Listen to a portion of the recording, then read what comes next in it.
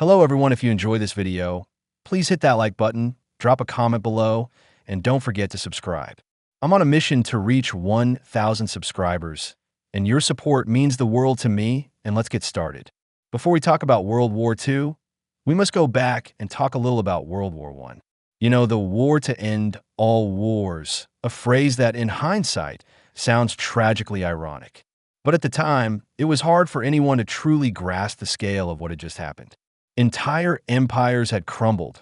Millions of soldiers had returned home with more than just scars on their bodies, and nations were left staggering under the weight of debt, destruction, and a collective sense of disillusionment. Imagine a Europe that had been literally dug up, shell by shell, trench by trench, leaving behind a landscape both physical and psychological that would take generations to heal. And yet, despite all the exhaustion, the victors of the war were about to sit down at a table in Versailles and try to craft a peace that, in many ways, satisfied no one. The treaties, the redrawn borders, the reparations.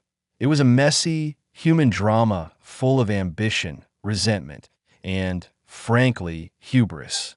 This is the world that set the stage for the 1920s, a period of innovation, of roaring nightlife, of cultural experimentation, but also a period of simmering political extremism, economic collapse, and unresolved grudges. To understand why the world hurtled toward another, even deadlier conflict just 2 decades later, we have to walk through these years carefully, paying attention to both the headlines and the human stories hiding between them. So buckle up, because the echoes of the last war are long, loud, and often heartbreaking. And they didn't stop with the armistice. The Treaty of Versailles, signed in 1919, was supposed to be the grand finale, the moment when Europe could finally exhale. Instead, it felt more like a complicated mess of compromises, finger-pointing, and simmering grudges. Picture this: the big three at the negotiation table. Woodrow Wilson for the United States, David Lloyd George for Britain, and Georges Clemenceau for France, each with their own agenda. Wilson dreamed of a fair, lasting peace and his League of Nations. Clemenceau wanted to crush Germany so thoroughly that it could never invade France again. And Lloyd George, well, he wanted a peace that wouldn't anger his electorate too much while keeping Britain's empire intact. Spoiler alert, it didn't quite work out that way. The treaty forced Germany to accept war guilt for the entire conflict, a humiliation that struck at the heart of national pride. And then came the reparations, astronomical sums that German economists later called impossible to pay. Factories, coal mines, territories, it all became part of the price tag. Borders were redrawn, and suddenly millions of Germans found themselves living under foreign flags. You can almost hear the collective sigh of resentment echoing through Berlin at that moment. And yet, while the treaty looked harsh on paper, it wasn't universally enforceable. Germany lost territory to France, Alsace-Lorraine, Poland, and Denmark. The Rhineland was demilitarized, and the German army was severely restricted. But the Allies didn't have the manpower or the stomach to police every clause. This half-baked enforcement left Germany simmering with anger and frustration, planting seeds for radical politics that would bloom just 2 decades later. Even more, the treaty failed to satisfy the victors fully. France still feared another invasion. Britain worried about the balance of power. The U.S., despite Wilson's lofty visions, never even joined the League of Nations. And all the while, Germany was left licking its wounds, economically crippled and politically unstable, while the rest of Europe tried to pretend peace had truly arrived. Spoiler, it hadn't. If you thought redrawing borders on a map was simple, think again. The end of World War I didn't just stop bullets and gas attacks. It tore entire empires to pieces. The Austro-Hungarian Empire, which had held together a patchwork of ethnicities for centuries, suddenly evaporated almost overnight. Out popped Czechoslovakia, Yugoslavia, and an enlarged Romania, leaving countless ethnic minorities on the wrong side of new borders. Imagine waking up one morning and realizing that your hometown was now in a completely different country. Different language, different government, different rules. Confusing? Absolutely. Tense? You bet. Meanwhile, The Ottoman Empire, already crumbling before the war, finally gasped its last breath. The Middle East was carved up like a giant puzzle, with Britain and France scribbling lines on maps and promising independence to some while handing mandates to others. The resentment brewed quickly. Locals had been promised self-determination, yet much of the region ended up under European control anyway. Sound familiar? That frustration would echo for decades. Germany, too, had to give up territory, not just in Europe, but overseas. Colonies in Africa and the Pacific were redistributed among the Allies. It was like Germany had gone bankrupt, and everyone was picking through the leftovers. And then there was Russia, bleeding from civil war and revolution. The old Tsarist empire had collapsed. The Bolsheviks had seized power, and vast territories in Eastern Europe were suddenly caught in the middle of power vacuums and border skirmishes. The human cost of these new maps was staggering. Millions of people suddenly found themselves minorities in hostile countries, forced to navigate unfamiliar legal systems, languages, and social hierarchies. Political instability was baked into the system. You could almost predict that these unresolved tensions, the grudges over lost lands, and the sense of betrayal would fester. And yes, they did. And it wasn't just about politics. Economies were fractured, trade routes disrupted, families split across borders. It's one thing to sign a treaty. It's another to make life livable for the millions caught in its crossfire. By 1920, Europe was dotted with fragile nations holding fragile peace in hands that were still trembling from war. So, the war ends, the treaties are signed, and millions of soldiers head home, expecting a hero's welcome, or at least a normal life. Reality, of course, had other plans. Factories were closed or destroyed, unemployment skyrocketed, and the streets were full of young men who had seen horrors that no medal could erase. Many carried what we now recognize as PTSD, though back then it was called shell shock, and their minds were as battered as their bodies. In Germany, the mood was especially volatile. Veterans returned to find a crippled economy, food shortages, and political chaos. Street protests, paramilitary Free Corps units, and sporadic uprisings became common. You could argue that the streets of Berlin in 1919 were almost a testing ground for radical politics. And indeed, they were. France and Britain had their own unrest, but often looked different. Strikes, labor movements, and the challenge of reintegrating millions of men into civilian life. Veterans weren't just angry, they were disillusioned. They had fought for honor, for king, for country, and in many cases, they felt like pawns in a senseless game. Their sense of betrayal, by politicians, by generals, by fate, fed a wider culture of cynicism. And this wasn't limited to Europe. Across the Atlantic, American soldiers returned to a booming economy, but still faced challenges adjusting to civilian life and dealing with lingering trauma. The unrest also gave rise to political experimentation. In Germany, the Weimar Republic struggled to maintain control, balancing radical leftist movements with far-right extremism. Italy saw veterans flocking to Mussolini's fascist movement, hungry for order and national pride. These young men, scarred, angry, and seeking purpose, became the first wave of foot soldiers in political battles that would soon engulf the continent. You know what's striking? Even amidst the chaos, there was a sense of resilience. Communities tried to rebuild, governments tried to stabilize, and societies tried to adapt. But the tension was palpable. Every march, every strike, every riot was a reminder that peace, in name alone, was fragile at best. After years of trench warfare, gas attacks, and unimaginable carnage, there was a desperate desire for something that promised lasting peace. Enter the League of Nations. Woodrow Wilson's shining idea of a global club where countries could settle disputes with words instead of bullets. Sounds ideal, right? Honestly, it was almost too good to be true. The League had lofty goals: prevent wars, protect minorities, and promote international cooperation.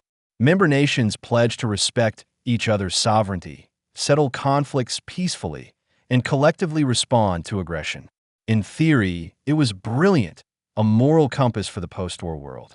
In practice, it was a house built on sand.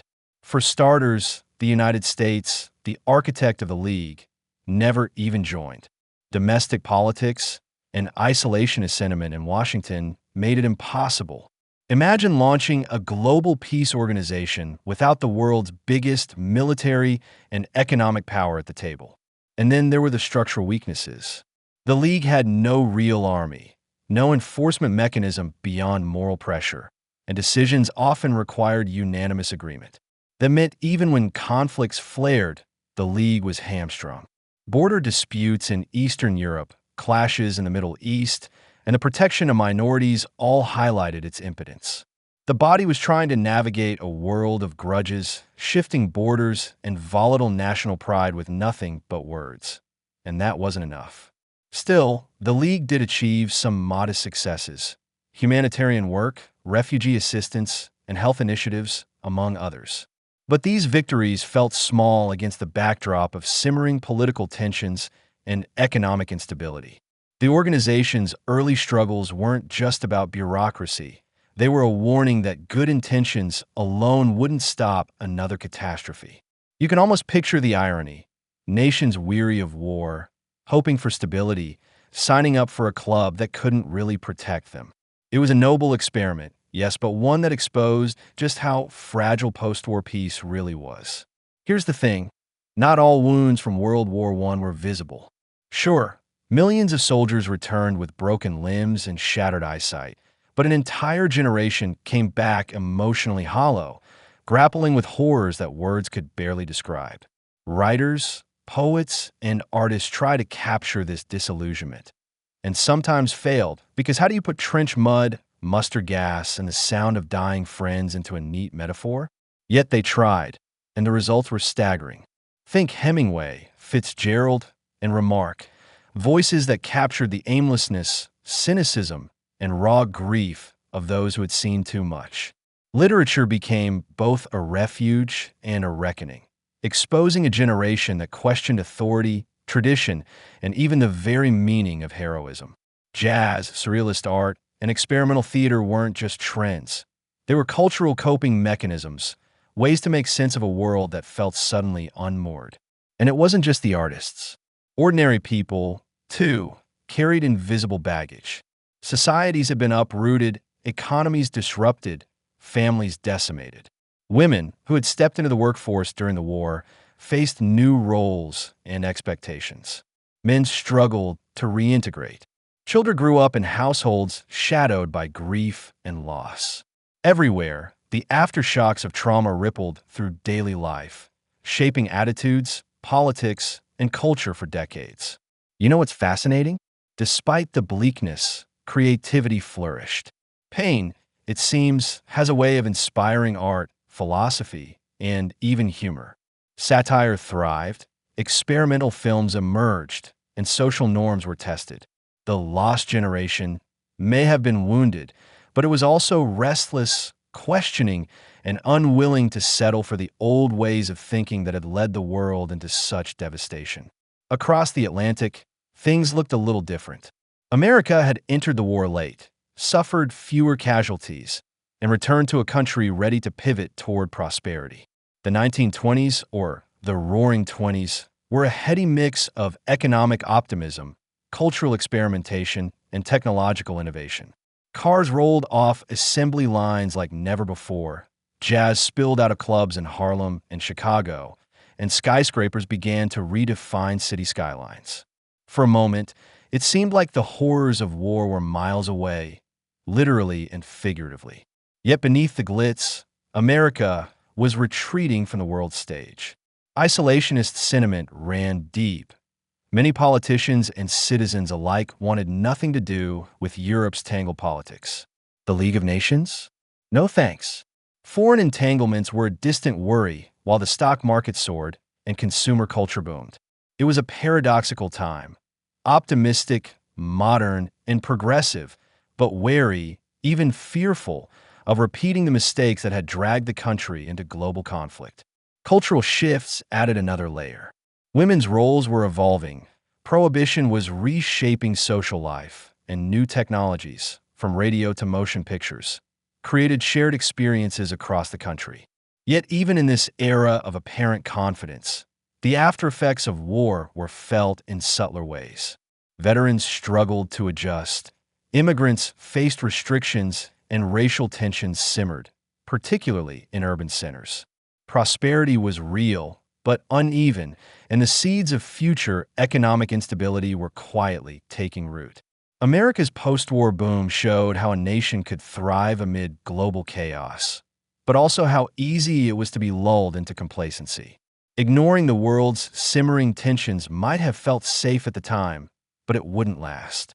Germany in the early 1920s was, to put it bluntly, a nation teetering on the edge of chaos. The Treaty of Versailles had demanded reparations that were astronomical, and the government tried to meet its obligations by printing money. At first, it seemed manageable, but then hyperinflation exploded. Imagine buying a loaf of bread for 1,000,000 marks in the morning, only to find it costs 2 million by the afternoon. Pensions, savings, and middle-class life evaporated overnight.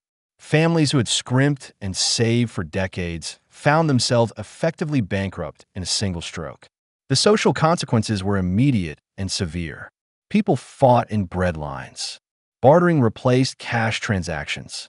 The humiliation wasn't just financial. It was personal, communal, and deeply psychological. For a society already reeling from military defeat, this economic freefall was like adding salt to a wound. Political extremism thrived in this environment. Radical parties, from early Nazis to communists, found eager audiences among those desperate for solutions, scapegoats, or simply someone to blame. Street protests, paramilitary violence, and political assassinations became disturbingly common. The Weimar Republic, though democratic in theory, often struggled to maintain order. The sense of betrayal by politicians, foreign powers, and the very system itself fueled a kind of collective anger that would later prove explosive. And yet, there were also moments of resilience. Some regions managed to stabilize, local communities supported one another, and cultural life, even in the face of economic collapse, continued to innovate, giving rise to the Bauhaus movement, modernist art, and avant-garde theater. Here's the thing. Germany's chaos wasn't just a story about money. It was about identity, pride, and survival.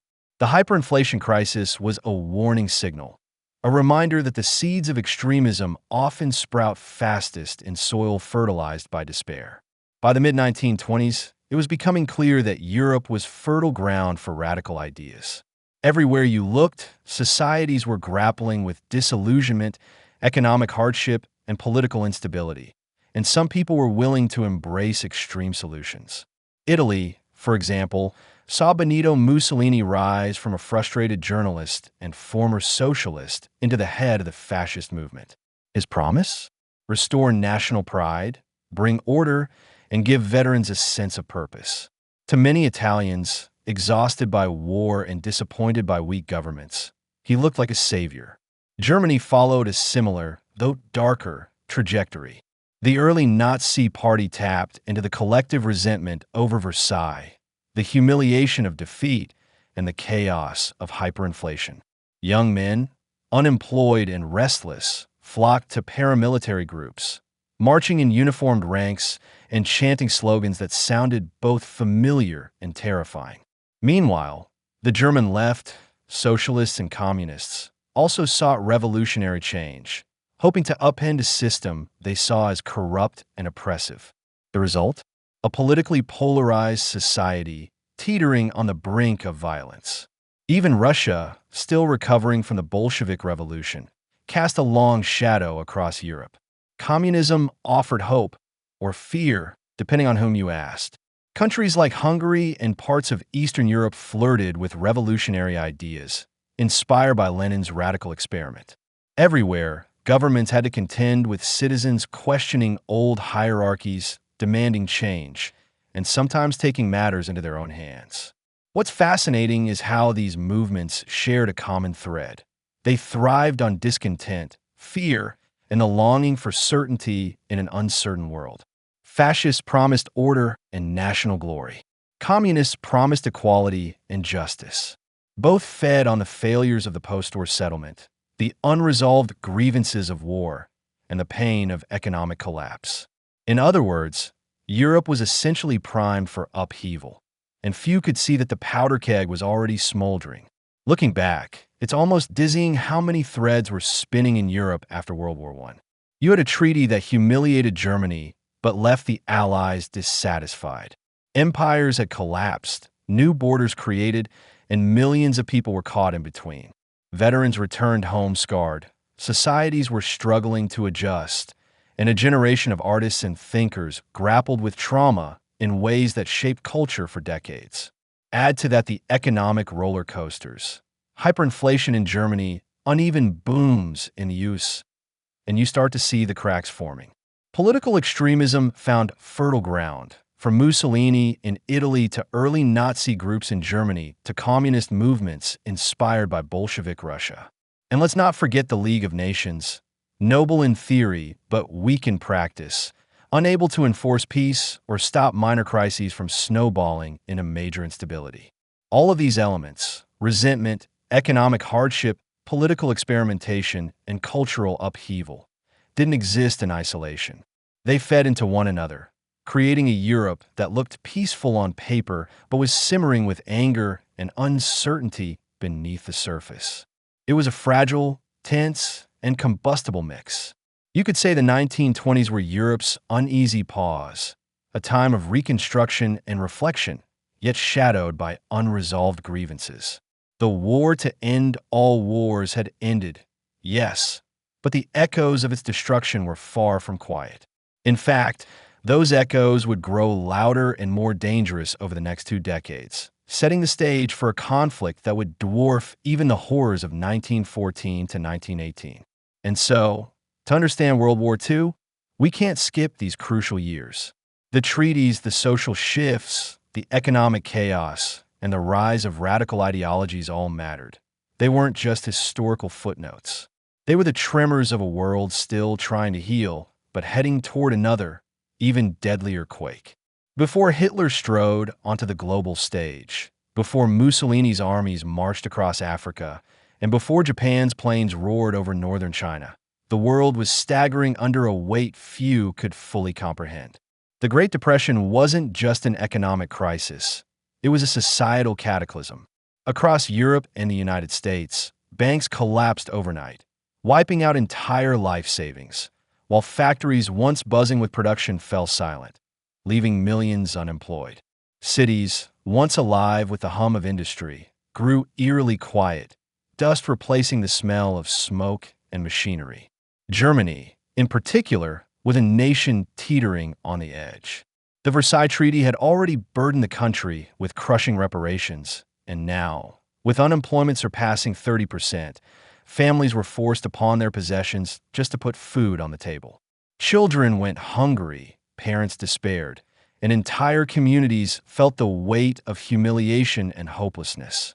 Italy and Britain faced similar economic tremors, though with varying degrees of governmental control and social unrest. Breadlines, protests, and strikes became common, and ordinary citizens began to question not only their governments, but the very systems that had failed them. Desperation breeds more than discontent. It breeds radicalism. Fear, frustration, and humiliation created fertile ground for leaders promising hope, identity, and a sense of belonging. When ordinary life becomes unbearable, even extreme solutions start to look like lifelines. This was a world primed for upheaval, where politics would become an emotional battlefield, and ordinary people would be drawn into extraordinary events. The Great Depression wasn't confined to collapsing stock markets or failing banks. It spread into homes, parliaments, and public squares. Germany faced the perfect storm: economic ruin paired with national humiliation. Factories closed, millions were unemployed, and social services were stretched to breaking point. Families who had survived the horrors of the First World War now faced another kind of devastation: prolonged hunger, social instability, and the crushing sense that their country had failed them. Italy, under Mussolini, faced its own economic challenges. Although fascism maintained order and suppressed open dissent, unemployment, inflation, and industrial stagnation gnawed at the population. Across Europe, democratic institutions struggled to respond effectively to widespread economic distress. In nations where governments appeared weak or indecisive, people increasingly turned to parties promising decisive action, whether democratic or authoritarian. Radical parties didn't merely offer policies, they offered certainty, pride, and identity. For many Germans, Hitler wasn't just a politician. He was a symbol of national resurgence, a man who could restore dignity and purpose to a wounded country. Extremist movements leveraged both fear and hope, teaching a sobering lesson. When survival is at stake, ideology often takes a back seat to emotion and identity. The stage was set for radical change. By 1933, Adolf Hitler had maneuvered himself into the position of Chancellor of Germany. His ascent was calculated, relentless, and terrifyingly effective. The Weimar Republic was fragile, divided among numerous parties, unable to form stable governments. Hitler capitalized on political paralysis, presenting himself as a decisive leader, a man capable of restoring Germany's pride and power. He promised jobs, economic stability, and revenge for the perceived injustices of the Versailles Treaty. Propaganda became Hitler's most powerful tool. Massive rallies displayed swastikas, banners, and marching troops designed to impress and intimidate. Radio broadcasts carried his speeches into homes across Germany, embedding his ideas into daily life. Even school curricula were subtly rewritten, teaching children to see Germany as a betrayed, victimized nation and Hitler as the savior who could restore its glory. The genius and horror of Hitler's rise lay in the psychological dimension. Citizens weren't simply persuaded by policy, they were enveloped in a narrative of destiny. Fear, humiliation, hope, and pride intertwined to create a population willing to overlook extreme measures in exchange for perceived national revival. Control over narrative and perception became as critical as military or political power, a lesson that resonates far beyond the 1930s. In 1935, Mussolini sought to assert Italy's power and distract the nation from domestic unrest. The target was Ethiopia, one of the few independent African nations. Italian forces, armed with modern weaponry including tanks and aircraft, quickly overwhelmed Ethiopian defenses. The League of Nations, designed to enforce collective security, responded with economic sanctions, but they were largely symbolic. Italy circumvented restrictions on oil, steel, and other vital materials, effectively ignoring international pressure. The invasion exposed the weaknesses of collective security. The League's inability to act decisively emboldened other authoritarian leaders, demonstrating that military power could trump international law. For ordinary people watching from afar, it was a sobering example. Rules only mattered if you were weak enough to obey them. Mussolini's aggression highlighted the fragility of global institutions and set a precedent for the coming years of unchecked ambition. Meanwhile, Japan was quietly expanding its ambitions in Asia. After its occupation of Manchuria in 1931, the League of Nations criticized Tokyo for violating international norms. Japan's response was decisive and unapologetic. In 1933, it simply withdrew from the organization. There were no negotiations, no appeals, just a firm rejection of the international order. This withdrawal had profound consequences. Freed from moral or diplomatic constraints, Japan pursued further expansion into northern China, seeking resources and strategic advantage. It also signaled to the world that power and ambition could override treaties and rules. The League's impotence was exposed yet again, reinforcing the idea that international agreements were only as strong as the willingness of nations to enforce them. This was a world where the rules were fragile, and opportunistic states increasingly felt entitled to ignore them. Back in Europe, Germany was rebuilding its military in secret, then later with brazen defiance.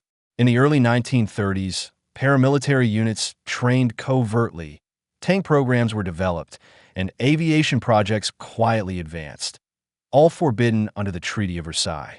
By the mid-decade, rearmament was public. Hitler paraded new divisions, unveiled modern tanks, and reinstated the Luftwaffe, signaling that Germany no longer intended to comply with international restrictions. Rearmament was both a political statement and a psychological tool. Germans, humiliated by war and reparations, took pride in seeing their nation's military rise again. For neighboring countries, the message was clear and alarming. Germany intended to reclaim its place in the world by force if necessary. Boldness and perception became weapons in themselves, reshaping the global balance of power long before a single battle was fought. The 1930s witnessed rapid evolution in military technology. Tanks became faster, stronger, and more integrated into combined armed strategies. Air forces were learning to strike with speed and precision, while radio communications revolutionized battlefield coordination. Commanders could now control movements across vast distances, making warfare faster and deadlier than ever before. The irony was stark. Nations haunted by the horrors of trench warfare were embracing machines that promised even greater destruction. Armies were preparing for a war that few admitted was coming, creating a paradoxical mix of dread and anticipation.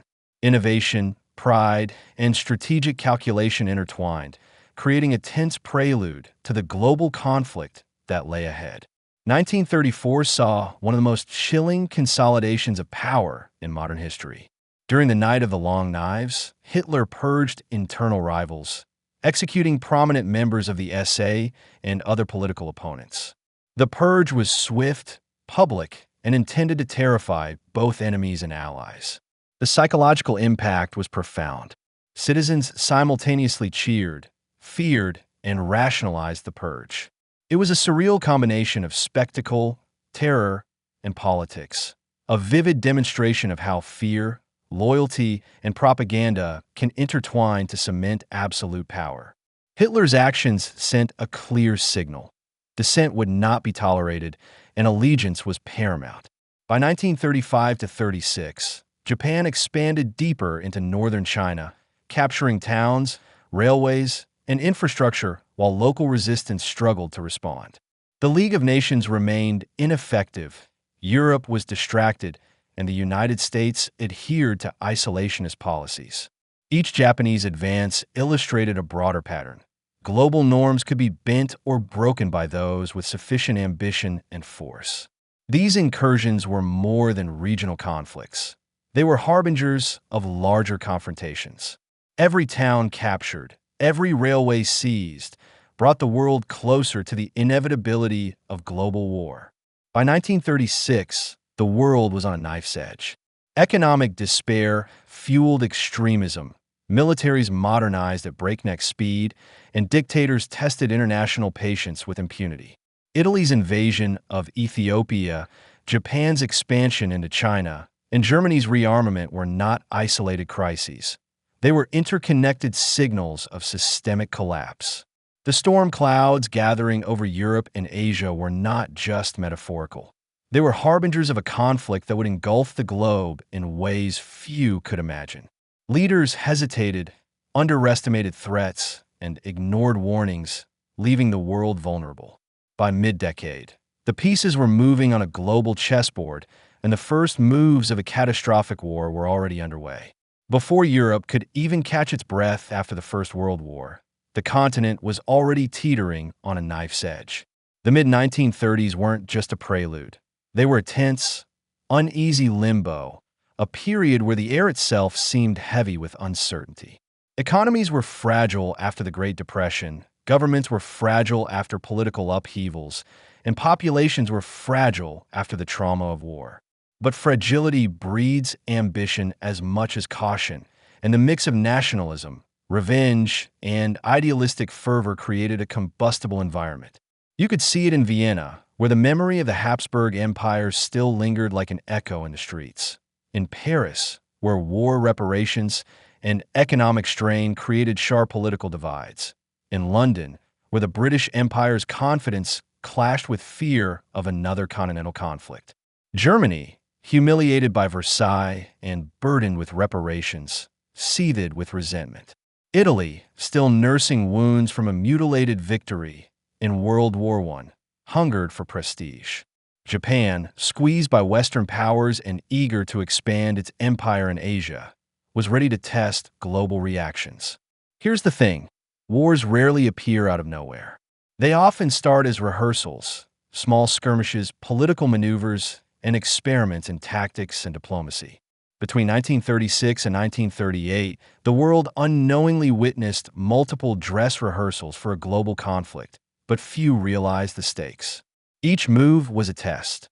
Could aggression succeed without provoking a full-scale war? And the answer, tragically, was yes, at least in the short term. Spain, 1936. The country was in turmoil, split between Republicans, loyal to the democratic government, and nationalists, led by General Francisco Franco, who sought to overthrow it. What might have remained a domestic political struggle quickly became a European proxy war. Germany and Italy sent troops, planes, and equipment to support Franco. The Soviet Union sent arms, advisors, and tanks to the Republicans. For Spain, the result was catastrophic. For the rest of Europe, it was a test run for modern warfare. Germany's Condor Legion deserves particular attention.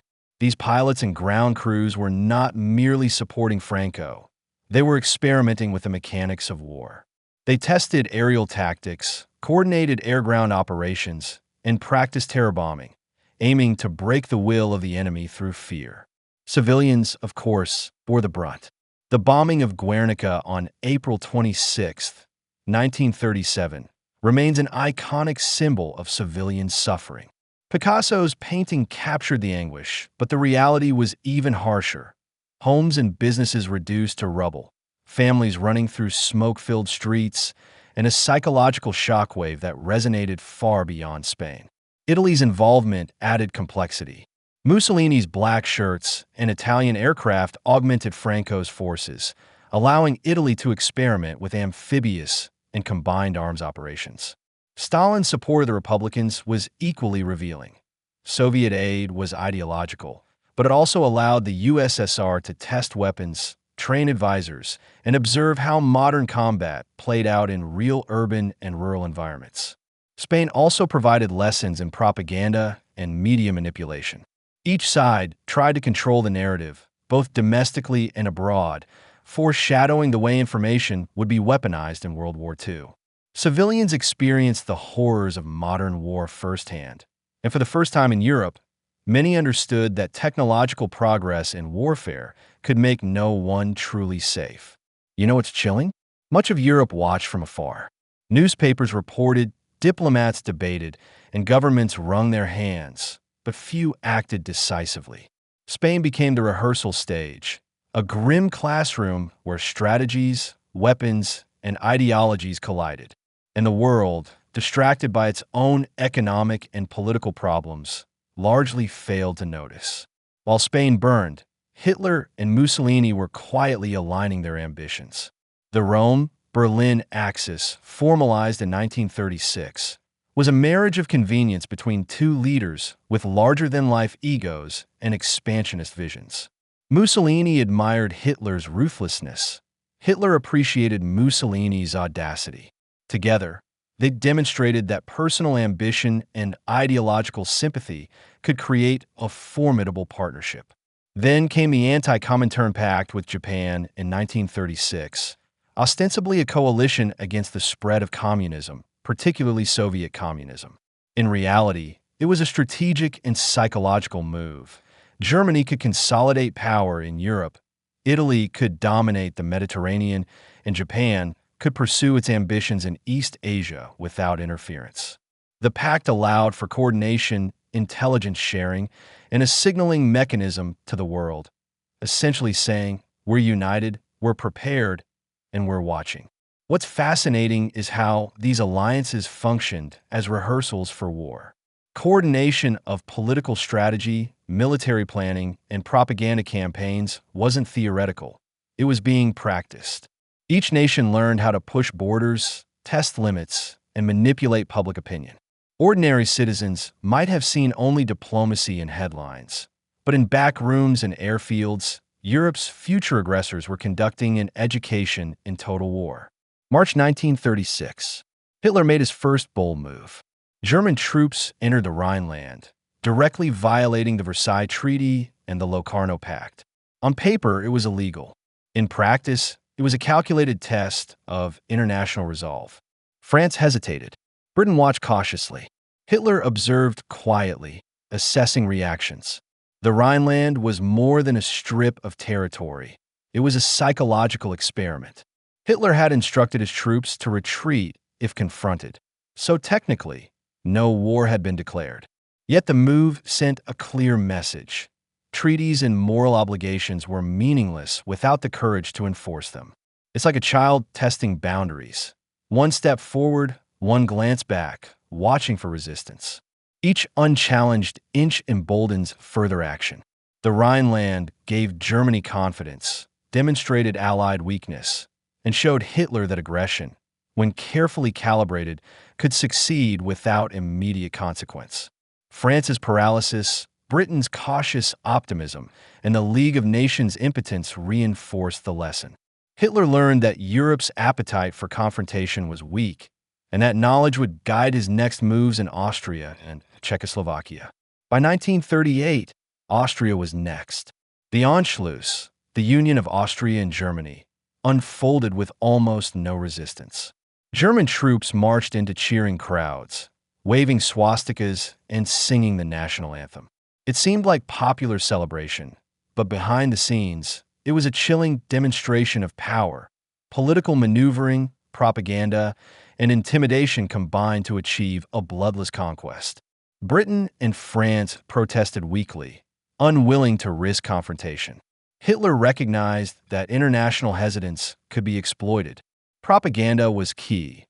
Austrian media portrayed Anschluss as liberation, emphasizing shared history and cultural destiny. The move not only expanded territory, but also emboldened Germany, providing a template for further expansion through psychological and political preparation rather than brute force alone. By late 1938, Hitler set his sights on Czechoslovakia, specifically the Sudetenland, home to ethnic Germans. His demands were audacious. The region should join the Reich. Britain, under Prime Minister Neville Chamberlain, faced a choice: confrontation or appeasement. Chamberlain chose the latter. In September 1938, Chamberlain met Hitler in Munich and returned to Britain declaring peace for our time. Relief swept across Europe. Families breathed easier.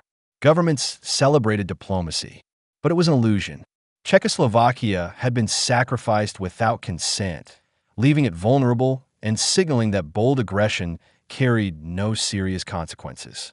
Each prior rehearsal, from Spain to the Rhineland, Austria, and now Czechoslovakia, taught Hitler valuable lessons. Diplomacy could be manipulated. Borders could be expanded with little risk. Civilian populations could be swayed through propaganda.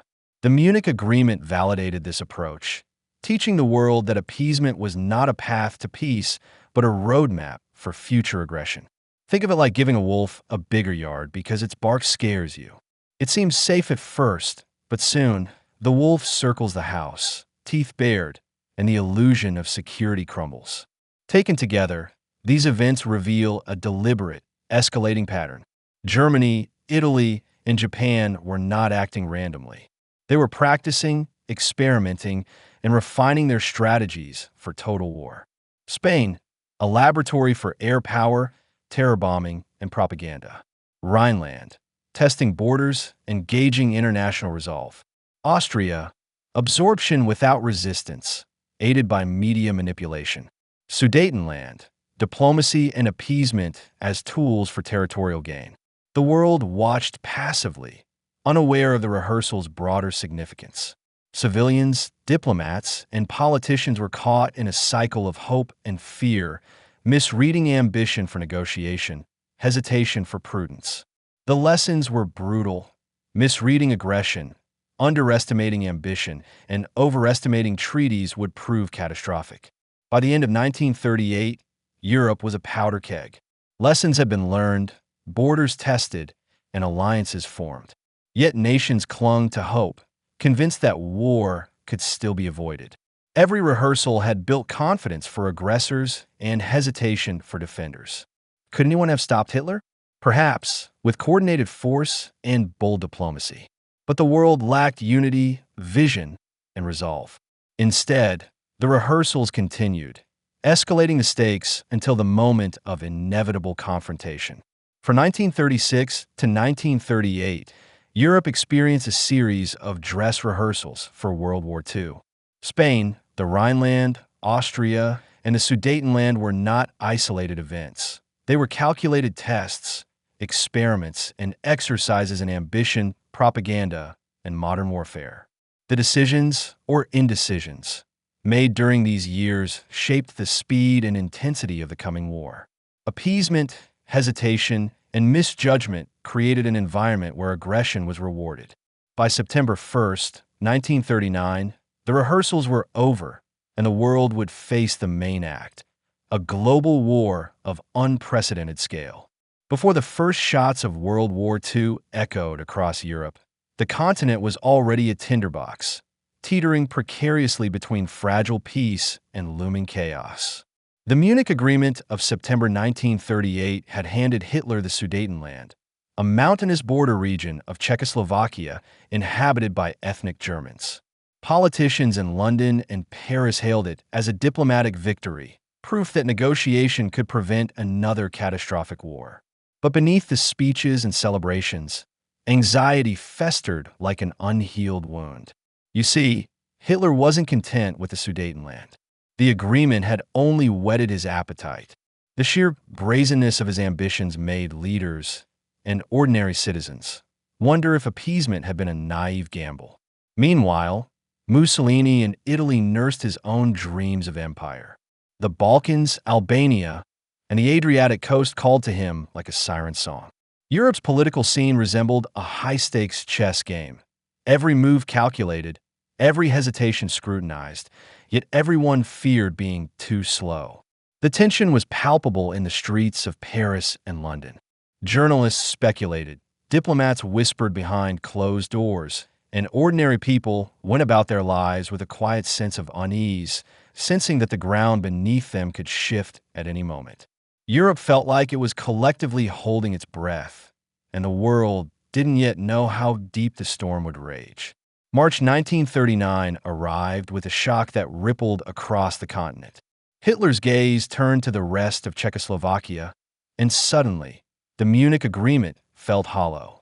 Slovakia, pressured by Germany, declared independence, essentially becoming a puppet state under Berlin's influence. But the real story unfolded in Bohemia and Moravia, where German troops marched in unopposed, establishing the protectorate of Bohemia and Moravia. What made this occupation different from the Sudetenland? For one, there was no pretext of ethnic unification. This was outright territorial expansion. The world watched, stunned, as a supposedly settled agreement unraveled in a matter of months. Europe had learned, bitterly, that appeasement had limits, and Hitler had no intention of respecting them. Diplomatic corridors in London and Paris buzzed with disbelief. Leaders scrambled to reassess their strategies. Newspapers ran headlines like "Europe Shaken" and "Hitler Marches Again," capturing a mix of fear and incredulity. And on the ground, ordinary Czechoslovakians faced the grim reality. Occupation meant loss of autonomy, uncertainty, and a creeping fear that life as they knew it was ending. The occupation also exposed a crucial lesson. Aggressors are often emboldened by hesitation. By failing to respond decisively earlier, European powers inadvertently gave Hitler the green light. This would set a pattern repeated throughout the next several months. As Germany tightened its grip on Central Europe, Mussolini turned his eyes southward. In April 1939, Italian forces invaded Albania. To the outside world, it seemed almost effortless. The Albanian army was small, ill-prepared, and scattered. Within days, Italian troops had taken key cities, and Tirana, the capital, fell under foreign control. Mussolini's motivations were layered: prestige, strategic positioning along the Adriatic, and the demonstration of power to match his German ally. The invasion revealed an uncomfortable reality for Europe. Multiple aggressors were willing to exploit political distractions to expand their territories. While Germany grabbed headlines, Italy quietly cemented its position in the Balkans. Public reaction in other countries was mixed. Some shrugged, seeing it as a minor skirmish compared to Germany's ambitions. Others worried that Mussolini's success might inspire copycat invasions or encourage more reckless expansionism. The episode also illustrated the fragility of smaller nations in a Europe dominated by militarized giants. For Albania, it was a bitter lesson in the cost of geopolitical insignificance.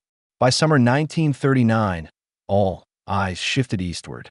Hitler's obsession with Poland, particularly the Polish corridor and the free city of Danzig, had reached fever pitch. Strategically, the region was crucial.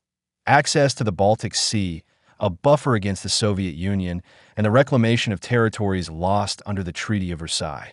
Emotionally, Hitler framed it as a historical and ethnic imperative.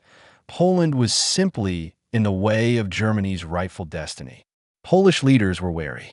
They had watched Germany's blitz through Czechoslovakia and understood that their country could be next. The Polish military began mobilizing, fortifying positions, and coordinating with allies, but skepticism lingered.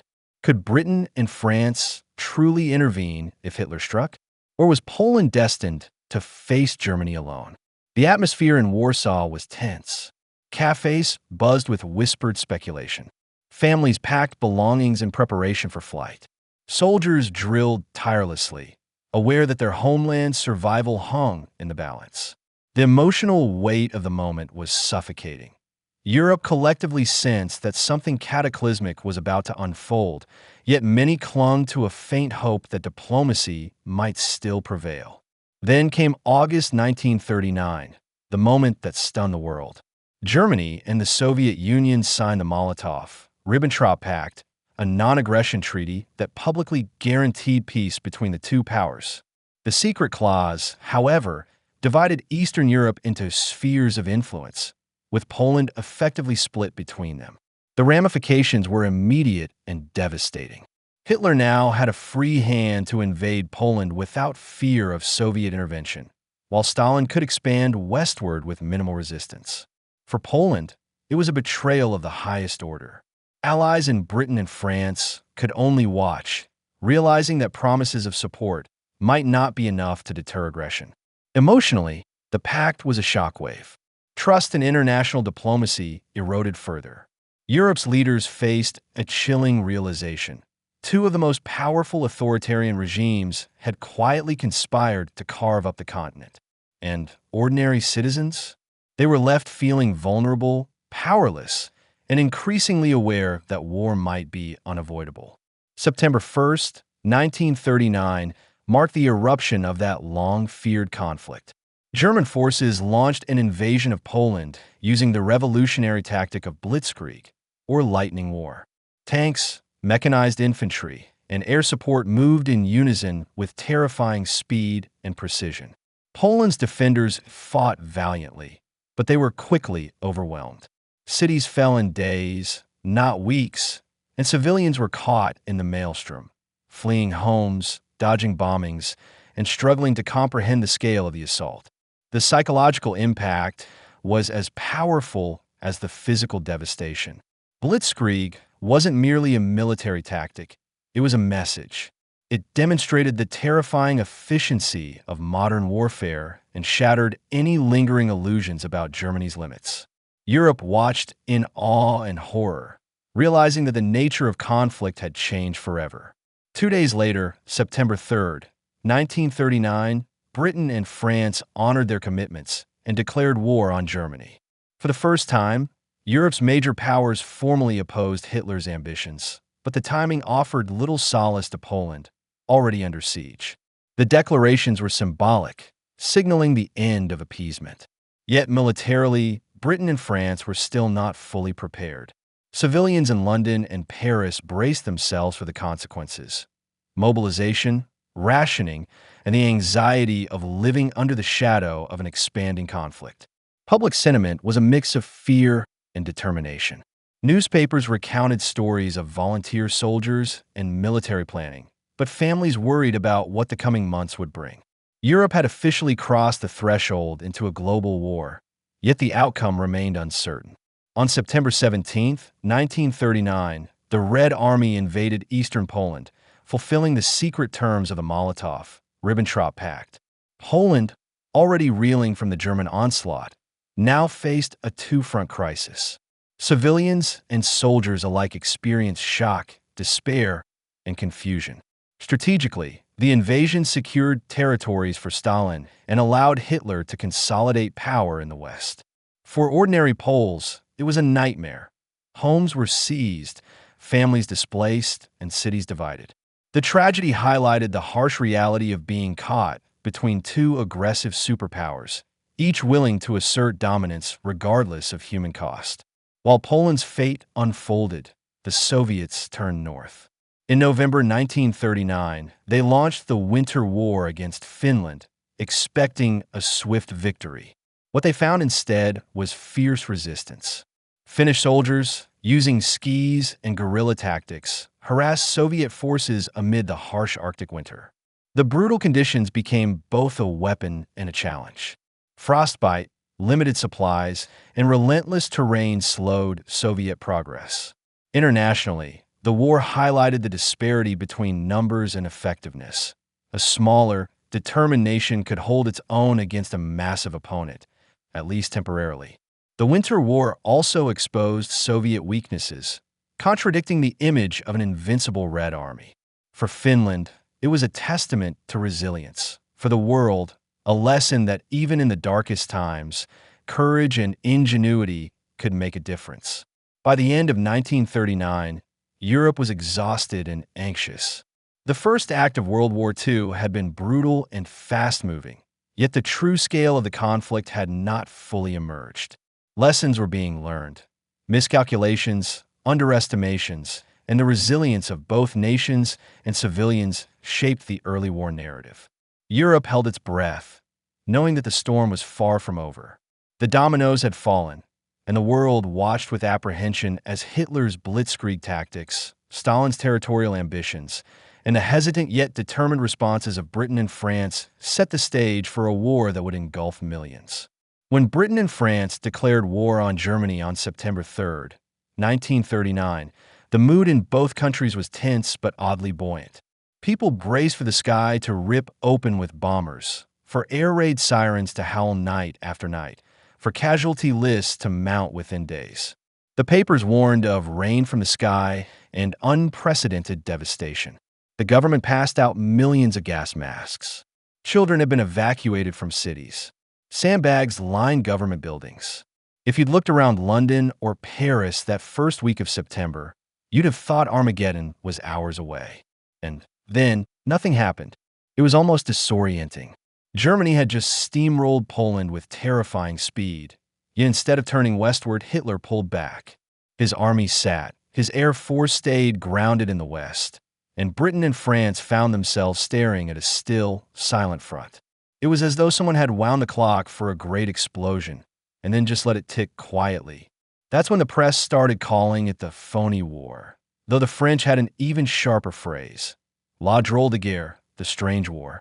Soldiers at the front preferred gallows humor, dubbing it the sitzkrieg, the sitting war. Whatever you called it, the truth was the same. Europe was technically at war, but it didn't feel like it. At least, not yet. The stillness didn't erase the fear. It just stretched it out. People waited for the hammer to fall, checking the skies and the headlines daily. This eerie pause had its own psychological weight, the kind that gnawed at you slowly, like the hum of a fridge at night that you can't quite ignore. While civilians puzzled over the lack of action, soldiers in France were busy, not fighting, but fortifying. France's pride and supposed guarantee against another German invasion was the Maginot Line, a massive system of bunkers, gun emplacements, and underground railways stretching along its eastern border. To the French public, it was a modern marvel, impregnable, unflinching, a concrete wall of security. For the men stationed there, though, life was less heroic and more monotonous. Days were spent drilling, maintaining weapons, and patrolling sectors where nothing ever happened. Underground barracks were damp but warm. The mess halls served steady, if uninspired, meals. Some compared it to a long camping trip, the one where you wore the same itchy uniform every day and couldn't go home. British troops of the British Expeditionary Force, BEF, joined the French in this waiting game. For many of them, it was their first time abroad. They wrote home about the French countryside, the wine, the bread, and the overwhelming boredom. A few found workarounds, organizing football matches, trading with locals, or even tending small gardens outside billets. The front wasn't totally static. There were occasional patrols and skirmishes, reconnaissance flights, and the constant watch for a German push. But most days felt the same. Stand guard, clean kit, eat, sleep, repeat. The war here was more about discipline than danger. If the land war seemed stalled, the seas told a different story. From the moment Britain declared war, the Royal Navy sprang into action, patrolling the Atlantic and hunting German commerce raiders. The most famous early clash came in December 1939, when the German pocket battleship Admiral Graf Spee was cornered off the coast of South America. The Graf Spee had been a menace for months, sinking Allied merchant ships and tying up precious naval resources. 3 British cruisers, HMS Exeter, HMS Ajax, and HMS Achilles, finally engaged her near the River Plate. The battle was fierce and costly, especially for the Exeter, but it drove the Graf Spee into the neutral port of Montevideo, Uruguay. International law gave her captain, Hans Langsdorff, just 72 hours to make repairs before putting back to sea and facing likely destruction. Instead, Langsdorff scuttled the ship to spare his crew and, days later, took his own life. For Britain, it was a badly needed morale boost. The newspapers ran triumphant headlines, the public cheered, and the Royal Navy reminded the world it was still a force to be reckoned with. But even here, in the glow of victory, the reality was sobering. The U-boat war was only beginning. Meanwhile, far from the Western Front, another war was raging. In late November 1939, the Soviet Union invaded Finland, expecting a quick victory. Instead, they ran into a hornet's nest. Finnish troops, often moving on skis, dressed in white camouflage, used the forests and snow to their advantage, ambushing Soviet columns and melting back into the trees. These White Death legends captivated Western newspapers. Britain and France talked openly about sending military aid, even forming plans to land troops in Norway and march across Sweden to Finland's rescue. But the logistics were nightmarish and the political risks high. In the end, it was all talk. By March 1940, Finland, battered and outnumbered, had no choice but to sign the Moscow Peace Treaty, ceding large swaths of territory to the Soviets. It was a bitter end to a fight that had inspired so much admiration, and it foreshadowed the brutal realities smaller nations would face in this global struggle. If the land war in the West felt like a waiting room, the Atlantic was anything but. Germany's U-boats, sleek, steel predators, prowled the shipping lanes with growing confidence. Their mission was simple: choke Britain's lifeline. With the island nation dependent on imported food, fuel, and raw materials, every freighter sent to the bottom was another twist of the knife. The Royal Navy reintroduced the convoy system, a throwback to World War I. Merchant ships would gather in groups, escorted by destroyers and corvettes bristling with depth charges. On paper, it was protection. In reality, it was also a high-stakes game of chance. A single U-boat could stalk a convoy for hours, picking its moment to strike, often at night. One of the most infamous early sinkings came on October 14, 1939, when U-47, under the command of Gunther Preen, slipped into the supposedly impregnable British naval base at Scapa Flow. In the inky dark, Preen lined up his target, the battleship HMS Royal Oak, and fired. The explosions ripped through the steel giant, sending her to the bottom with over 800 men. The shock in Britain was immediate and visceral. The idea that a German submarine could pierce the heart of the Royal Navy's home waters was unthinkable. Until it wasn't. For merchant crews, the danger was constant and merciless. Torpedoed ships often sank in minutes. Survivors might bob in lifeboats for days, battered by wind and waves, before rescue came, if it came at all. Letters home told of freezing nights, bread rations soaked in seawater, and the sickening sound of depth charges booming through the hull. The tonnage war had begun in earnest, and it would never really stop until 1945. While the Sea War was brutally real, much of the fight on land played out in newspapers, newsreels, and radio broadcasts. Governments on both sides knew the pause and major fighting was dangerous for morale. People needed to believe something was happening, that their side was winning or at least holding firm. Germany pumped out its propaganda with mechanical precision. Leaflets were dropped over Allied lines, promising that Britain would betray France or that the war was pointless. On the radio, Lord Haha, the sneering English voice of Nazi propaganda, taunted British listeners with exaggerated claims of U-boat victories and shortages at home. Britain countered with its own efforts, leaning on humor and understatement to keep spirits steady. The BBC became a lifeline, offering sober news reports alongside variety shows and music. The Ministry of Information rolled out posters like the now famous Keep Calm and Carry On. Though interestingly, that particular one was barely seen at the time and only became iconic decades later. Others were more pointed. Careless talk costs lives, reminded citizens to watch their tongues, while cheerful illustrations urged thrift and patience. It wasn't all government-planned. Satire thrived in newspapers and on stage. Jokes about the Sitzkrieg became part of everyday conversation. People laughed, but the subtext was always there. Better to joke about the stillness than dwell on what might come next. By the end of 1939, the war had seeped into everyday life, even without bombs falling on London or Paris. The first ration books were issued in January 1940, covering bacon, butter, and sugar. More items would follow as imports grew scarce. People learned to make do, turning out ersatz recipes like carrot marmalade or stretching a scrap of meat into an entire stew. The blackout was perhaps the most visible sign of war. Every street lamp, every household bulb, every glowing window had to be covered or dimmed to hide the cities from enemy bombers.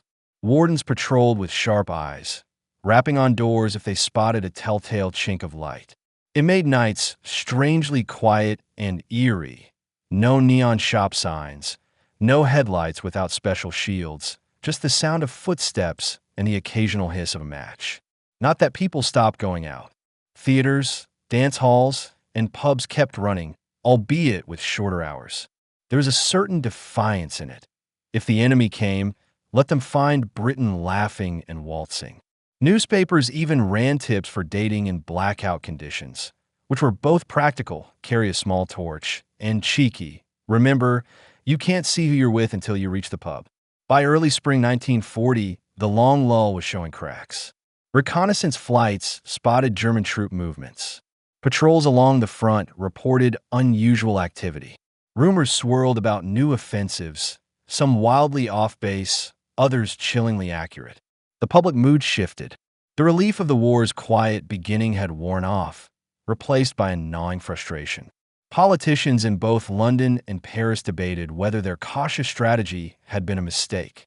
The Winter War's end had shown that delay could be deadly, and everyone knew the Germans wouldn't just sit forever. They didn't. On April 9th, 1940, Germany invaded Denmark and Norway, shattering the phony war illusion overnight. But that's the next chapter of the story, when waiting gave way to a whirlwind. The war in the West didn't start with the roar of tanks in Belgium or the collapse of French defenses. It began further north, in a place most people in London or Paris barely thought about, until it was too late. April 9th, 1940. Dawn was still a rumor in the sky when German warships slid through Danish and Norwegian waters. To most, the idea of Germany charging into Scandinavia seemed absurd. Denmark had no quarrel with Hitler, and Norway had declared itself neutral. But neutrality doesn't stop a country from being useful, and Norway was extremely useful. The Germans had been quietly relying on Swedish iron or to feed their war machine, and much of it traveled by ship through the ice-free Norwegian port of Narvik. control those shipping lanes, and you control the metal that made panzer tanks possible. Denmark barely had time to register what was happening. German troops crossed the border at first light. Aircraft roared over Copenhagen, and by breakfast the Danish government was staring down the barrel of occupation. They knew the truth. Resistance meant the destruction of their cities for no gain. By mid-morning, Denmark surrendered. It was almost bloodless, but the speed of it sent a shiver across Europe. If a nation could be erased in 6 hours, what did that mean for the rest? Norway was another story. Its long, jagged coastline made for a defender's nightmare and an invader's opportunity. The Germans struck multiple points at once: Oslo, Bergen, Trondheim, Narvik, using a mix of warships, paratroopers, and troops hidden aboard what looked like innocent merchant ships. The Norwegians fought back, stubborn and unprepared but unwilling to fold. The British and French rushed in, hoping to keep Norway out of Hitler's grasp and maybe, just maybe, cut off that iron or lifeline. At first, it seemed to work. The Royal Navy landed troops at several ports, ambushed German ships, and even sank the Blücher, a brand-new cruiser, as it tried to push into Oslo. But for every victory, the Germans pressed harder. Trondheim, a key central city, fell after fierce fighting. The Allies shifted focus northward toward Narvik, the crown jewel of the campaign. Narvik was no ordinary port. It sat inside the Arctic Circle, a place where the sun could hang in the sky until midnight and snow came in sheets thick enough to blind a man. British, French, and Norwegian forces launched attacks through snow-choked passes, slogging uphill against well-trained German mountain troops. In May, they actually pulled it off, driving the Germans out of Narvik and cutting their supply. It was the kind of victory the Allies badly needed, and then they abandoned it. The news from France was too dire to ignore. The real German offensive was coming in the west. Ships were ordered to pull troops from Norway and head south. Narvik, wrestled from German hands at such cost, was left behind. The Germans reoccupied it within weeks. For the Norwegians, it felt like being rescued from a burning house only for the rescuers to run off halfway through. In Britain, though, Norway had a different kind of impact. It lit a political fire. The campaign's mishandling, especially the decision to withdraw so quickly, gave critics in Parliament the ammunition they needed to go after Prime Minister Neville Chamberlain. And in that firestorm, Winston Churchill was about to step forward. If the campaign in Norway was a cold, snowy defeat, the political fallout in London was scorching. The House of Commons turned into an arena in early May 1940. Members who'd once backed Neville Chamberlain without hesitation now stood up, one after another, to question his judgment. It wasn't just about Norway. It was about the sense that Britain was stumbling through the war without urgency, letting the enemy set the pace. They called it the Norway debate, but the speeches went far beyond fjords and iron ore. Clement Attlee, leader of the Labour Party, attacked Chamberlain's leadership head-on. Leo Amory, a conservative MP from Chamberlain's own party, delivered the most cutting line of the session, quoting Cromwell, "You have sat too long here for any good you have been doing. Depart, I say, and let us have done with you. In the name of God, go." In parliamentary terms, that's a sledgehammer. The following day, Chamberlain called for a vote of confidence. He technically won, but the numbers told a grim story: 281 for, 200 against. For a wartime prime minister, it was a humiliating result. You could see it in his face. The authority was gone. Behind the scenes, senior figures from both major parties knew the government needed new energy. Labour wouldn't serve under Chamberlain, but they might serve under someone else. The short list was extremely short, basically two names: Lord Halifax, the Foreign Secretary, and Winston Churchill, First Lord of the Admiralty. Halifax was respected, calm, and experienced. But Halifax also wanted peace negotiations, something that looked dangerously close to defeatism with German forces smashing through Europe. Churchill, on the other hand, had energy to burn. He was controversial. Yes, he made his share of blunders in the past, but he radiated a kind of stubbornness that felt like exactly what Britain might need if things got worse. Spoiler: things were about to get much worse. On May 10th, 1940, Chamberlain resigned. King George VI invited Churchill to form a government. The timing was almost cinematic. Germany launched its all-out attack on Belgium, the Netherlands, and Luxembourg that very morning. Britain didn't have the luxury of easing into new leadership. Churchill wasted no time rallying the country. His first speeches as prime minister were not sugar-coated pep talks. They were sharp, almost abrasive, demanding that the public understand the gravity of the fight ahead. On May 13th, he stood before Parliament and declared, "I have nothing to offer but blood, toil, tears, and sweat." It wasn't polite and it wasn't comforting, but it was honest. And somehow, honesty, delivered with grit, was exactly the kind of hope people could believe in. If May 10th was bad news for Chamberlain, it was a nightmare for Belgium, the Netherlands, and Luxembourg. Before most people in those countries had finished breakfast, German paratroopers were dropping from the sky. Tanks were already on the move, and bridges that were supposed to be blown to slow the enemy were being seized intact. This wasn't the plodding trench warfare of 1914 to 1918. This was blitzkrieg, lightning war, and it came with the kind of speed that made every defensive plan look like it had been written in slow motion. The German High Command had a trick up its sleeve. They knew the Allies expected a repeat of World War I, main force pushing through Belgium's open country. So they made sure it looked like that's exactly what was happening. They slammed into Belgium and the Netherlands with enough force to grab headlines, while their real knockout blow was sneaking through the supposedly impassable Ardennes forest. Still, the opening moves in the Low Countries were spectacular. In Belgium, the fortress of Ebony Mail was thought to be impregnable, an engineering marvel of reinforced concrete, underground tunnels, and massive guns guarding key bridges. It was supposed to hold out for weeks, maybe months. Instead, it fell in less than a day. The Germans didn't storm the gates, they landed on the roof. Silent gliders, loaded with commandos, carrying shaped charges, touched down on top of the fort before defenders even knew they were there. By nightfall on May 11th, Ebony Mail was out of the fight. The Dutch were determined not to fold, and their defensive waterline plan, flooding low-lying areas to slow invaders, was clever. But the Luftwaffe had other ideas. Rotterdam, a thriving port city, became a grim warning. On May 14th, German bombers leveled its center in a brutal air raid that killed hundreds and left tens of thousands homeless. The Dutch government, faced with the prospect of more cities being reduced to rubble, surrendered the next day. The speed of it rattled the Allies, another domino down in less than a week. Luxembourg barely even had time to mobilize. The Germans rolled in on the morning of May 10th, brushed aside token resistance, and by noon the country was effectively under German control. The little Grand Duchy wasn't a battlefield so much as a doorway, and the Wehrmacht kicked it open without slowing down. The British Expeditionary Force and the French First Army rushed into Belgium to meet what they thought was the main threat. They were doing exactly what the Germans wanted, committing their best troops to the wrong place.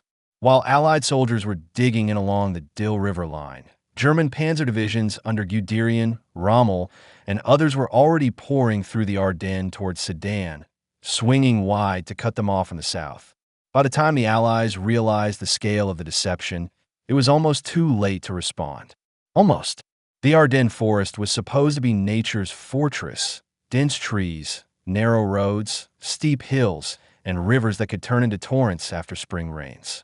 French planners had looked at it and decided, no tank army is getting through there.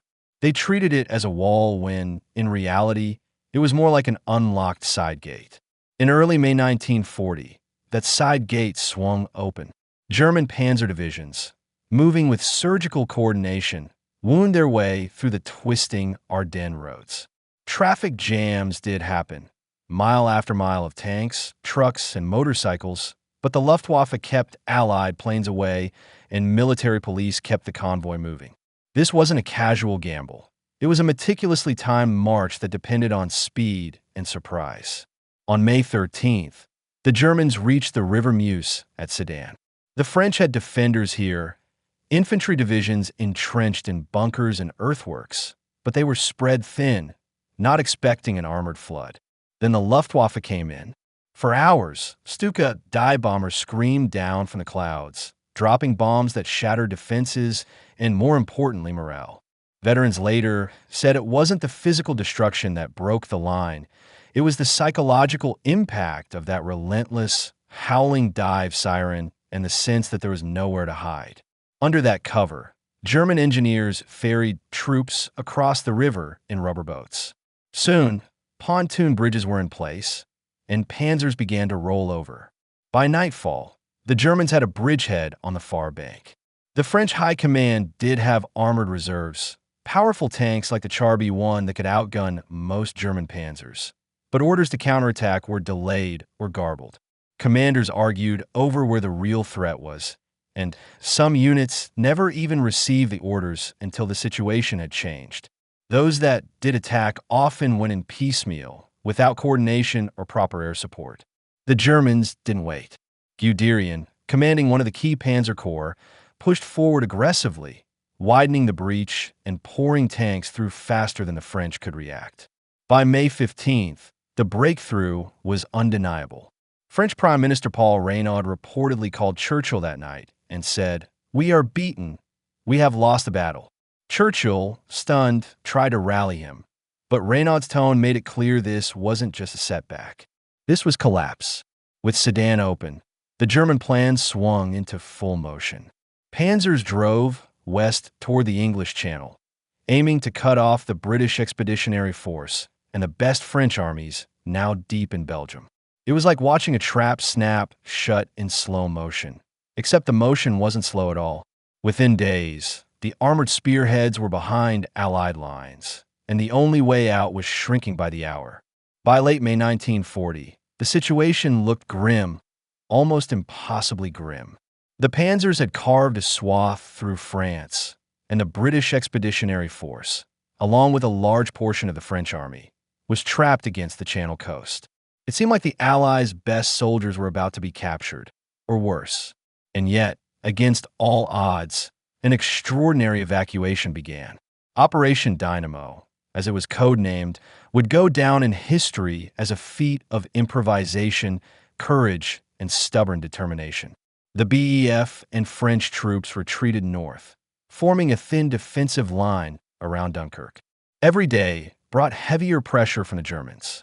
Luftwaffe dive bombers buzzed overhead, strafing troops and sinking supply ships. Artillery pounded the beaches, and the little port town became a focal point of desperation. The British Navy knew that holding Dunkirk for long wasn't realistic, but getting as many troops out as possible, that was essential. Time was against them. Here's the thing.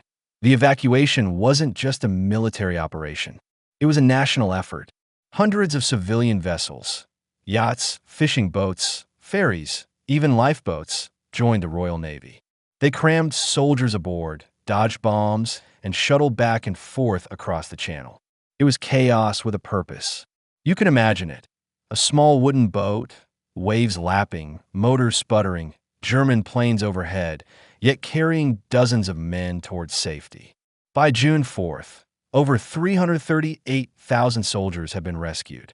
Equipment, artillery, and vehicles were mostly left behind, but the human lives saved were priceless. Churchill knew the victory was partial at best. The loss of material would haunt the army for months. Yet, the story of Dunkirk became a symbol of resilience, a morale boost for a Britain now standing alone against Hitler's Europe. Churchill didn't sugarcoat it. In a speech after Dunkirk, he reminded the nation that wars aren't won by evacuations alone. But he also understood something vital. Sometimes, surviving to fight another day is the first, most important victory. And survive, they did, thanks to courage, luck, and a bit of improvisation that defied conventional military logic. With the BEF pulled from Dunkirk, but largely intact, the Germans didn't pause. They were just getting started. While Allied forces regrouped along the Channel, German armies swept south, skirting the Maginot Line as if it barely existed. France's vaunted defenses were suddenly irrelevant, a relic of a past war that moved too slowly for Hitler's new style of fighting. By early June, German forces were advancing relentlessly. French command scrambled to patch gaps, but coordination was failing. Roads choked with refugees, retreating soldiers, and panicked civilians created a moving nightmare. And then, on the southern front, Italy declared war on June 10th, sending forces into the Alps. It wasn't decisive militarily. Italian troops struggled in the mountains, but added insult to injury, stretching French forces even thinner. On June 14th, German units entered Paris. Unlike Rotterdam or Narvik, there was no artillery bombardment, no resistance. The city seemed eerily calm, as if holding its breath. Cafes remained open, the Seine flowed as always, and yet the heart of France had been conquered. For Parisians, it was surreal, like watching history happen while being powerless to stop it. Marshal Philippe Pétain stepped forward as head of government, advocating for an armistice. For many, this was the only way to prevent further destruction and civilian suffering. By June 22nd, the French signed an armistice in Compiègne, the same railway carriage where Germany had surrendered in 1918. Hitler's sense of poetic revenge wasn't subtle. He made sure the symbolism wasn't lost. The fall of Paris wasn't just military, it was psychological. France, the great power of 1914 and 1918, toppled in weeks. Britain watched from across the Channel, isolated, realizing that if Hitler's momentum wasn't stopped, they could be next. For ordinary citizens in France, the collapse was confusing, terrifying, and humiliating. Families fled the cities, armies disbanded, and a once proud nation faced occupation and uncertainty. The stage was set for a split within France itself, a story of collaboration, resistance, and the birth of a divided national identity. When the guns fell silent and the armistice was signed, France wasn't just occupied, it was fractured. The country split into two distinct paths, one obedient to the Germans and one refusing to bow. Marshal Pétain established the Vichy regime in the unoccupied southern zone, with its capital in the small town of Vichy. On paper, it was still French. In reality, it was a government walking a razor's edge between survival and collaboration. Pétain's mantra was simple: protect what remains of France, avoid unnecessary bloodshed, and maintain some semblance of sovereignty. But compromise came at a cost. Vichy authorities worked with the Germans, enforcing policies that ranged from economic cooperation to the tragic deportation of Jews and political dissidents. Citizens were forced to navigate moral gray zones every day. Some joined willingly, others reluctantly, and most simply tried to survive in a world that had lost its rules. Across the Channel, a different story was being written. Charles de Gaulle, a relatively obscure brigadier general before the fall, refused to accept surrender. From London, he made his broadcast on June 18, 1940, rallying the French people to continue the fight. France has lost a battle, but France has not lost the war.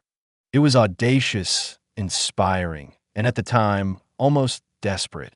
De Gaulle's Free France wasn't just a government in exile, it was a symbol, a signal to soldiers, colonies, and ordinary citizens that resistance was still possible, even against the seemingly unstoppable German war machine.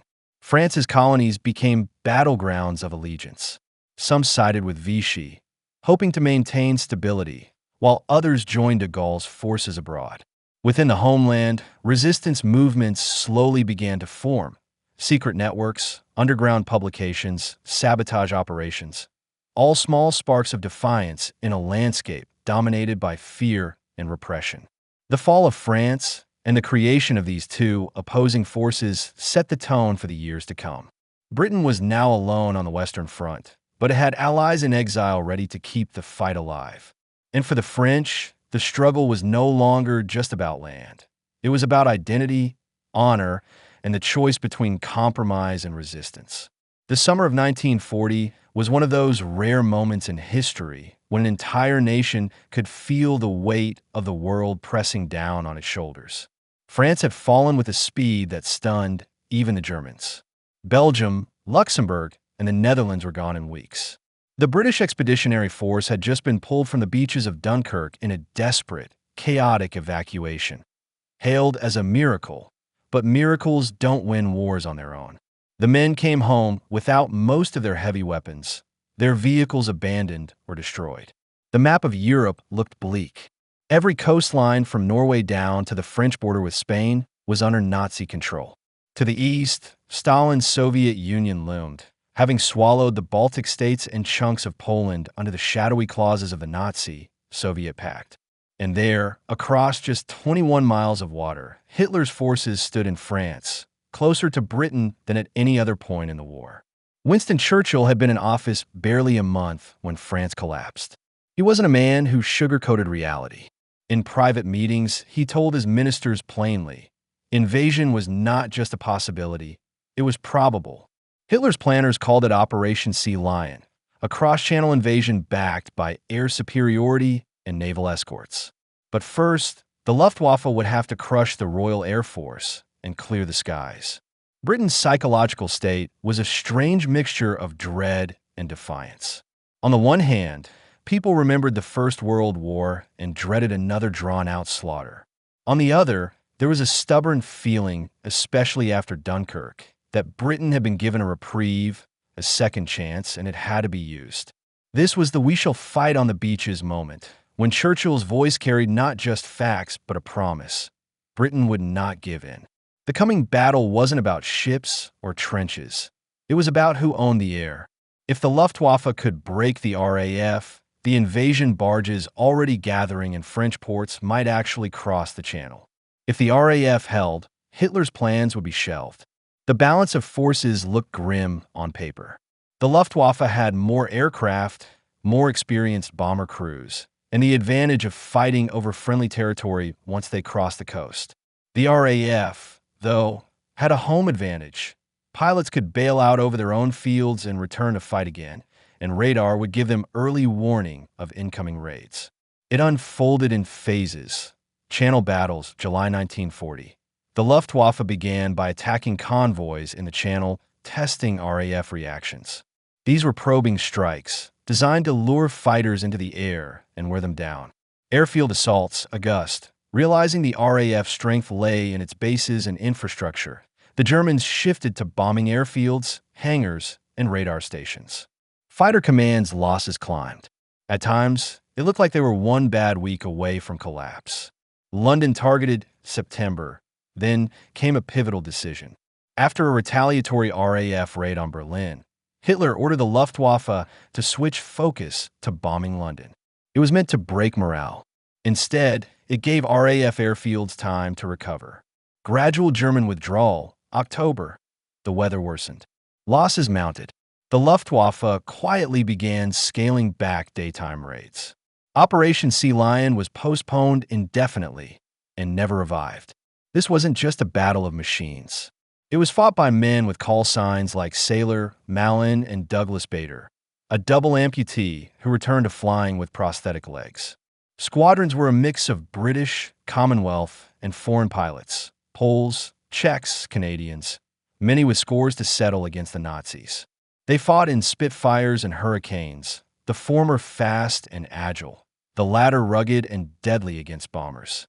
Radar sounds commonplace today, but in 1940, it was almost science fiction. Britain's chain-home radar stations stood along the coast like silent sentinels, their tall towers scanning the skies for distant echoes of incoming aircraft. Here's the brilliance. Radar didn't work in isolation. Its signals fed into fighter command's control rooms, where women in headsets, many from the Women's Auxiliary Air Force, moved markers across giant maps, plotting raids. Controllers scrambled squadrons with precision, sending them to intercept just in time. This system, known as the Dowding System after Fighter Command's chief, Air Chief Marshal Hugh Dowding, meant Britain could fight outnumbered but never be completely surprised. The Germans noticed the odd towers but underestimated them, thinking they were civilian radio masts. That miscalculation cost them dearly. Radar meant the RAF didn't have to keep fighters in the air all day. They could launch only when needed, conserving pilot stamina and fuel. It was, in a sense, the nervous system of Britain's air defense, and it worked. When the Luftwaffe failed to destroy the RAF in daylight, they turned to the nights. September 7th, 1940, marked the start of the Blitz, wave after wave of bombers over London. That first night saw over 300 tons of bombs dropped. The docks burned, warehouses collapsed, and whole streets vanished into rubble. Civilians adapted quickly. The underground became a network of bomb shelters, with families claiming regular spots on the platforms. Some brought bedding, board games, even gramophones. Above ground, the air raid precautions, ARP, wardens patrolled, and the fire brigades fought flames with too few hoses and too little water. The Blitz spirit wasn't about cheerfulness. It was about endurance. People queued for tea in bomb-scarred streets. They went to work after nights without sleep. They joked about Hitler keeping them awake, because humor was a shield. And the bombing wasn't just in London.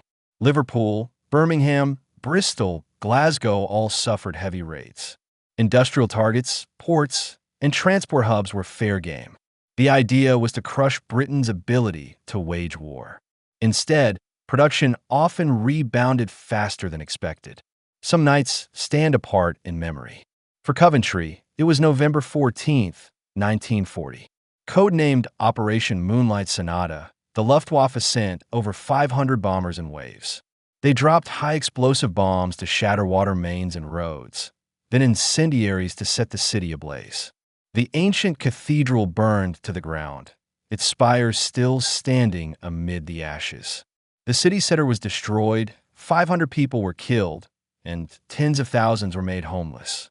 The raid became a symbol of destruction, yes, but also of refusal to yield. Coventry carried on. There's a long-running controversy.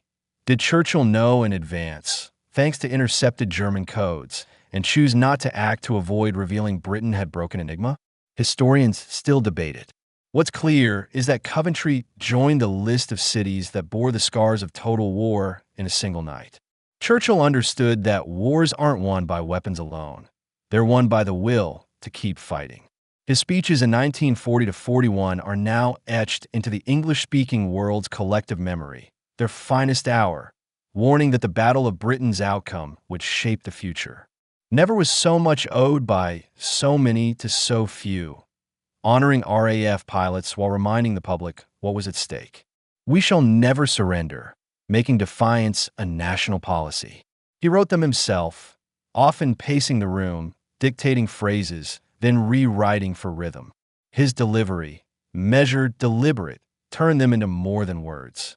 Broadcast across the Atlantic, they also aimed at the United States, nudging American opinion toward support. While Britain endured the Blitz, its forces struck back where they could. The Middle East wasn't just a sideshow. It was vital for controlling the Suez Canal and oil routes. In late 1940 and early 1941, General Archibald Wavell launched offensives against the Italians in Egypt and Libya. The British and Commonwealth forces, though outnumbered, advanced hundreds of miles, capturing Bardia and Tobruk. In East Africa, Italian forces in Eritrea, Ethiopia, and Somaliland were gradually pushed back, aided by Ethiopian resistance fighters. These victories didn't win the war, but they mattered. They proved Britain could still attack, still win battles. At home, newspapers seized on them as proof that Hitler's armies weren't invincible everywhere. By mid-1941, the most intense phase of the Blitz had ended. German bombers still came, but less often. The focus was shifting east. Hitler was preparing to invade the Soviet Union.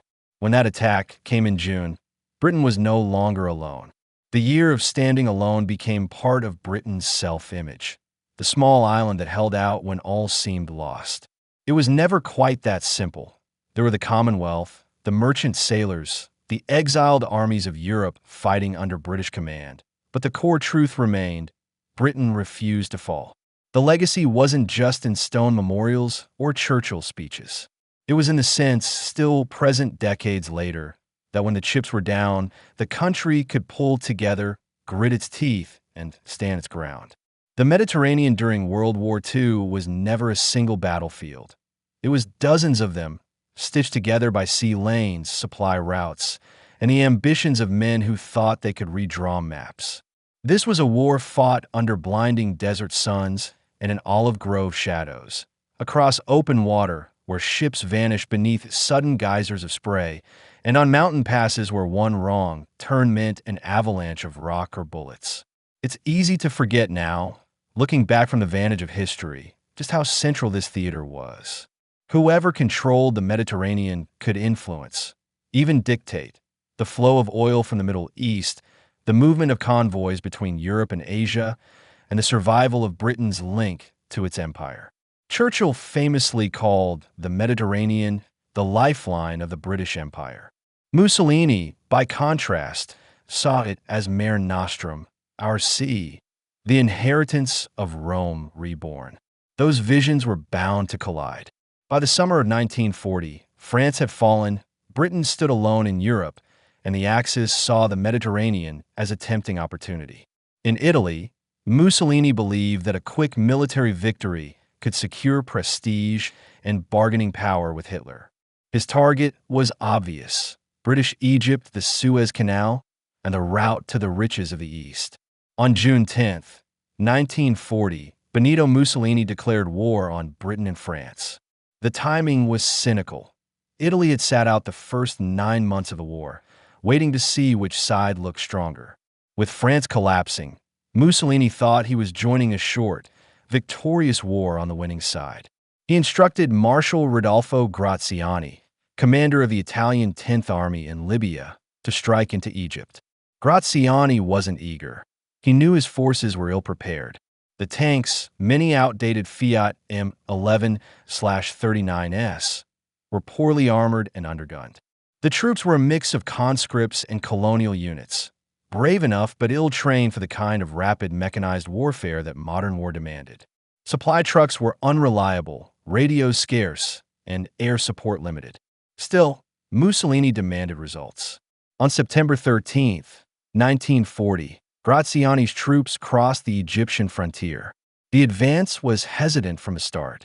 The Italians moved in short bounds, building fortified camps at each stage rather than pressing forward at speed. After just 60 miles, they halted at Sidi Barani, still far from Alexandria or the Suez Canal. The desert itself was an enemy.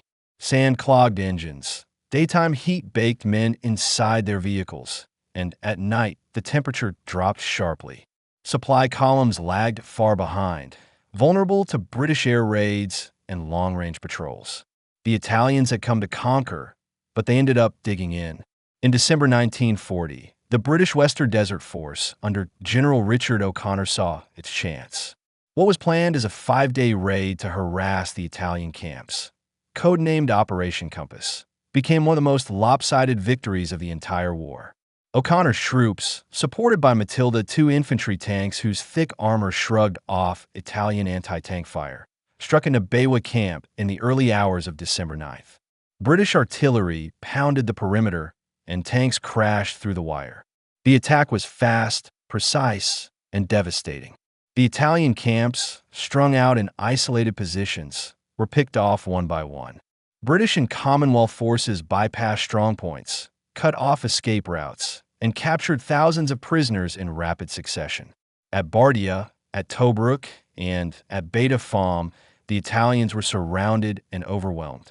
By February 1941, the British had advanced 500 miles, destroyed the Italian 10th Army, and taken over 130,000 prisoners, all with relatively light casualties. In London, Churchill was jubilant. In Rome, Mussolini was humiliated. And in Berlin, Adolf Hitler decided to act. In February 1941, German troops began landing in Tripoli. The newly formed Deutsches Afrika Korps, DK, commanded by General Erwin Rommel, was sent to stabilize the front and prevent total collapse. Rommel was a commander who disobeyed orders almost as often as he followed them, and this theater suited him. He was told to hold the line. Instead, by late March, he was attacking. Using aggressive armored thrusts, Rommel drove the British back across Cyrenaica. His tactics were textbook mobile warfare, feints to draw defenders out, sudden flank moves, and rapid exploitation of any gap. He understood the desert's vast spaces and used them like a sea for maneuver. By April 1941, Rommel's advance had trapped a substantial Allied force in the port city of Tobruk. Rather than bypass it, he decided to take it, a decision that would shape the next 8 months of the Desert War. Tobruk was more than a name on a map. Its deep-water harbor was vital for supplying operations in eastern Libya. If Rommel captured it, he could shorten his supply lines dramatically. But the garrison, mainly Australian troops, backed by British, Indian, and Polish units, had other ideas. They dug in behind minefields, barbed wire, and anti-tank ditches, using captured Italian defenses and their own ingenuity.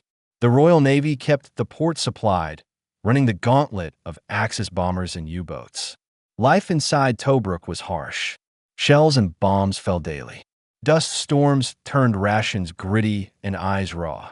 Snipers kept heads low. The Australians, known for their sardonic humor, embraced the Axis insult, Rats of Tobruk, turning it into a badge of honor. They made night raids into an art form, creeping out to ambush German patrols and then vanishing before dawn. Rommel tried repeatedly to crack the fortress, but each attack failed. Tobruk held, a stubborn knot in the middle of his supply lines. While Rommel and O'Connor traded blows in the desert, Mussolini opened another front. In October 1940, Italian forces invaded Greece from Albania.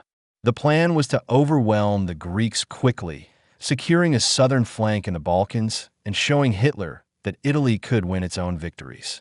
The reality was embarrassing. Greek forces fighting on familiar mountainous terrain threw the Italians back. By December, the Greeks had counterattacked into Albania. Hitler couldn't ignore the situation. The Balkans were strategically vital, especially Yugoslavia and Greece, which could threaten Germany's access to Romanian oil fields. In April 1941, after a coup in Belgrade brought a pro-British government to power, Germany struck. Yugoslavia was crushed in 11 days. Greece fell in 3 weeks. British and Commonwealth forces tried to defend Greece, but were overwhelmed. Many were evacuated by sea, an operation reminiscent of Dunkirk, but thousands were taken prisoner. With mainland Greece secured, the Germans turned to Crete.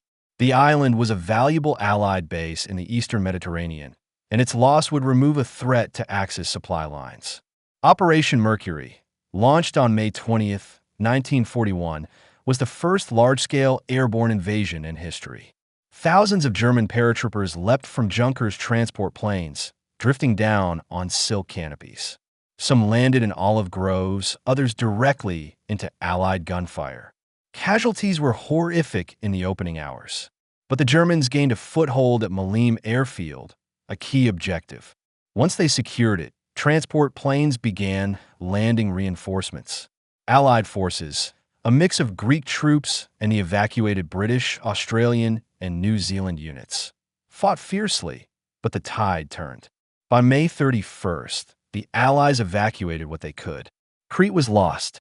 German victory came at such a high cost, over 4,000 killed and wounded, that Hitler forbade future airborne operations on that scale. The Mediterranean campaigns of 1940 to 1941 weren't just sideshows. They shaped the war in ways that echoed far beyond the desert. They kept pressure on Axis forces, preventing their full commitment to the Eastern Front. They preserved Britain's link to the Suez Canal and Middle Eastern oil. They tested and refined commanders and tactics that would dominate later battles. They proved that the Axis could be beaten, even when Britain stood alone. By mid-1941, the Mediterranean was still fiercely contested. Tobruk held out. Rommel was planning again. The Allies were determined to fight on. And the war, which had started as Mussolini's gamble for quick glory, had become a long, grinding struggle where the tide could turn with a single convoy, a single airfield, or a single desert storm. By the time the snows melted in early 1941, Hitler had already decided where the next great gamble of the war would be played. And it wasn't Britain. Despite the Luftwaffe's failure in the Battle of Britain and the Royal Navy's stubborn dominance at sea, Hitler's gaze shifted away from the Channel and toward the vast expanse of the Soviet Union. To many in his high command, it seemed reckless. After all, Germany was still technically bound to the USSR by the Molotov-Ribbentrop Pact, a cynical non-aggression deal signed in 1939 that had carved up Poland and kept Stalin content while Hitler overran the West. But to Hitler, the pact had always been a pause button, not a peace treaty. Why? Ideology sat at the heart of it. In Mein Kampf and in countless speeches, Hitler had promised his followers Lebensraum, living space for the German people. That meant pushing east into the rich farmlands of Ukraine and the oil fields of the Caucasus. And, as he framed it, crushing Judeo-Bolshevism in the process. The war with the Soviet Union, in his mind, wasn't just strategic. It was a racial and ideological crusade. There was also the matter of timing. British morale had refused to crack under bombing, and Churchill showed no sign of negotiating. Hitler believed Britain's stubbornness was only possible because it hoped for Soviet or American help. Remove the Soviet Union from the board, he thought, and Britain would see the writing on the wall. But even the most ambitious plans can be tripped up by the unexpected. In April 1941, Mussolini's failed adventures in Greece forced Hitler to divert troops to the Balkans.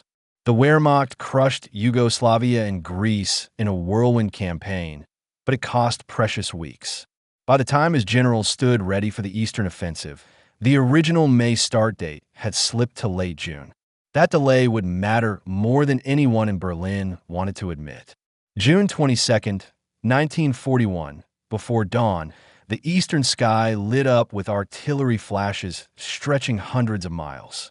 It was the opening of Operation Barbarossa, the largest invasion in human history. Nearly 3 million German soldiers, supported by 500,000 troops from allies like Romania, Finland, and Hungary, surged across an 1,800-mile front. The plan split the Wehrmacht into 3 massive army groups. Army Group North under Field Marshal von Lieb, driving through the Baltic states toward Leningrad. Army Group Center under Field Marshal von Bock, pushing through Belarus toward Moscow. Army Group South under Field Marshal von Rundstedt, sweeping into Ukraine to seize Kiev and the breadbasket beyond. The Luftwaffe's opening strikes caught the Red Air Force on the ground, destroying thousands of Soviet planes in the first days. The Soviet frontier armies were overwhelmed, command structures crumbled, communications broke down, and entire units were encircled. Stalin himself was caught off guard, despite months of warnings from his intelligence agencies, British intercepts, and even German deserters. His refusal to believe Hitler would break the pact meant Soviet forces were still repositioning when the blow fell. In the chaos, Stalin reportedly retreated into shock for several days before rallying to direct the war effort. German spearheads advanced at an astonishing pace, 20, 30, even 40 miles a day. Villages that had never seen a motor vehicle suddenly watched endless columns of panzers roll through, dust clouds trailing for miles. In those early weeks, it seemed to many German soldiers that the Red Army was a collapsing house of cards. They didn't yet grasp how much deeper the fight would go. By mid-July, Army Group Center had reached Smolensk, a key gateway to Moscow. Here, the Germans executed one of their signature operational tricks, the double envelopment. Pincer movement from north and south closed behind Soviet forces, trapping hundreds of thousands. The Smolensk pocket cost the Red Army more than 300,000 men in casualties and prisoners. Yet the victory came at a price. Supply lines were stretched thin across a landscape with few paved roads. The summer rains turned dirt tracks into mud pits, slowing the advance. Fuel had to be hauled over hundreds of miles, and trucks broke down constantly. In the south, Army Group South was executing an even bigger encirclement. The battle for Kiev became one of the largest in history. In September, German forces trapped over 600,000 Soviet troops, inflicting staggering losses in men, tanks, and artillery. It was a blow from which the Soviet military, on paper, should not have recovered. Hitler took the Kiev victory as proof that his intuition trumped his generals' caution. They had wanted to push directly for Moscow, arguing that the capital's fall would shatter Soviet resistance. Hitler overruled them, insisting on securing Ukraine first. It gained him resources and prestige in the short term, but cost him critical time before winter. While the Southern Front was engulfed in the Kiev battle, Army Group North closed in on Leningrad. The city wasn't just symbolic, it was the cradle of the 1917 revolution, a major industrial center, and a port to the Baltic. By September, German and Finnish forces had severed land connections to the city. Hitler chose not to storm it directly, fearing house-to-house fighting. Instead, he ordered a siege, intending to starve Leningrad into submission. For the people inside, life became a daily battle against hunger, cold, and bombardment. The winter of 1941-42 was especially brutal. Temperatures plunged to -30°C. Food rations dropped to a few hundred calories a day, and fuel was so scarce that residents burned furniture to keep warm. Thousands died each week, yet the city refused to surrender. Remarkably, cultural life persisted. Orchestras performed, schools stayed open in bombed-out buildings, and radio broadcasts urged defiance. The Road of Life, a perilous route across the frozen Lake Ladoga, became the city's only lifeline for supplies and evacuations. In the fall of 1941, the focus shifted back to Moscow. Operation Typhoon aimed to encircle and capture the Soviet capital before the first snow. At first, it seemed possible. German forces reached within sight of Moscow's suburbs. The city's residents dug trenches, and Stalin chose to stay, projecting resolve. But the weather turned. The infamous Rasputitsa, the autumn mud, bogged down panzers. Then winter arrived earlier and colder than expected. German troops lacked adequate winter clothing, their lubricants froze, and engines refused to start. In early December, Soviet Marshal Georgy Zhukov unleashed a massive counterattack, reinforced by fresh Siberian divisions who had been freed from the Far East once Stalin learned Japan would not attack. The Germans were pushed back 100 miles from Moscow. It was their first major retreat of the war, and it shattered the myth of their invincibility. While the front lines surged eastward, a quieter but even more horrifying war unfolded behind them. The Einsatzgruppen, mobile killing squads under the SS, followed the Wehrmacht's advance with orders to eliminate Jews, communists, partisans, and other undesirables. They conducted mass shootings in ravines, forests, and town squares. Places like Babi Yar, near Kiev, became infamous. In 2 days in September 1941, over 33,000 Jews were murdered there. Local collaborators often aided in the killings, while others resisted or tried to hide their neighbors. This was not collateral damage of war. It was deliberate policy. Barbarossa marked the point where Nazi anti-Semitism escalated from persecution to systematic extermination, the prelude to the Holocaust's full machinery. The brutality had strategic consequences. Instead of being greeted as liberators from Stalin's harsh rule, German occupiers inspired fierce partisan resistance. Villages burned, supply lines were ambushed, and the Red Army drew strength from the moral clarity of fighting an enemy bent on annihilation. By the end of 1941, Hitler's dream of a quick, decisive victory over the Soviet Union was dead. The Wehrmacht had inflicted staggering losses. Millions of Soviet soldiers killed, captured, or wounded, vast territories occupied, and much of the Red Army's pre-war arsenal destroyed. But the Soviet Union still stood.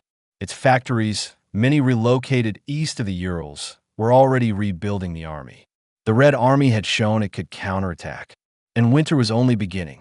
For Germany, Barbarossa had opened a war of attrition it could never win. The vast distances, the resilience of the Soviet people, and the sheer industrial weight of the USSR, soon to be bolstered by Allied aid, meant that from 1941 onward, the clock was ticking against the Reich. The road to December 1941 didn't start in a single moment. It was paved over a decade, laid down by ambition, resentment, and the creeping certainty on both sides that a collision was inevitable. Japan had been pushing into China since the early 1930s, first with the quiet but firm takeover of Manchuria in 1931, then with the full-on nightmare of the Second Sino-Japanese War in 1937. Nanjing burned, Chinese cities fell, and each step of that campaign brought Tokyo deeper into a war it couldn't afford to finish. But it had momentum, and momentum has its own kind of gravity. America watched with growing unease. It wasn't just about sympathy for China. Though reports of atrocities like the Nanjing massacre stirred public outrage, it was about the balance of power in the Pacific. The United States still clung to its isolationist streak in the late 1930s, but the Roosevelt administration was inching toward a more confrontational stance. By mid-1941, Washington had drawn a hard line, an oil embargo on Japan, freezing its assets in the U.S., and choking off exports of steel and scrap metal. To Japan, this wasn't mere economic pressure, it was a stranglehold. The Imperial Navy couldn't run on fumes, and the Japanese military machine knew the math. Without oil, their war effort in China would grind to a halt in months, not years. Diplomacy sputtered along in Washington, but the so-called Hull Nomura talks were like two dancers moving to different songs. U.S. Secretary of State Cordell Hull insisted Japan pull out of China. Japan, led by Ambassador Kichisaburo Nomura and Special Envoy Saburo Kurusu, insisted on keeping its conquests. Every meeting ended with polite smiles and the same impasse. In Tokyo, Prime Minister Hideki Tojo's cabinet began to see negotiation as a waste of time. If they waited, their tanks would run dry. If they acted, maybe, just maybe, they could knock America down so hard in the Pacific that Washington would have no choice but to bargain. In the heart of this gamble stood Admiral Isoroku Yamamoto, a man who knew America better than most Japanese leaders.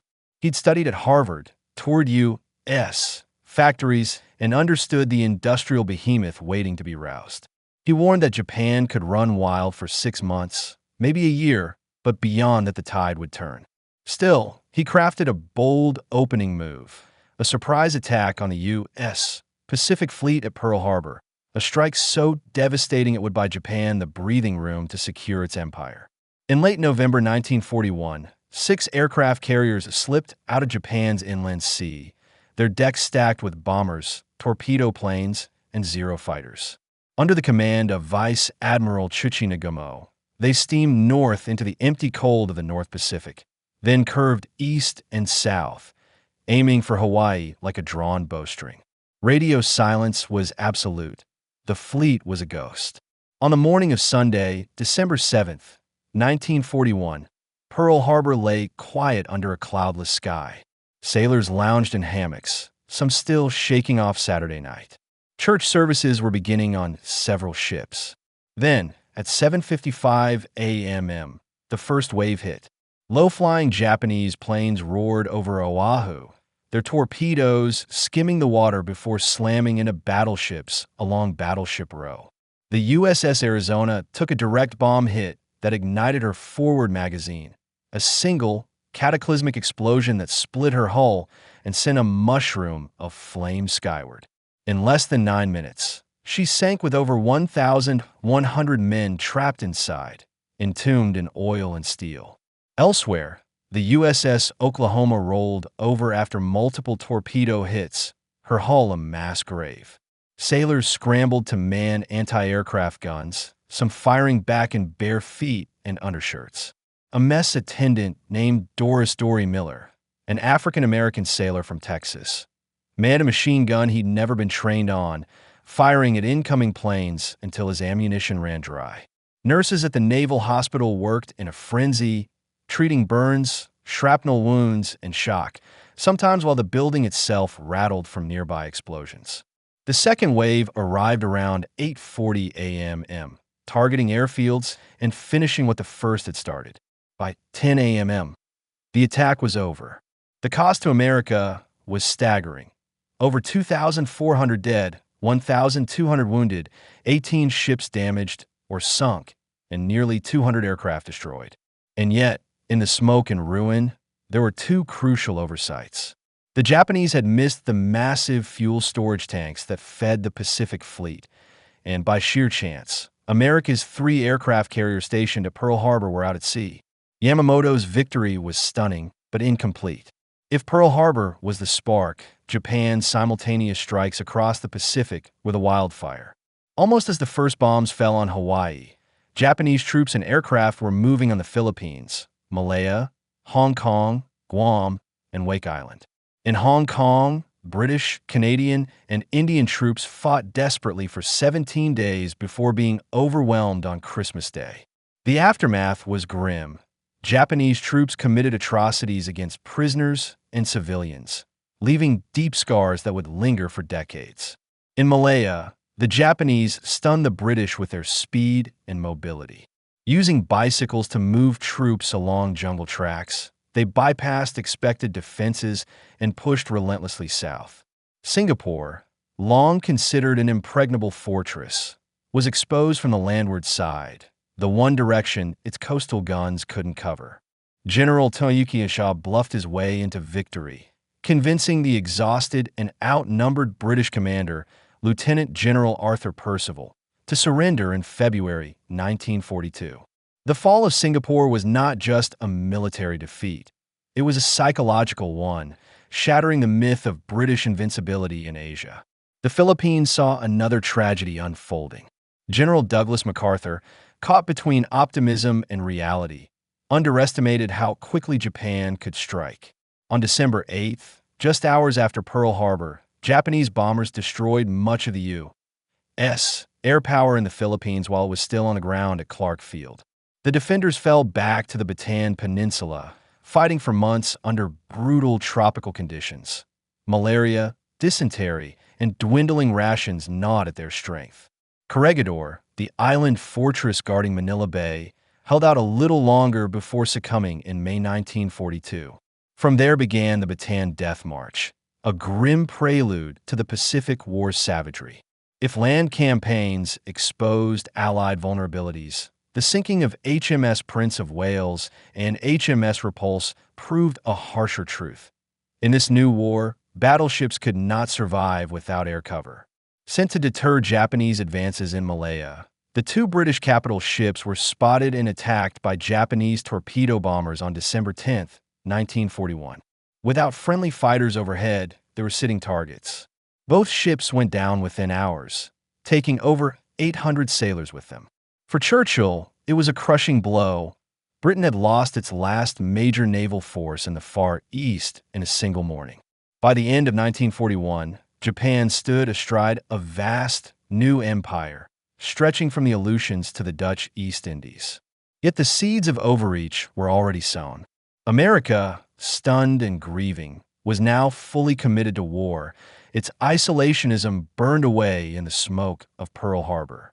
Factories shifted into overdrive, war bonds sold by the millions, enlistment offices flooded with volunteers. The Pacific would become a theater of no quarter. Battles fought across island chains, in dense jungles, and on seas where the balance of power could swing in a single day. The ignition had happened, and once lit, the fire in the Pacific would burn hotter, bloodier, and longer than either side could have truly imagined. By early 1942, the North African campaign had turned into a high-stakes chess match played across miles of blistering sand. The British had enjoyed moments of success, but in stepped Field Marshal Erwin Rommel, the man who had earned the nickname the Desert Fox for his audacity and speed. Rommel didn't fight wars politely. He moved with the pace of a desert storm, striking before his opponents could steady themselves. In January, Rommel's Afrika Korps launched a sudden offensive from El Agheila in Libya. The British, stretched thin after earlier operations and unable to match his tempo, were forced into a fighting retreat. Within weeks, Axis forces pushed the 8th Army all the way back to the Gazala line, just west of Tobruk. To the soldiers watching German armored columns kick up great clouds of dust, it felt like the desert itself had turned against them. Rommel's secret wasn't just tactical brilliance, it was his gambler's instinct. He'd commit tanks to bold flanking maneuvers, often on minimal supplies, trusting speed and surprise more than sheer firepower. British commanders, more cautious by training, often found themselves outfoxed before they could adapt. And yet, behind the headlines of German success, there was a quiet truth. Rommel's victories were expensive in fuel and ammunition, resources that the desert never offered freely. By late May 1942, the stage was set for one of the most daring Axis operations in the Desert War, the Battle of Gazala. Rommel faced a well-fortified British position anchored by minefields and defensive boxes, a series of strong points bristling with anti-tank guns and artillery. On paper, the British defensive line looked solid. In practice, Rommel intended to unpick it like a seam. He feinted toward the north to draw British attention, then swung the bulk of his armor south, cutting through what many thought was impassable terrain. This was classic Desert Fox, moving where his enemies believed no large force could. For a time, his forces were dangerously low on fuel and surrounded by British units, but Rommel didn't panic. He struck at Bur Hakim, defended stubbornly by Free French forces under General Koenig, and after 2 weeks of fierce fighting, forced them to withdraw. Once Bur Hakim fell, the southern flank of the Ghazala line crumbled. The British, outmaneuvered and threatened with encirclement, began retreating toward Egypt. Rommel pressed his advantage, rolling into Tobruk in mid-June. Tobruk's capture was more than just a tactical win. It was a psychological earthquake. The fortress had held out for 8 months during the 1941 siege, becoming a symbol of Allied defiance. Now, it fell in a single day. Rommel seized 33,000 prisoners, vast stores of supplies, and fuel that would keep his advance rolling. When the news hit London, Prime Minister Winston Churchill didn't sugarcoat it. Standing before the House of Commons, he called the loss a disgrace. It was one of his darkest hours in the war, and he knew it. The British public, already weary from years of war, needed reassurance that the desert wasn't lost entirely. The Axis tide seemed unstoppable until it slammed into the 8th Army's defenses at El Alamein in July 1942. This narrow point between the Mediterranean coast and the Qatar Depression was a natural chokehold. If Rommel broke through, Alexandria and the Suez Canal were in reach, a strategic disaster for the Allies. The fighting was brutal, a series of attack and counterattack in the searing heat. Both sides suffered heavy losses, but Rommel's momentum finally faltered. The British, under General Heinleck, held the line. For the first time in months, the Axis advance had been stopped cold. It wasn't a decisive victory, but it was a lifeline. Cairo breathed easier. London began to hope. In August 1942, a new face arrived to take command of the 8th Army, Lieutenant General Bernard Montgomery. Monty, as he was quickly nicknamed, brought with him a mix of confidence and meticulous planning. He understood that the British Army needed more than orders. It needed morale, and it needed to believe it could win.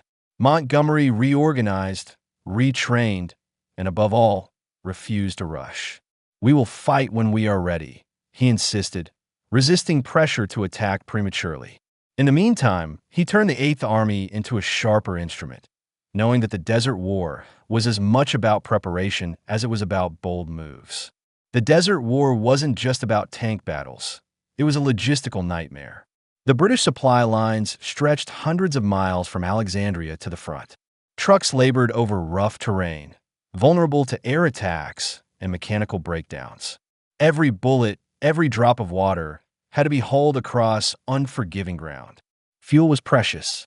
A tank that couldn't move was just a target in waiting. Montgomery's operations had a factor in the daily grind of keeping men and machines alive in the desert heat. Ironically, Rommel's own supply situation was even worse. The Axis supply chain ran across the Mediterranean, under constant threat from British submarines and aircraft. Convoys from Italy were slow, and Malta, still defiantly in Allied hands, sat like a dagger in the middle of their sea lanes. Rommel's answer? Capture what he needed. Tobruk's fall had given him a windfall of Allied fuel, trucks, and ammunition. In some battles, German tanks rolled forward on British diesel. It was improvisation born of necessity, but it also meant his operations were vulnerable if those captured stocks ran dry. If North Africa was the chessboard, Malta was the piece both players wanted. This small island in the central Mediterranean was an unsinkable aircraft carrier for the Allies, launching strikes against Axis convoys. In 1942, the Luftwaffe and the Italian Air Force hammered it with relentless bombing. Food was rationed to near starvation levels. Fuel was almost gone. And yet Malta held. Its people endured nightly raids, craters in streets, and the constant wail of air raid sirens. The George Cross, awarded collectively to the island by King George VI, recognized their heroism. But medals didn't fill stomachs. Relief had to come. In August 1942, the British mounted Operation Pedestal, a massive convoy to resupply Malta. It was a desperate gamble. The convoy faced submarines, torpedo boats, and dive bombers. Ships burned, tankers exploded, and the sea was littered with wreckage. But enough vessels got through, including the battered tanker Ohio, limping into Valletta Harbor with just enough fuel to keep Malta in the fight. The cost was staggering, but the outcome mattered. Malta survived, and with it, the Allied grip on the central Mediterranean. While the desert battles raged, another front was forming, not in combat, but in culture. By mid-1942, American troops were arriving in Britain in large numbers, preparing for future operations in Europe. They brought with them different uniforms, chewing gum, jazz records, and a certain confidence that was both admired and resented. The British joked, sometimes with a touch of envy, that the Yanks were overpaid, oversexed, and overhere. But beneath the ribbing was a recognition.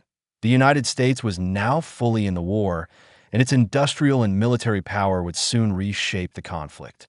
Beyond the deserts and airfields, another struggle determined whether Britain could fight at all: the Battle of the Atlantic. German U-boats roamed the ocean in wolf packs, coordinated groups that attacked Allied convoys at night. Merchant ships carrying food, weapons, and fuel were torpedoed in icy waters. For a time, the losses were grim. Whole convoys vanished. But the Allies adapted, introducing improved radar, long-range patrol aircraft, and better convoy tactics. Slowly, the hunters began to be hunted. One of the hidden weapons in this battle was intelligence. At Bletchley Park, British codebreakers, including Alan Turing, worked tirelessly to crack the German Enigma naval codes. When they succeeded, they could reroute convoys away from danger or direct destroyers straight to lurking U-boats. It was a quiet war, fought in cipher rooms rather than trenches, but its impact was enormous. Each intercepted message meant lives saved and ships spared. Not all 1942 operations were resounding victories. In August, Allied forces, mostly Canadian, launched a raid on the French port of Dieppe. The goal was to test German defenses, gather intelligence, and prove a large-scale amphibious landing could succeed. It didn't go to plan. Strong German defenses, poor timing, and inadequate fire support led to heavy casualties.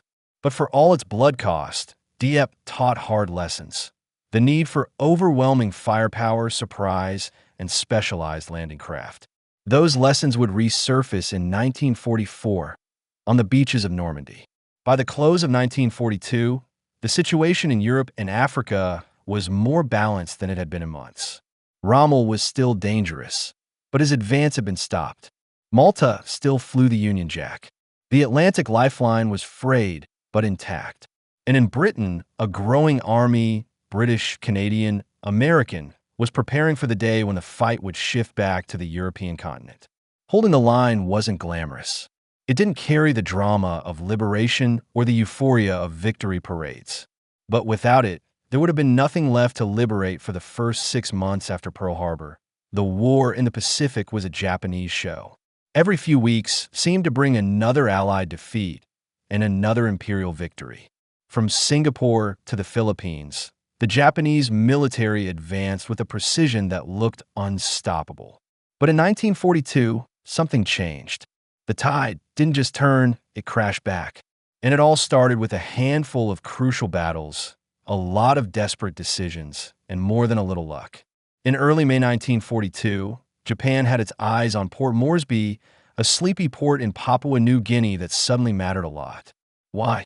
Because if Japan took it, they could threaten Australia directly, choking off Allied supply lines, and potentially isolating the continent. It was the last stepping stone they needed in the South. The Allies knew this, and for once they were ready. The Battle of the Coral Sea, May 4th to 8th, became the first major naval clash in history where the opposing ships never actually saw each other. No big battleship broadsides. No grand fleets on the horizon. This was an airman's fight, entirely decided by carrier-based planes, hundreds of miles apart. The Japanese damaged the U.S. carrier Yorktown and sank Lexington, but they failed to take Port Moresby. The Allies could breathe again, even if just for a moment. The cost was heavy, but strategically, Coral Sea mattered. It was Japan's first real check since December 1941. It gave the U.S. Navy something it desperately needed: confidence. Sure, on paper Coral Sea looked like a toss-up. The Allies lost more tonnage. The Japanese inflicted heavier damage. But in a war where momentum was everything, even stopping Japan from planting another flag was a victory. The psychological shift was subtle but real. American sailors and airmen began to see the Japanese as beatable. It also taught the U.S. Navy a hard lesson about carrier warfare. Mobility, intelligence, and timing now mattered more than sheer size of fleet. Battleships, the big guns that had dominated naval thinking for decades, were no longer the kings of the ocean. The aircraft carrier had taken the throne. Stung but not stopped, Japan aimed for something much bigger. Admiral Isoroku Yamamoto, brilliant, cautious, and deeply aware of America's industrial might, knew time wasn't on Japan's side. His plan: lure what was left of the U.S. fleet into a decisive battle and crush it in one blow. The bait? Midway Atoll, a tiny speck of land in the middle of the Pacific that served as a forward base for U.S. operations. Japan would attack it, draw out the American carriers, and annihilate them. The idea was sound. The execution would run into a brick wall named Joseph Rockefort. In a drab, windowless basement at Pearl Harbor, Rockefort and his team in Station HYPO were quietly winning a battle of their own.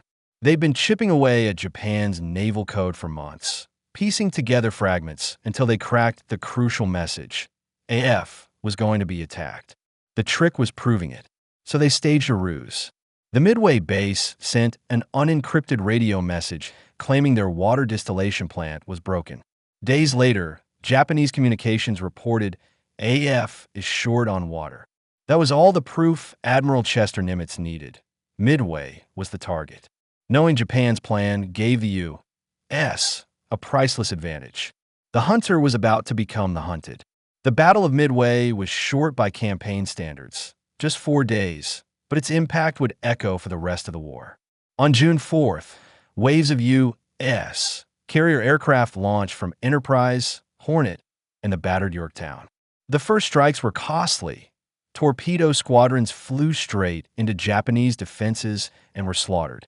But their sacrifice kept Japanese fighter cover low, leaving the skies open for the next wave: dive bombers. In 5 blistering minutes, American pilots set Akagi, Kaga, and Soryu ablaze. The next day, Hiryu followed. 4 Japanese fleet carriers gone. The same ships that had attacked Pearl Harbor were now at the bottom of the Pacific. The losses were catastrophic for Japan. Carriers weren't just ships. They were floating airfields, each with hundreds of skilled crew and precious planes. Japan couldn't replace them fast enough. After Midway, Japan's aura of invincibility was shattered. More importantly, they lost the strategic initiative. From that point on, they'd be reacting to the Allies rather than dictating the pace of the war. American shipyards, meanwhile, were already cranking out new carriers and planes at a pace Japan couldn't match. The psychological boost was just as significant. For a nation still reeling from Pearl Harbor and the loss of the Philippines, Midway was proof that the U.S. Navy could take a punch and land an even harder one. Victory at Midway didn't end the Pacific War. It just changed its shape. The Allies moved from stopping Japan to slowly pushing them back, starting with an island most Americans had never heard of, Guadalcanal. Located in the Solomon Islands, Guadalcanal had one feature that made it worth fighting over: Henderson Field, an airstrip under construction by the Japanese. If completed, it could threaten Allied shipping lanes to Australia. So in August 1942, U.S. Marines landed and took it before the Japanese could finish. What followed was 6 months of brutal, back-and-forth combat, on land at sea, and in the air. Holding Henderson Field meant controlling the skies over the island. Every day, Japanese bombers tried to smash it. Every night, the Tokyo Express, fast destroyers running supplies, slipped in to reinforce Japanese troops. U.S. forces nicknamed their own patchwork group of planes the Cactus Air Force, Cactus being the island's code name. These pilots flew ragged missions, often in battered aircraft, keeping the Japanese at bay.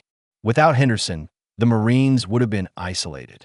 With it, they could strike Japanese positions and intercept supply runs. The battle for that airstrip became the campaign's defining struggle. Guadalcanal seas saw some of the most ferocious naval fights of the war, especially at night.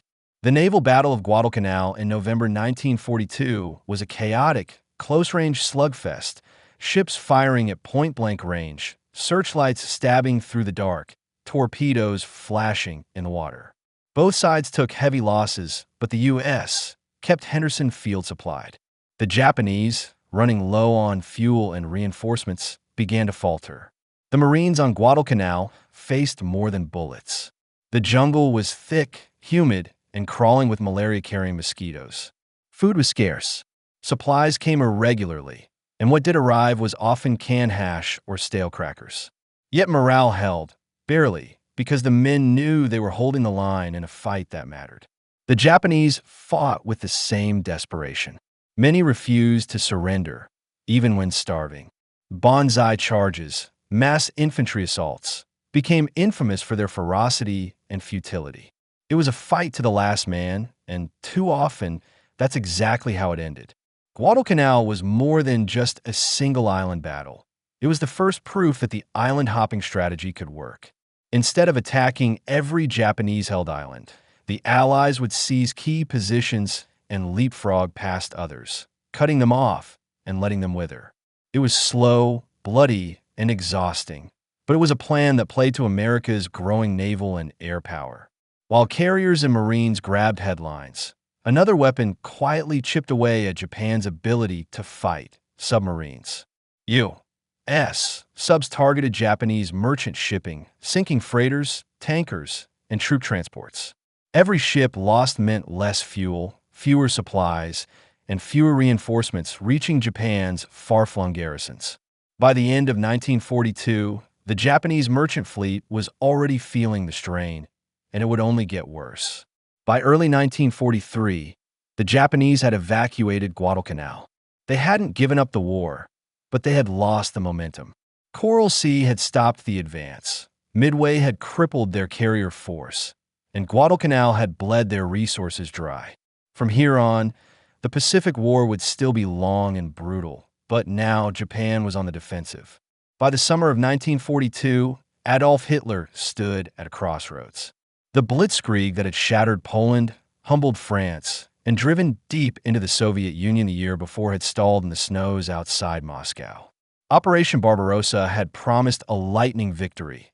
Instead, it had exposed the limits of German logistics and the resilience of the Red Army. Hitler's war machine was facing a brutal reality. Modern armies run on oil, and Germany didn't have enough. The Romanian oil fields at Ploiești could only go so far. Synthetic fuel plants inside Germany churned out what they could, but it wasn't enough to feed the endless appetite of panzers, half-tracks, and the Luftwaffe. The oil-rich Caucasus beckoned like a lifeline. Thus was born Fall Blau, Case Blue, a grand summer offensive aimed at seizing the Caucasus oil fields. It was a campaign of staggering ambition. Split Army Group South in two, send one half toward the oil and the other toward the Volga River to capture Stalingrad. It wasn't just about resources anymore. Stalingrad carried a symbolic weight that went far beyond its factories and shipping wharves. To Hitler, conquering the city that bore Stalin's name would be a propaganda triumph to rival Paris in 1940. To Stalin, losing it would be a political catastrophe he could not survive. But there was a flaw at the heart of Hitler's plan. He wanted both prizes at once. Instead of concentrating force, he split his armies, creating the conditions for overreach. The task of taking Stalingrad fell to the German Sixth Army, commanded by General Friedrich Paulus.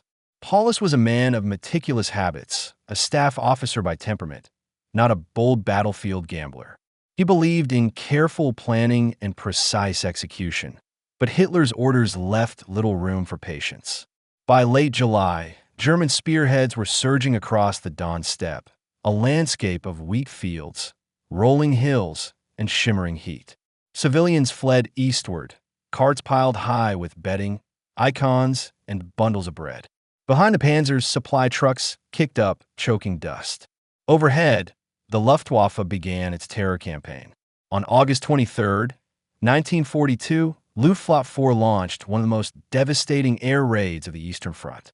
Incendiaries and high explosives rained down, creating a firestorm that killed tens of thousands. Wooden houses went up like matchboxes, and the air filled with the smell of burning oil and flesh. The German High Command assumed the city would collapse under such punishment. They didn't understand yet that Stalingrad's destruction had given the defenders more cover than any intact street grid ever could. Inside the Kremlin, Stalin issued Order Number 227, 3 short sentences that would define the defense of the city. Not one step back. This must now be our chief slogan. Not a single step back without orders from higher headquarters. Retreat without permission was treason. Blocking detachments, armed NKVD troops, were stationed behind the front lines to shoot deserters. This was not empty threat. Hundreds were executed as examples. Reinforcements poured across the Volga under constant artillery and aerial attack. Barges and ferries carried men, ammunition, and supplies into the city and brought out the wounded when they could. Crossing the river was a lottery of survival. The civilian experience of Stalingrad's siege remains one of the grimmest chapters of the war. Official evacuations had begun in July, but chaos destroyed transport, and the need for manpower in factories meant tens of thousands stayed. Daily life was a tightrope walk between hunger and sudden death. Water came from the Volga, fetched under sniper fire or during brief lulls in shelling. Bread was bulked out with sawdust or milled acorns. Anything organic that could be chewed was eaten. Cats, dogs, and even leather harnesses disappeared from the streets. Children served as lookouts, medics' assistants, and runners between defensive posts. Old women cooked thin soup for soldiers from whatever they could scavenge. The line between civilian and combatant blurred until it barely existed. The Luftwaffe's destruction of Stalingrad had transformed it into a jagged labyrinth of ruins. For the Germans, it was a nightmare. For the Soviets, it was a defender's paradise. Every basement became a bunker, every wall a potential sniper's perch. This was Rattenkrieg, Rat War, where battles were measured in meters gained or lost. Soviet soldiers clung to the Germans in hugging tactics, staying so close that air strikes and artillery risked hitting their own. The front was sometimes a single wall, with Germans on one side and Soviets on the other, exchanging grenades through holes in the plaster. Into this chaos stepped figures like Vasily Zaitsev, a Siberian hunter turned sniper who claimed over 200 kills in the city. His fame, spread by Soviet newspapers, became a psychological weapon. German soldiers were warned. Watch out for the man with patience in his eyes. The Red October steel plant, the Barikady gun factory, and the Dzerzhinsky tractor plant continued production even as shells fell on their roofs.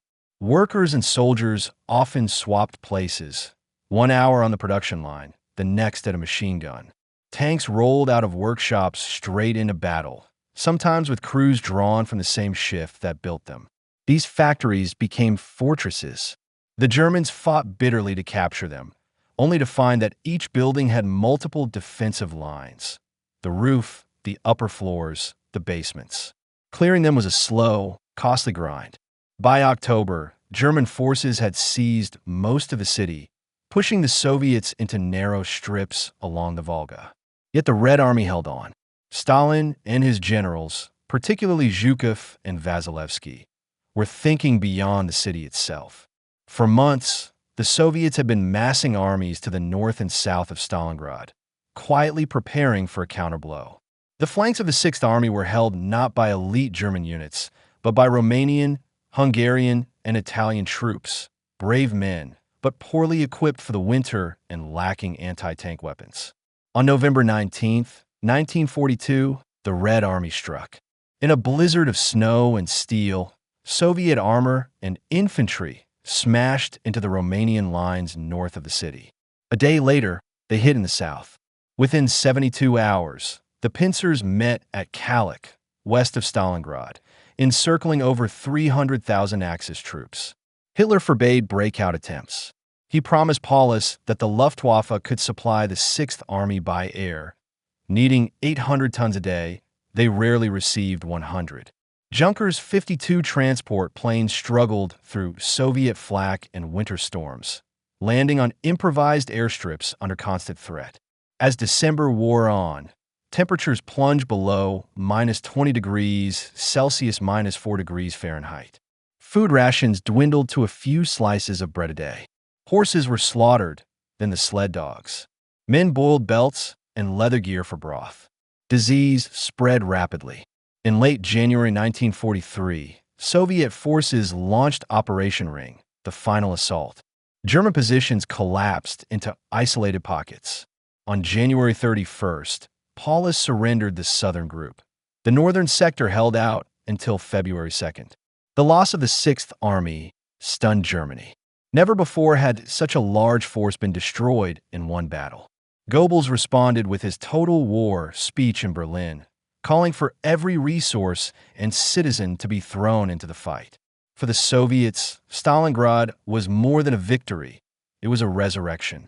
Recruitment soared, morale spiked, and Soviet commanders began to think in terms of large-scale offensives, no longer just survival.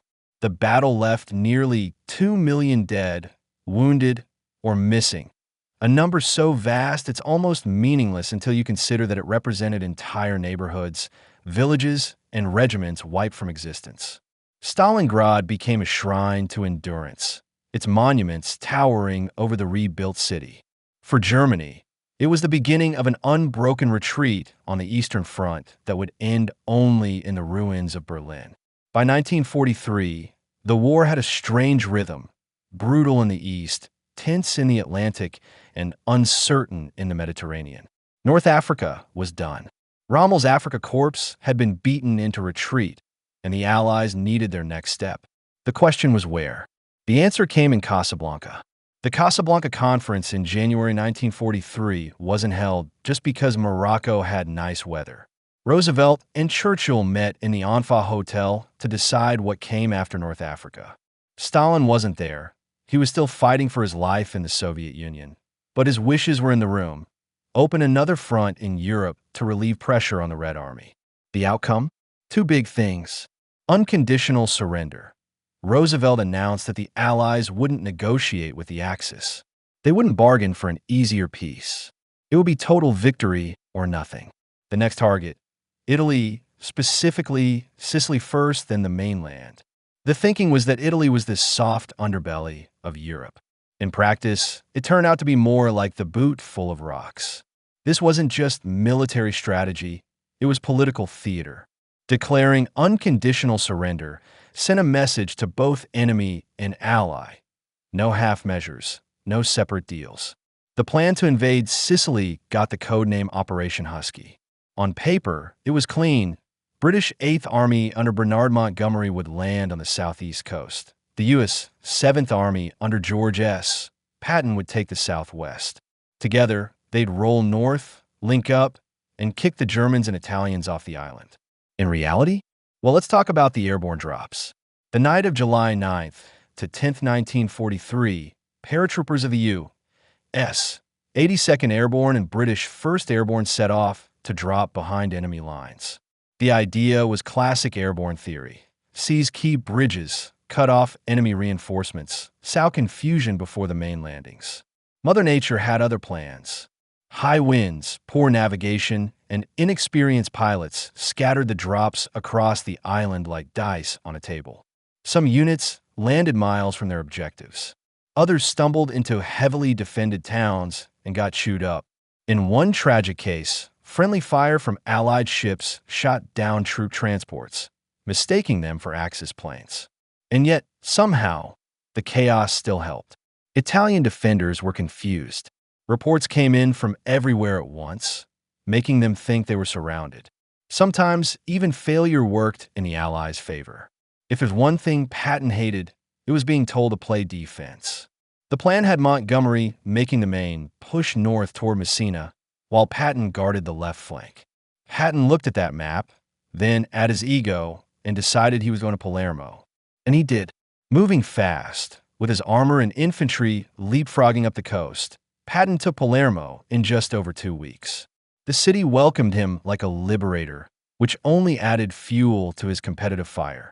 Montgomery, meanwhile, was grinding through the mountainous east against stubborn German paratroopers.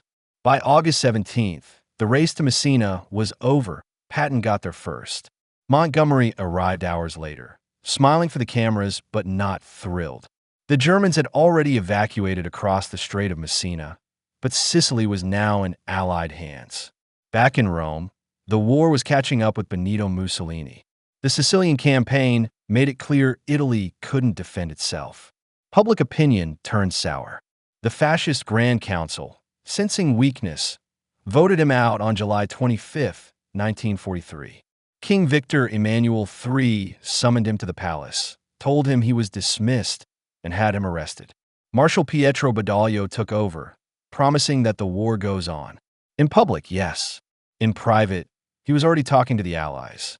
On September 3, 1943, the Italians signed an armistice in secret. It was announced 5 days later, just as Allied troops were landing on the mainland at Salerno. Italians celebrated in the streets. The Germans didn't. Within hours, Operation Axe was underway. German forces moved fast, disarming Italian troops, occupying key cities, and taking control of northern and central Italy. Mussolini? Hitler sent a daring commando raid led by Otto Skorzeny to rescue him from a mountain hotel. Soon, Mussolini was the puppet leader of the German-controlled Italian Social Republic in the north. Italy was technically out of the war, but the fighting there had just begun. The main landing on the Italian mainland, Operation Avalanche, hit Salerno on September 9, 1943. The plan banked on surprise. But German Field Marshal Albert Kesselring wasn't in the mood for surprises. He expected the landings and had positioned troops and artillery to counter them. The beaches turned into killing zones. German tanks nearly pushed the Americans and British back into the sea. Offshore naval gunfire, destroyers firing at point-blank range, saved the day. After a week of hard fighting, the Allies broke out of the beachhead. Italy's geography is a defender's dream and an attacker's nightmare. The Apennine Mountains run like a spine down the peninsula. Rivers cut across the land like natural moats. Kesselring turned these into a series of defensive lines. The Volturno, the Bernhard, and most famously, the Gustav Line. These weren't just trenches and barbed wire.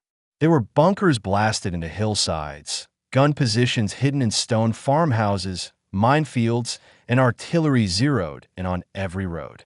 The message was simple. If the Allies wanted Rome, they'd have to bleed for every mile. The Gustav Line's linchpin was Monte Cassino, a hilltop crowned with a centuries-old Benedictine monastery. From there, the Germans could see everything, every approach, every movement. The Allies knew they couldn't break the line without taking Cassino. The battle came in 4 phases between January and May 1944.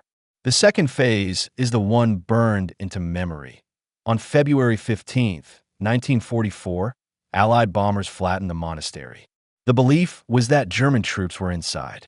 In truth, the Germans had respected its neutrality until after it was rubble. Then they moved in, turning it into a fortress. The fighting was brutal, street by street in the town below, ridge by ridge on the slopes. Indian, New Zealand, Polish, American, British soldiers from across the Allied world fought and died there. It wasn't until May 1944, after a massive coordinated assault, that the Gustav Line finally cracked. On June 4, 1944, Rome was declared an open city, meaning it would be spared destruction. U.S. forces entered without a fight. Crowds cheered, flags waved, bands played. 2 days later, D-Day happened in Normandy. Rome's liberation was front-page news for less than 48 hours. And in Italy, the war was far from over. The Germans retreated to another series of lines, the Trasimene, the Gothic, each one costing more time, more lives. If you picture the Italian campaign as a steady advance, erase that. Progress was slow, often measured in yards, not miles. Rains turned roads to mud. Mountains swallowed entire divisions for weeks. German rearguards fought like cornered wolves. By late 1944, the Allies were still south of the Po Valley. It wouldn't be until April 1945 that the final offensive broke through, leading to the collapse of German forces in Italy. Some historians argue Italy was a distraction from France. Others say it tied down dozens of German divisions that might have fought in Normandy or Russia. Either way, the campaign proved the soft underbelly was anything but. It was a jagged climb up a narrow peninsula against some of the best defensive fighting of the war. By 1943, the Second World War had grown into something almost unrecognizable from its early days. This wasn't just armies grinding forward over muddy fields anymore. The war had lifted into the skies with a scale and intensity no one had ever seen. The thrum of aircraft engines became as familiar to people in London, Berlin, and Tokyo as the sound of church bells once was. And down on the ground, the home front was a war front in everything but name. Factories worked around the clock, kitchens made do with scraps, and propaganda posters fought for space on every wall. It was a strange duality. Up above, sleek, dangerous machines designed to carry destruction across hundreds, even thousands of miles. Down below, ration cards, work shifts, and the quiet heroism of keeping life stitched together. The two worlds were deeply connected. Every bomb dropped had been built by someone's weary hands. Every factory shipment meant more fuel for the fight in the skies. Long before GPS or fly-by-wire systems, long range was a bold promise. In 1943, it meant the ability to take off from England and strike deep into Germany, or to leave a Pacific island and make it all the way to Japan and back without falling from the sky. That kind of reach took engineering magic and industrial muscle. The B-17 Flying Fortress was the American poster child for this power. Rugged, bristling with machine guns, and able to limp home with entire chunks missing from its fuselage, it became a symbol of endurance. Pilots swore by its ability to take punishment. Gunners swore at the freezing high-altitude conditions inside. The B-24 Liberator was a different beast. Longer legs, heavier payload, but a high-wing design that made it tricky to handle. Crews loved the range but cursed its cramped bomb bay and tendency to feel unstable in rough weather. Across the Atlantic, the British Avro Lancaster became the backbone of the RAF's bombing force. With its cavernous bomb bay, it could carry the heaviest loads, even a massive tall-boy earthquake bombs, and was tailor-made for the night raids that would define Britain's air strategy. Compared to today's satellite-guided weapons, these aircraft look like relics. But in 1943, they were the cutting edge, the difference between hitting a factory 500 miles away or being forced to fight on the enemy's doorstep. The Americans and the British agreed on plenty, like the fact that Germany needed to be bombed into submission, but they didn't see eye to eye on how to do it. The RAF, burned badly in 1940's daylight bombing attempts, had shifted to night bombing. The logic was simple. Darkness was cover. Accuracy took a hit, but crews stood a better chance of coming home. The British embraced area bombing, targeting entire industrial districts in the hope of wiping out factories, transport hubs, and worker housing in one sweep. The USAF clung to the idea of daylight precision bombing. With the Norden bomb sight, a top-secret device so carefully guarded that crews had orders to destroy it if forced down, American planners believed they could hit factories, rail yards, and oil refineries with surgical accuracy. In practice, anti-aircraft guns, the dreaded flak, and swarms of Luftwaffe fighters made precision a relative term. Tight bomber formations helped with defense, but losses could be horrific before long-range fighter escorts became standard. Tension brewed quietly in the Allied planning rooms. The British saw American losses as needless stubbornness. Americans viewed the British as accepting too much collateral damage. The reality was that both methods were brutal in their own way. In late July 1943, the two strategies merged in one city, Hamburg. For 8 days, British night raids alternated with American daylight raids in an unrelenting rhythm. On the night of July 27th, something terrifying happened. The concentrated bombing set off a firestorm. Imagine hurricane-force winds whipped up by heat so intense it sucked oxygen out of the air. Asphalt bubbled. Glass melted. People were literally pulled into the inferno as the fire consumed everything in its path. More than 40,000 people died, many in bomb shelters that became ovens. For the Allies, Hamburg was a grim proof of concept, a demonstration that sheer weight of bombing could destroy an entire urban area's ability to function. But it also shocked some of the planners. There was something horrifyingly uncontrollable about a firestorm, something that made military target feel like a meaningless term. By winter 1943 to 44, the RAF turned its focus on Berlin itself. The capital had been bombed before, but now the attacks came in waves, night after night. Berlin was more than just a target. It was a symbol. Hitler insisted the city could withstand anything. Goebbels filled the airwaves with defiance. But in the air raid shelters, the mood was different. Civilians spoke in hushed tones about how much longer they could bear it. Streets filled with rubble, trams stopped running, and yet the raids kept coming. The Allies knew Berlin's symbolic value cut both ways. Each raid tested German morale, but also hardened Nazi resolve to fight to the last. While Europe burned, engineers in the U.S. were rolling out something extraordinary: the B-29 Superfortress. Sleek, pressurized, and capable of flying higher and farther than any bomber before it, the B-29 was purpose-built for the vast distances of the Pacific. Its debut wasn't smooth. Overheating engines, complex systems, and the challenge of operating from remote island bases made the learning curve steep. But once operational, the B-29 brought Japan into range without the need for suicidal one-way missions. The key was the island-hopping campaign. Saipan, Tinian, Guam. Each captured airfield pushed the B-29s closer to Tokyo. And once they arrived, the war over Japan would change forever. On the night of March 9th to 10th, 1945, Tokyo was hit with a raid unlike anything before it. Hundreds of B-29s, stripped of most offensive guns to carry more bombs, dropped incendiaries over the city.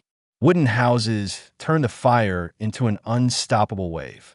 The firestorm killed an estimated 100,000 people, more than Hiroshima's immediate toll, and left 1 million homeless. The attack was partly a test. U.S. planners wanted to see the full effect of incendiary bombing on Japan's largely flammable cities. The results were devastating. To the crews flying home, it was another mission completed. To the people on the ground, it was hell made real. None of this could happen without a production base working at full throttle. The U.S. churned out Liberty ships so fast that shipyard workers joked about building them faster than the enemy could sink them. Aircraft rolled off assembly lines in the tens of thousands. Britain, under constant strain, balanced war production with rationing and still found ways to innovate, from radar components to new fighter aircraft. In occupied countries, workers sometimes fought a quiet war of sabotage, producing faulty parts or working slowly to delay deliveries to the German war machine. Rationing wasn't just about food, it was about controlling everything from fuel to clothing. In the UK, make do and mend became a household motto. In the US, sugar, coffee, and gasoline were tightly rationed, with colorful stamps and coupons becoming a kind of wartime currency. In occupied Europe, shortages were far worse. People ground acorns for coffee, made bread from whatever flour they could find, and traded on black markets that could get you arrested, or worse. War production didn't run itself. Millions of women stepped into jobs once reserved for men, riveting aircraft frames, welding ship hulls, and running heavy machinery. In the U.S., Rosie the Riveter became a cultural icon, but the real Rosies were far more diverse than the poster girl suggested. In the Soviet Union, women didn't just work in factories, they flew combat missions. The all-female Night Witches Bomber Regiment terrified German troops, slipping in silently and dropping bombs before vanishing into the dark. In Britain, women ferried aircraft across the country in the Air Transport Auxiliary, often flying multiple different models in a single day without modern navigational aids. While bombs fell from above, resistance fighters worked below. The French Maquis sabotaged rail lines, cut communications, and smuggled downed Allied airmen to safety. The Polish underground staged the Warsaw Uprising, a desperate bid to reclaim their capital. In Yugoslavia, Tito's partisans waged a relentless guerrilla war that tied down German divisions badly needed elsewhere. These movements weren't just about defiance. They fed the air war with intelligence, marking targets and reporting troop movements. War wasn't only fought with weapons. Propaganda films rallied home front morale. Vera Lynn's voice floated through radios, promising that we'll meet again. In the U.S., swing bands toured military bases. In the USSR, folk songs reminded soldiers of the home they were defending. Posters urged people to buy war bonds, grow victory gardens, and keep quiet about troop movements. Culture was a weapon, too, one meant to hold a nation's spirit together through years of exhaustion. By the end of 1944, the connection between the air war and the home front was undeniable. Every mission flown depended on someone tightening bolts in a factory.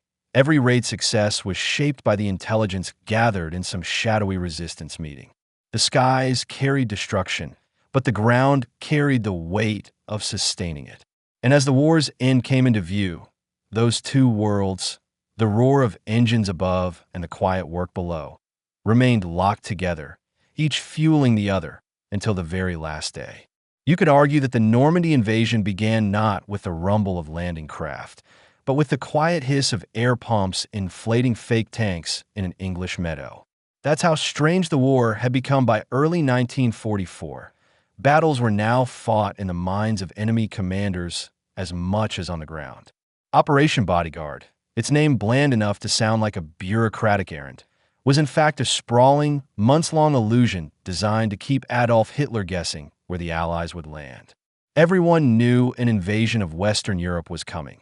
The Germans had been expecting it since the day after Dunkirk. The real question was where. The obvious choice was the Pas de Calais, the narrowest point between England and France, with a straight shot across the Channel. Its proximity made it attractive. Its heavy fortifications made it a nightmare. That's exactly why the Allies wanted the Germans to think Calais was the target. Normandy, further west, was less defended but still dangerous. If they could persuade Hitler to keep his panzer divisions near Calais, Normandy would stand a better chance. In southeastern England, something curious was happening in fields and along hedgerows. Soldiers, real ones, were building fake military encampments. Parked neatly in rows were hundreds of tanks, all full-sized and painted in authentic camouflage. If you walked up to one and knocked, your knuckles would bounce off rubber and canvas. Inflatable Shermans.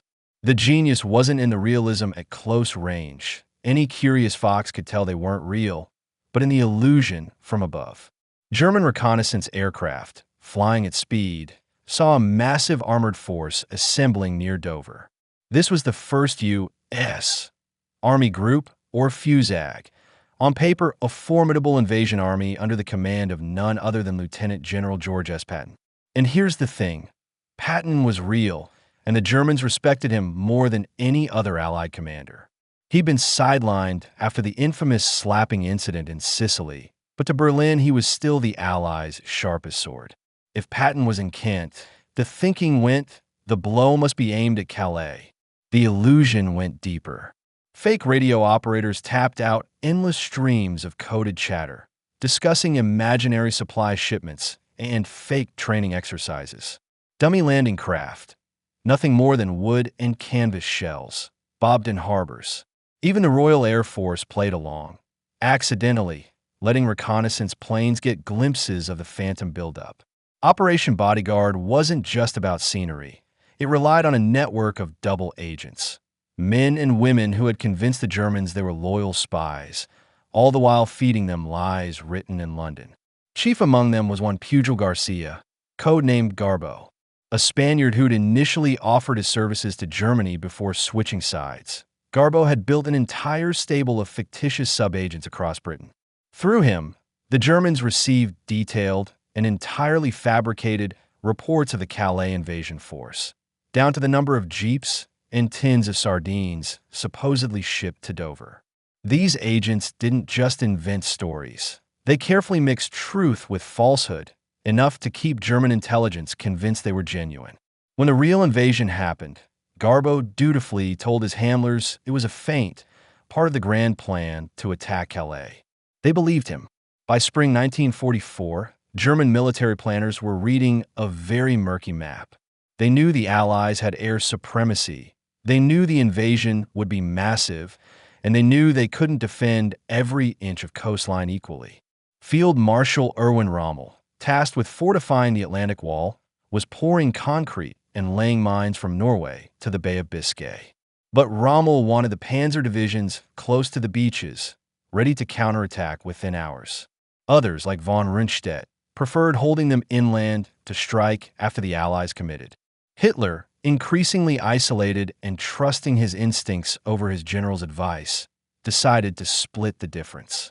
Some panzer units were stationed near Normandy, but the bulk of the armor stayed near Calais, waiting for the real invasion that would never come. That decision, born of mistrust and misdirection, would shape the outcome of D-Day more than any single Allied rifle shot. Meanwhile, across southern England, the actual invasion force was training relentlessly. Entire towns had been taken over by Allied troops from America, Britain, Canada, and beyond. Soldiers practiced beach assaults on the Devon coast, often against live fire to simulate the shock of battle. The casualty rates in some of these rehearsals, like the disaster at Slapton Sands, were kept secret, but they taught harsh lessons. The Channel ports brimmed with landing craft of every shape. LCVPs, Higgins boats, with their distinctive drop-down ramps, LSTs capable of carrying tanks straight onto beaches, and converted ships bristling with anti-aircraft guns.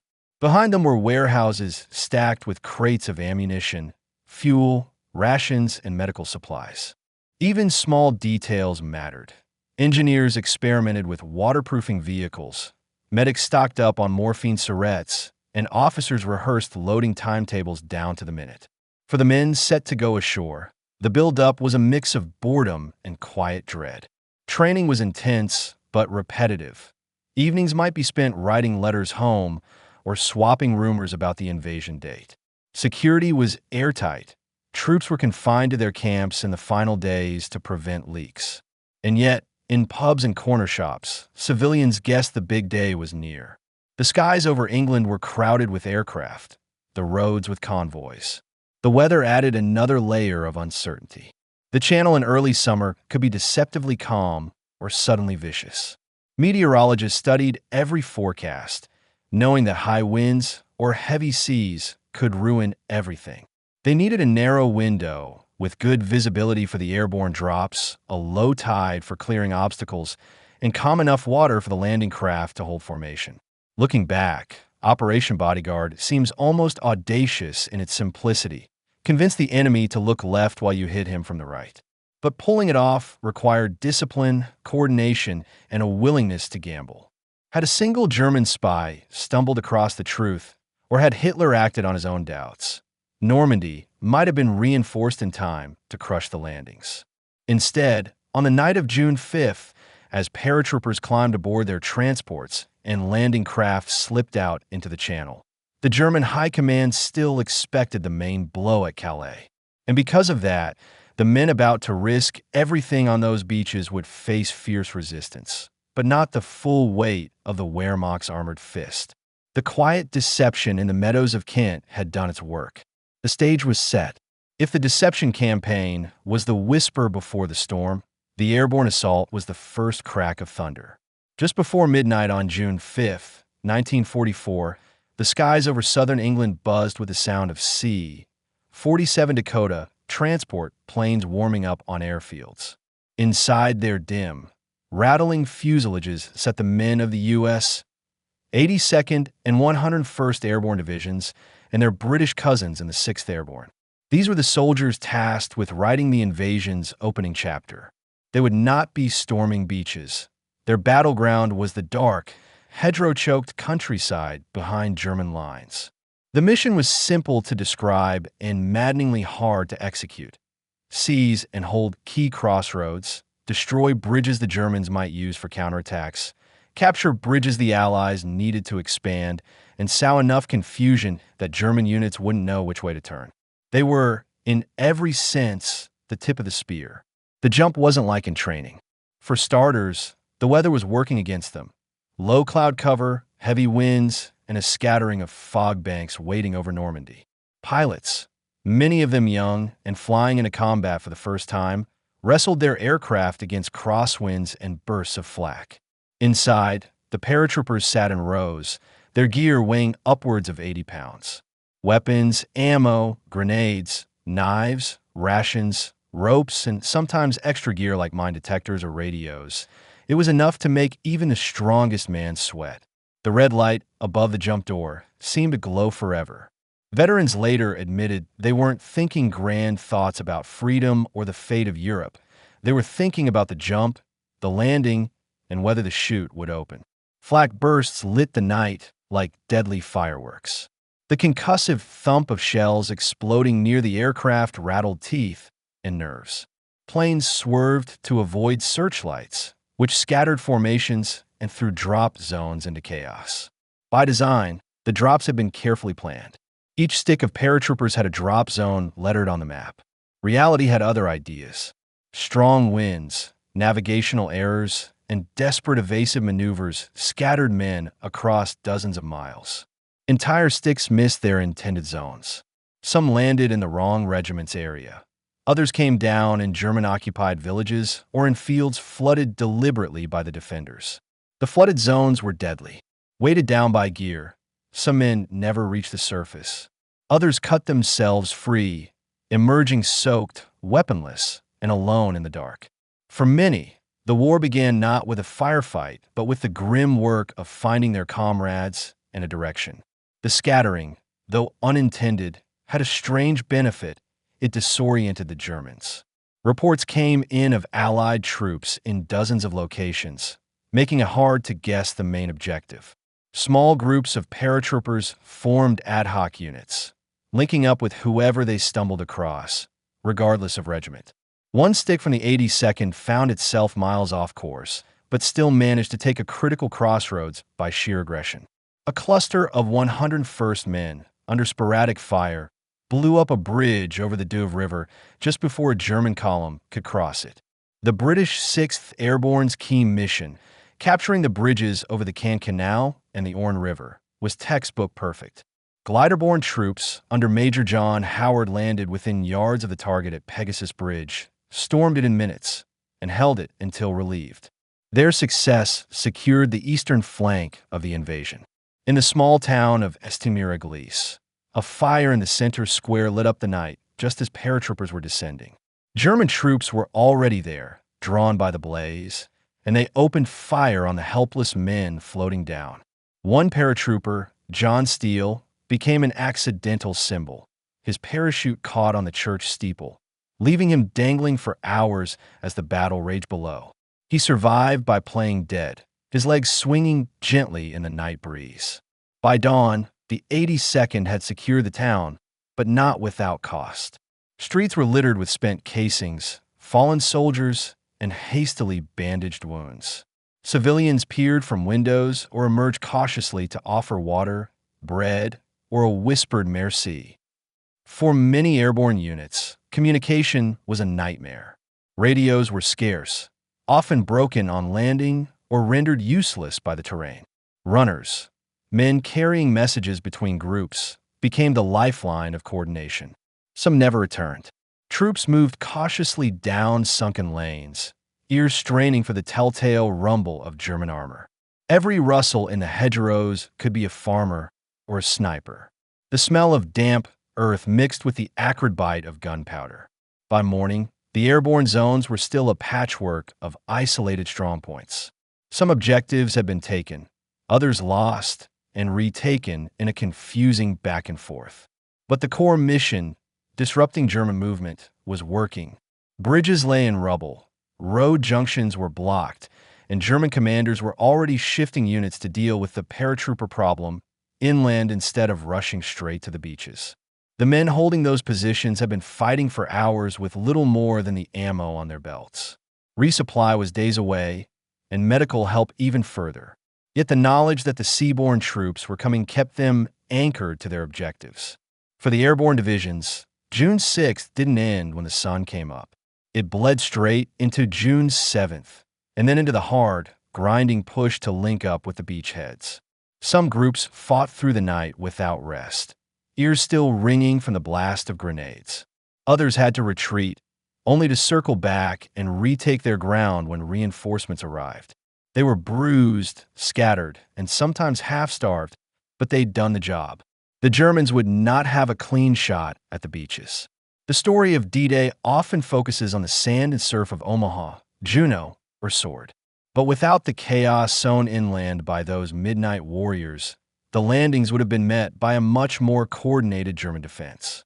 The airborne troops, for all their scattered landings and bloody fights, bought the Allies the breathing room they needed. They did it in the dark, far from the eyes of the world, armed with little more than their rifles, their training, and the sheer stubborn refusal to fail. And for that, the road from Normandy to Paris began not on the beaches, but in the quiet fields, orchards, and lanes where paratroopers dropped from the sky. The first hint of dawn on June 6, 1944, revealed a horizon unlike anything the soldiers had ever seen. From the decks of the Allied fleet, the French coast was a dark line against a pale sky, and between it and the ships was chaos. Thousands of landing craft, patrol boats, minesweepers, and warships firing round after round into the shore. The air smelled of salt and cordite, the wind carrying the low thump of naval guns. For the men heading in, there was no subtlety left.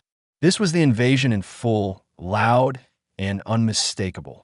The westernmost landing, Utah Beach, was supposed to be heavily defended. By a quirk of current and navigation, the first wave came ashore nearly 2,000 yards south of the intended spot. It was a stroke of luck. This sector was more lightly defended, and Brigadier General Theodore Roosevelt, Jr., cane in hand, simply declared, "We'll start the war from right here." His calm set the tone. Utah's troops moved inland quickly, linking with elements of the 101st Airborne. If Utah was a stroke of fortune, Omaha was a brutal awakening. The terrain here was a defender's dream. High bluffs overlooking open sand, with interlocking fields of fire from machine guns and artillery. German troops of the 352nd Infantry Division were dug in, well-armed and ready. As the ramps dropped on the Higgins boats, men stepped into water up to their chests. Some were hit before they even cleared the ramp.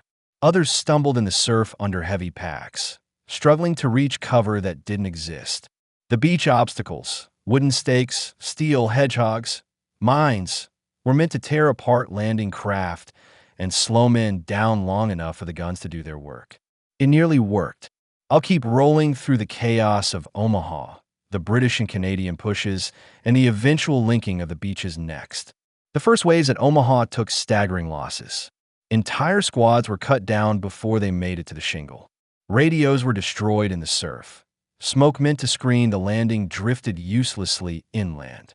Commanders on offshore ships considered aborting and sending troops to other beaches, but the men already ashore had no way out.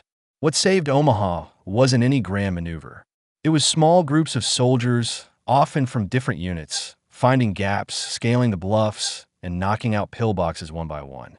Engineers crawled forward under fire to blow gaps in the obstacles. Rangers climbed cliffs with ropes and bayonets. By mid-afternoon, the high ground was finally in Allied hands, and the killing fields below began to empty of living men. It's often called a victory, but for those who walked away from Omaha, survival felt like the real prize. While Americans were bleeding for every yard at Omaha, British and Canadian forces were making their own hard-won gains to the east. Gold Beach saw fierce resistance at Le Hamel, but British tanks, specialized Hobart's funnies fitted with flails, bridges, and flamethrowers, helped breach defenses. Juno Beach, under Canadian assault, was a meat grinder in the first wave. Many landing craft hit mines or took direct hits from artillery. But by mid-morning, Canadian infantry had pushed further inland than any other force on D-Day. Sword Beach put the British within striking distance of Caen, a key city whose capture was planned for day one, though it would prove far more stubborn than expected. By nightfall on June 6th, the Allies held a tenuous but unbroken chain of beachheads stretching across Normandy. The price had been steep, over 10,000 Allied casualties in a single day. But the foothold was secure, and that meant the invasion had succeeded in its most basic goal, getting ashore. For the French civilians who survived the bombardments, the day was a strange blend of terror and hope. Homes were shattered, farms scorched, but the sight of Allied soldiers in their villages was a promise that occupation might finally end. The first problem after D-Day wasn't German counterattacks, it was logistics. The Allies needed a steady flow of men, vehicles, ammunition, and food, and they couldn't rely on capturing a deep-water port immediately. The solution was brilliant. Mulberry Harbor's massive prefabricated ports towed across the channel and assembled off the beaches. Within days, ships were unloading directly onto floating piers, trucks rolling down to supply depots inland. It was an engineering feat so audacious that the Germans refused to believe it possible until they saw it. Nature wasn't impressed by Allied ingenuity. On June 19th, a fierce channel storm tore apart the American Mulberry at Omaha, leaving only the British one at Arromanches operational. Supplies had to be shifted, timetables reworked, and even more emphasis put on securing existing ports.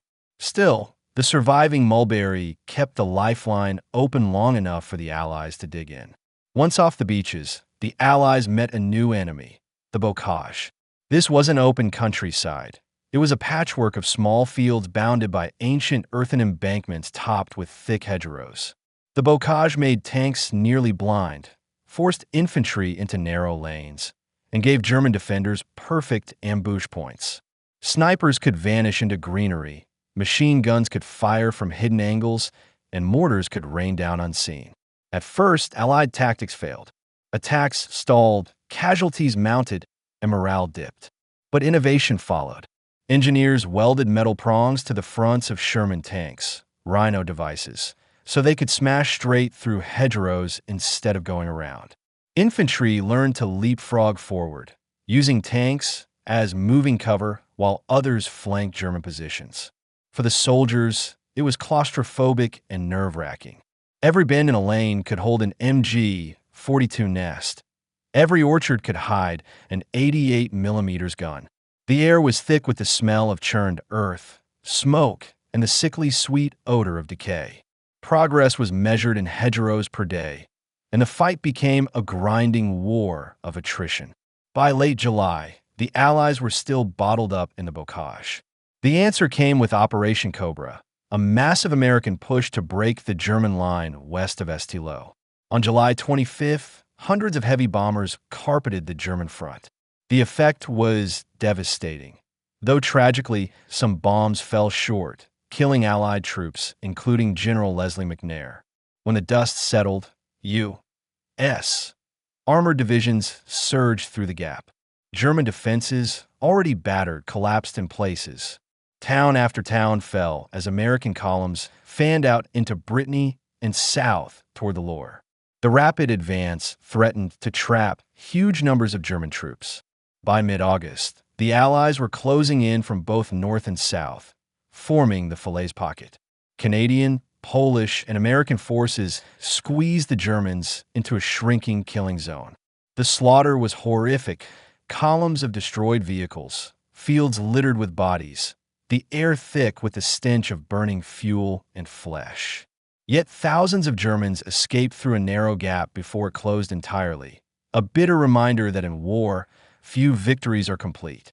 With Normandy secure, the race to Paris began. French resistance fighters, emboldened by the Allied advance, rose against German garrisons in the capital.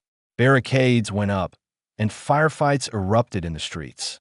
On August 25, 1944, General Philippe Leclerc's 2nd Armored Division and U.S. 4th Infantry Division entered Paris to thunderous cheers. Charles de Gaulle strode down the Champs-Élysées in a show of defiant leadership, refusing to let France's liberation look like anything but a French achievement. Church bells rang for the first time in years. The occupation was over. Momentum carried the Allies forward into Belgium, liberating Brussels and Antwerp in early September. Crowds lined the streets, handing flowers to soldiers and draping flags from every window. In the Netherlands, the liberation began in the south, but plans for a bold thrust, Operation Market Garden, were already taking shape. By autumn 1944, the Allies had pushed deep into liberated territory, but the war was far from over. The Siegfried Line awaited, and in the Ardennes, the Germans were already preparing one last counterpunch. Still, for millions across Western Europe, the summer of 1944 was the season when the darkness began to lift, replaced, at least for a moment, by the bright, heady taste of freedom. By early summer 1944, the German Eastern Front was a brittle line stretched too thin across too much land. Army Group Center, the backbone of German control in the Soviet Union, still held vast swaths of Belarus, but its ranks were hollow. Months of fighting, partisan sabotage, and a dangerously overextended supply network meant that when the hammer finally fell, there would be little warning and even less mercy. The Soviets had been waiting for this moment. The Red Army, no longer the battered, desperate force of 1941 to 42, was now battle-hardened, rearmed, and led by commanders who had learned, often the hard way, how to conduct massive combined arms operations. And they had a plan. Launched on June 22, 1944, the third anniversary of Hitler's invasion of the Soviet Union, Operation Bag Ration was no ordinary offensive. It was the single largest Soviet operation of the war, involving over 3 million men, 5,800 tanks and self-propelled guns, and a staggering 5,300 aircraft. The deception was as important as the muscle. Soviet Maskirovka, a blend of camouflage, disinformation, and outright theatrical trickery, convinced the Germans that the main blow would fall in Ukraine. They shifted reserves south, leaving Army Group Center dangerously exposed. When the Red Army struck, it wasn't a push, it was an avalanche. Artillery opened with a thunder that rolled across the horizon, shredding German trenches before infantry and tanks poured forward. Entire sectors of the front disintegrated within days. Encirclements became the order of the day, and the Wehrmacht's vaunted ability to stiffen the line simply wasn't enough.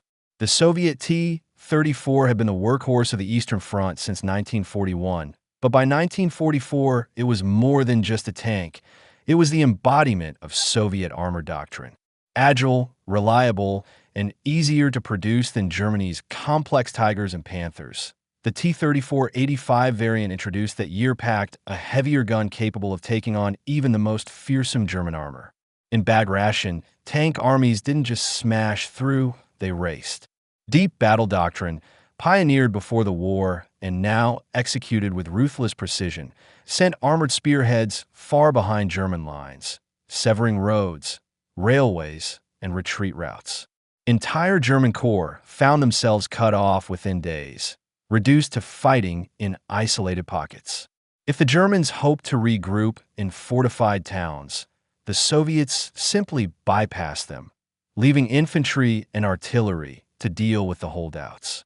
This pace, unheard of on the Eastern Front in previous years, made the operation feel less like a grind and more like a cascade of disasters for the Wehrmacht. By the first week of July, Minsk, the capital of Belarus, was encircled. German forces trapped in the city fought bitterly, but by July 3rd, the Red Army had taken it, capturing tens of thousands of prisoners. The fall of Minsk was not just a symbolic victory. It was the death knell for Army Group Center. Belarus, once a hub of German occupation and partisan warfare, was being swept clean. Partisan fighters, who had spent years sabotaging rail lines and ambushing patrols, now openly joined Soviet units in liberating towns. Villages that had lived in the shadow of brutal reprisals saw their occupiers retreat in chaos. The offensive didn't stop at Belarus's borders. By late summer, Soviet forces were pushing into Lithuania, Latvia, and Estonia. The Baltic states, occupied since 1941, now became the next chessboard. The Germans clung to the Kurland pocket in Latvia, but it was a doomed holding action. By August, Soviet spearheads had reached the Vistula River in Poland. Crossing it was no small feat. The far bank bristled with German defenses, and supply lines were stretched thin after months of rapid advance. In some sectors, Soviet troops established bridgeheads, but a full crossing would require time and resources. This pause on the Vistula became one of the most debated moments of the war, largely because of what was happening just upriver in Warsaw. On August 1, 1944, the Polish Home Army, Armia Krajowa, rose in open revolt against the German occupation. The timing wasn't coincidental. With the Red Army just across the river, the resistance hoped to liberate the city before Soviet forces entered, asserting Polish sovereignty before post-war politics could dictate otherwise. For 63 days, Warsaw's streets were a battlefield. Civilians built barricades from rubble. Fighters armed with little more than captured rifles and Molotov cocktails held off tanks. German reprisals were savage. Entire neighborhoods were leveled, tens of thousands executed. The tragedy was compounded by the Soviet halt on the East Bank. Officially, Moscow cited logistical exhaustion and the need to regroup. Many Poles believed, and still believe, that Stalin deliberately let the uprising be crushed, eliminating a non-communist resistance that might challenge Soviet plans for post-war Poland. By the time German forces razed much of Warsaw, the Red Army was still waiting across the Vistula. While the Central Front paused, the Southern Front erupted. In late August 1944, the Soviet Second and Third Ukrainian fronts launched a rapid offensive into Romania. The country's oil fields at Ploiești were critical to the German war machine, and losing them would be a crippling blow. Romania's king, Michael, staged a coup, arresting the pro-German dictator Ion Antonescu and declaring war on Germany. The switch was dramatic. Romanian troops turned on their former allies overnight. Within weeks, the Red Army was in Bucharest, and German forces in the Balkans were in full retreat. Bulgaria, seeing the writing on the wall, quickly sought an armistice. By September, both countries were firmly in the Soviet sphere. To the west, Tito's Yugoslav partisans had been waging one of the most successful guerrilla wars in occupied Europe. By 1944, their operations, ambushing German convoys, sabotaging bridges, and harassing garrisons, tied down entire divisions. With the Red Army pushing through Romania and into Serbia, partisan forces coordinated with Soviet units to liberate Belgrade in October. It was a rare instance where local resistance and Soviet offensives aligned smoothly, and it showed just how much guerrilla warfare could sap an occupier's strength long before conventional armies arrived.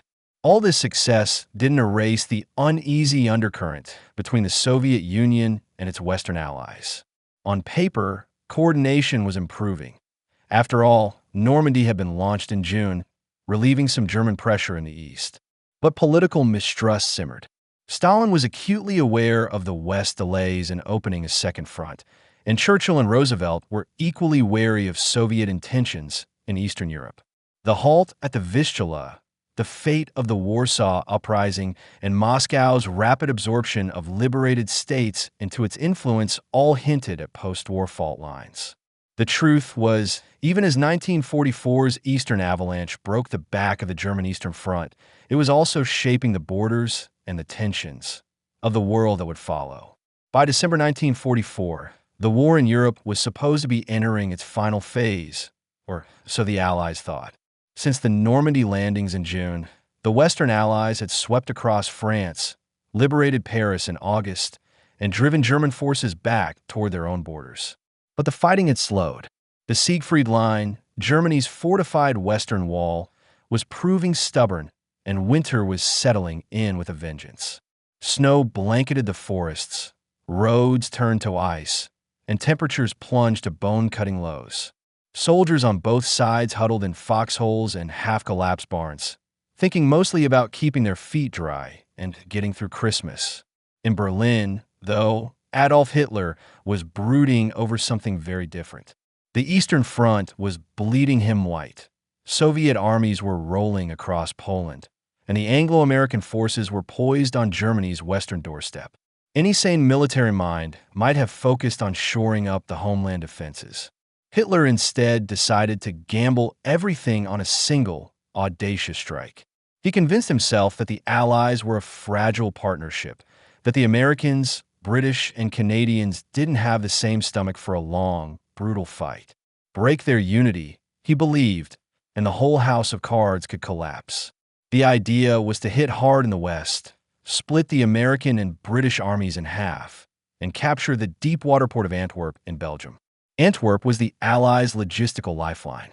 Cut it off, and supply convoys from America would have nowhere to unload, leaving the armies in Europe stranded. The plan was codenamed Wacht am Rhein, Watch on the Rhine. On paper, it looked like something out of Germany's glory days. 3 armies, including elite SS panzer divisions, would smash through the Ardennes forest, cross the Meuse River, and sweep north to Antwerp. But it was also a logistical nightmare. Germany was running on fumes, literally. Fuel stocks were low, roads would be icy, and the only way to keep the tanks moving was to seize Allied fuel depots intact.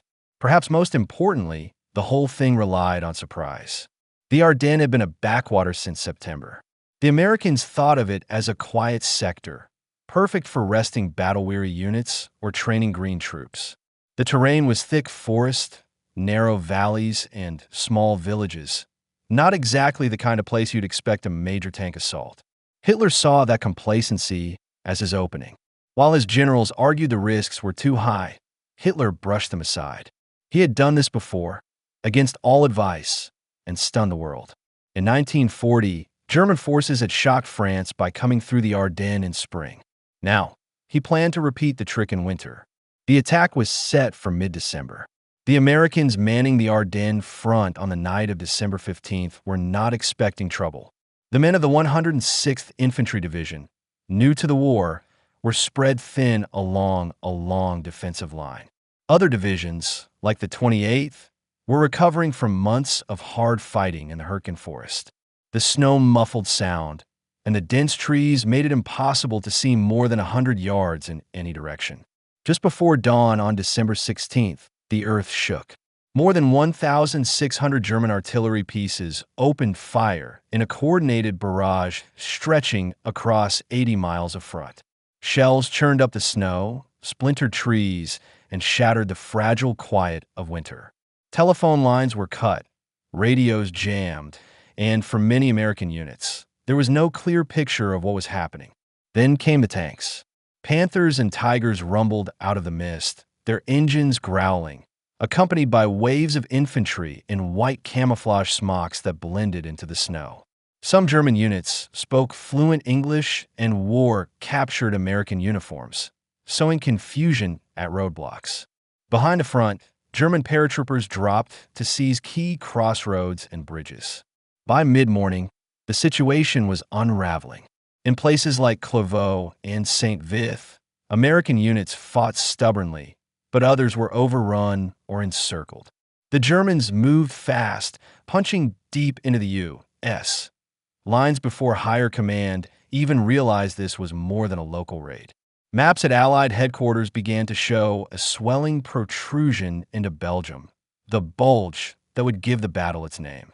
On December 17th, an incident occurred that burned itself into the American memory of the battle. A convoy from the 285th Field Artillery Observation Battalion, lightly armed and moving to the rear, ran headlong into Camp Grubpaper, a spearhead of the 1st SS Panzer Division. Its commander, Joachim Paper, was a hardline Nazi and a veteran of atrocities in the East. The Americans were captured, herded into a snowy field near the Belgian town of Malmedy, and machine-gunned. Some survivors played dead in the snow until nightfall. Others fled under fire. In all, 84 U.S. prisoners were murdered. Word spread like wildfire through the front lines. The Malmedy Massacre was more than just a war crime. It was a signal to American soldiers that surrender might mean death. From that point on, many GIs stopped taking SS prisoners. The battle took on a sharper, more personal edge, not just survival, but retribution. If the Germans were going to reach the Meuse, they needed Bastogne. This modest Belgian market town sat at the hub of 7 major roads in the Ardennes. Control Bastogne, and you could control the flow of troops and supplies in the region. Lose it, and the offensive's central thrust would choke. When the German advance threatened Bastogne, the 101st Airborne Division, the Screaming Eagles, and elements of the 10th Armored Division were rushed in. They arrived just ahead of the enemy, digging in while German forces closed a noose around the town. By December 20th, Bastogne was surrounded. The siege was brutal. Supplies were desperately short. Medical teams operated in basement cellars without anesthesia, and wounded men lay in unheated rooms, shivering under thin blankets. Outside, soldiers fought from foxholes carved into frozen earth, their M1 rifles icing up in the cold. On December 22nd, the Germans sent envoys under a white flag with a formal demand for surrender. Acting Commander Brig General Anthony McAuliffe, a man not given to flowery speeches, replied with a single word, "Nuts." His staff delivered it in writing. When the Germans asked what it meant, the answer came back, "It means go to hell." That defiance became a rallying cry.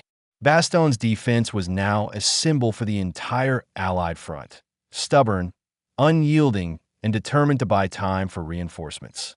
Far to the south, General George S. Patton's Third Army was already in motion.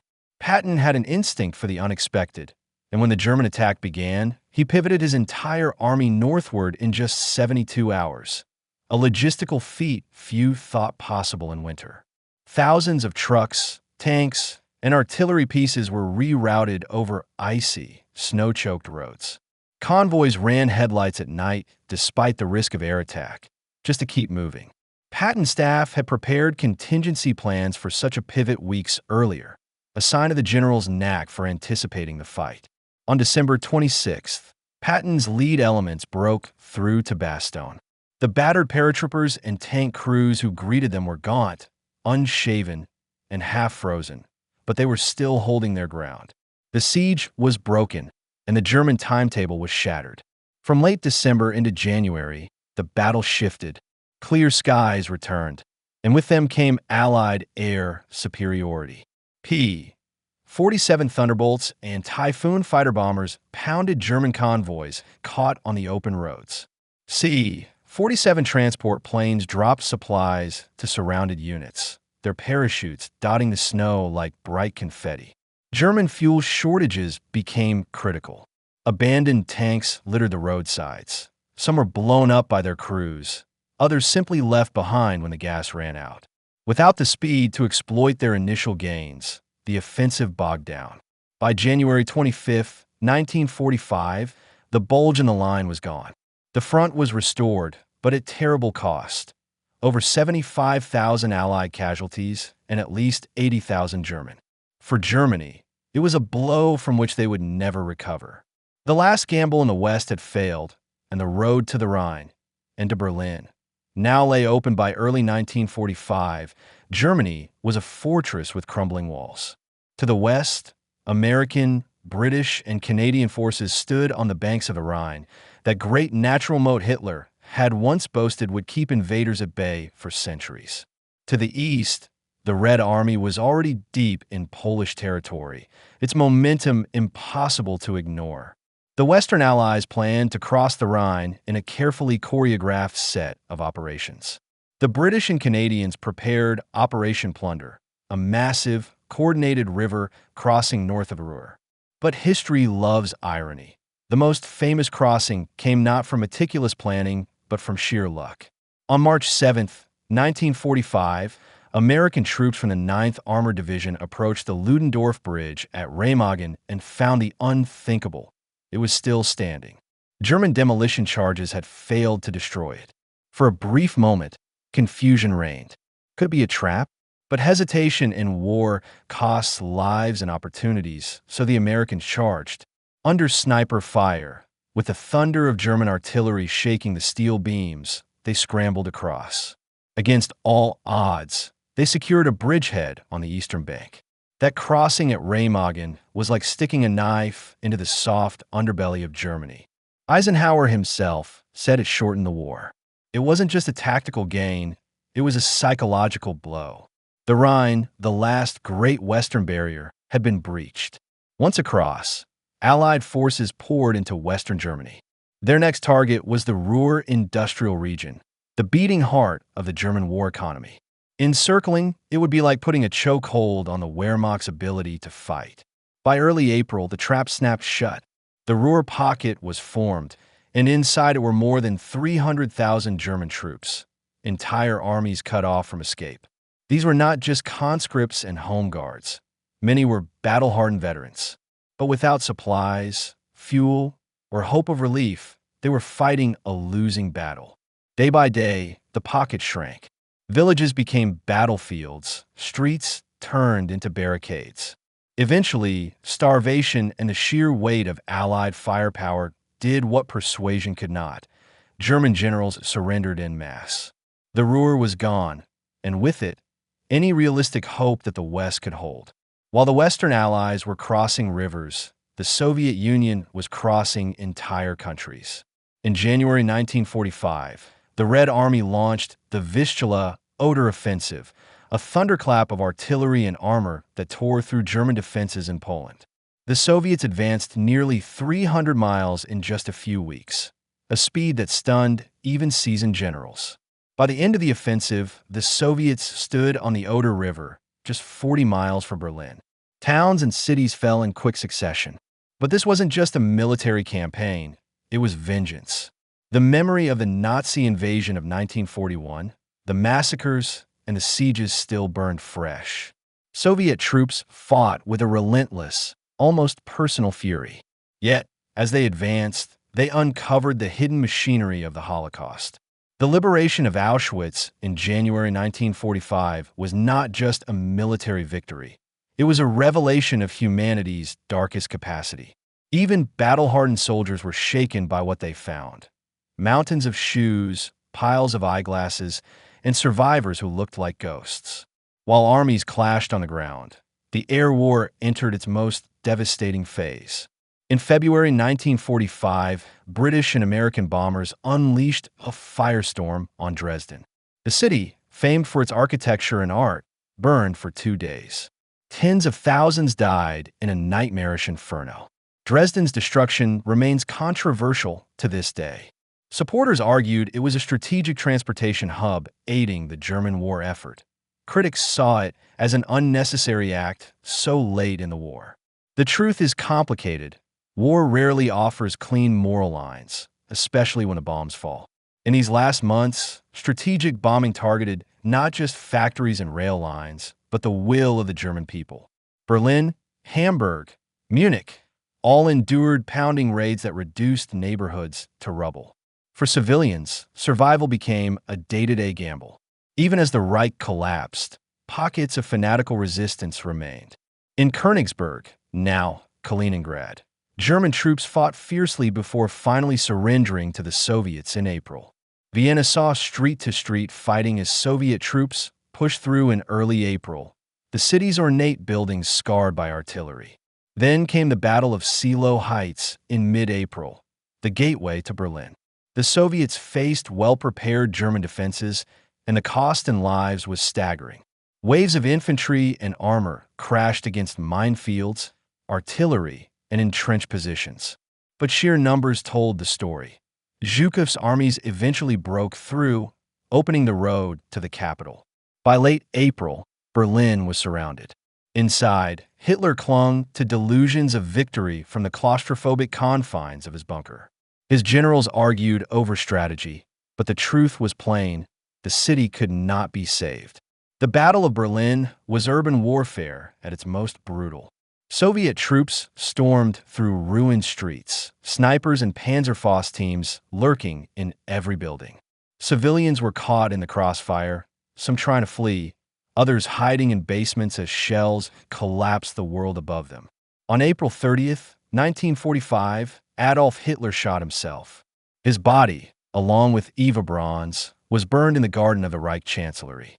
The next day, Joseph Goebbels followed suit, killing himself after poisoning his 6 children. The Reich's leadership had crumbled. Even as Berlin fell, fighting continued elsewhere. German forces in Italy surrendered on April 29th.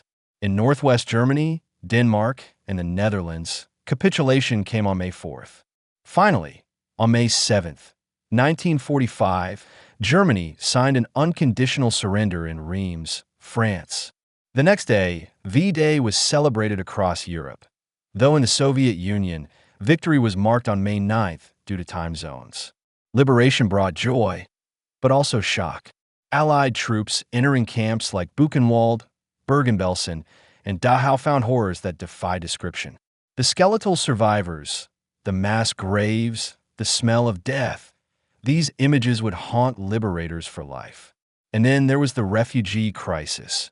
Millions displaced, cities in ruins, and entire regions stripped of resources. Europe in 1945 was a continent in both relief and ruin. By early 1945, the war in the Pacific had boiled down to a brutal question. How close could American forces get to Japan before the final blow? The answer, in large part, was Iwo Jima, a small volcanic speck midway between the Mariana Islands and the Japanese mainland. On a map, it looked like an afterthought. In reality, it was a launch pad. Its airfields could serve as emergency landing strips for B-29 Superfortress bombers and as a base for P-51 fighters to escort those same bombers deep into Japan's airspace. For the Japanese, losing Iwo Jima meant surrendering a shield that had been intercepting American bombing runs. American planners knew taking it wouldn't be a quick island hop. Japanese defenders had been digging in for months, anticipating the invasion. The island's rugged terrain, black volcanic sand, sulfur vents, jagged rock, was inhospitable for attackers and perfect for defenders who wanted to make every yard of ground costly. What made Iwo Jima such a nightmare wasn't just the beachhead, it was what lay beneath it. Lieutenant General Tadamaki Kurabayashi had turned the island into a fortress without walls, miles of tunnels, concrete bunkers, hidden artillery positions. Entire companies could vanish underground, only to reappear somewhere unexpected to pour fire into advancing Marines. Kurabayashi's strategy rejected the banzai charges that had led to huge Japanese losses earlier in the war. Instead, he would bleed the Americans over weeks, hoping that the staggering casualties might stall the U.S. advance toward Japan itself.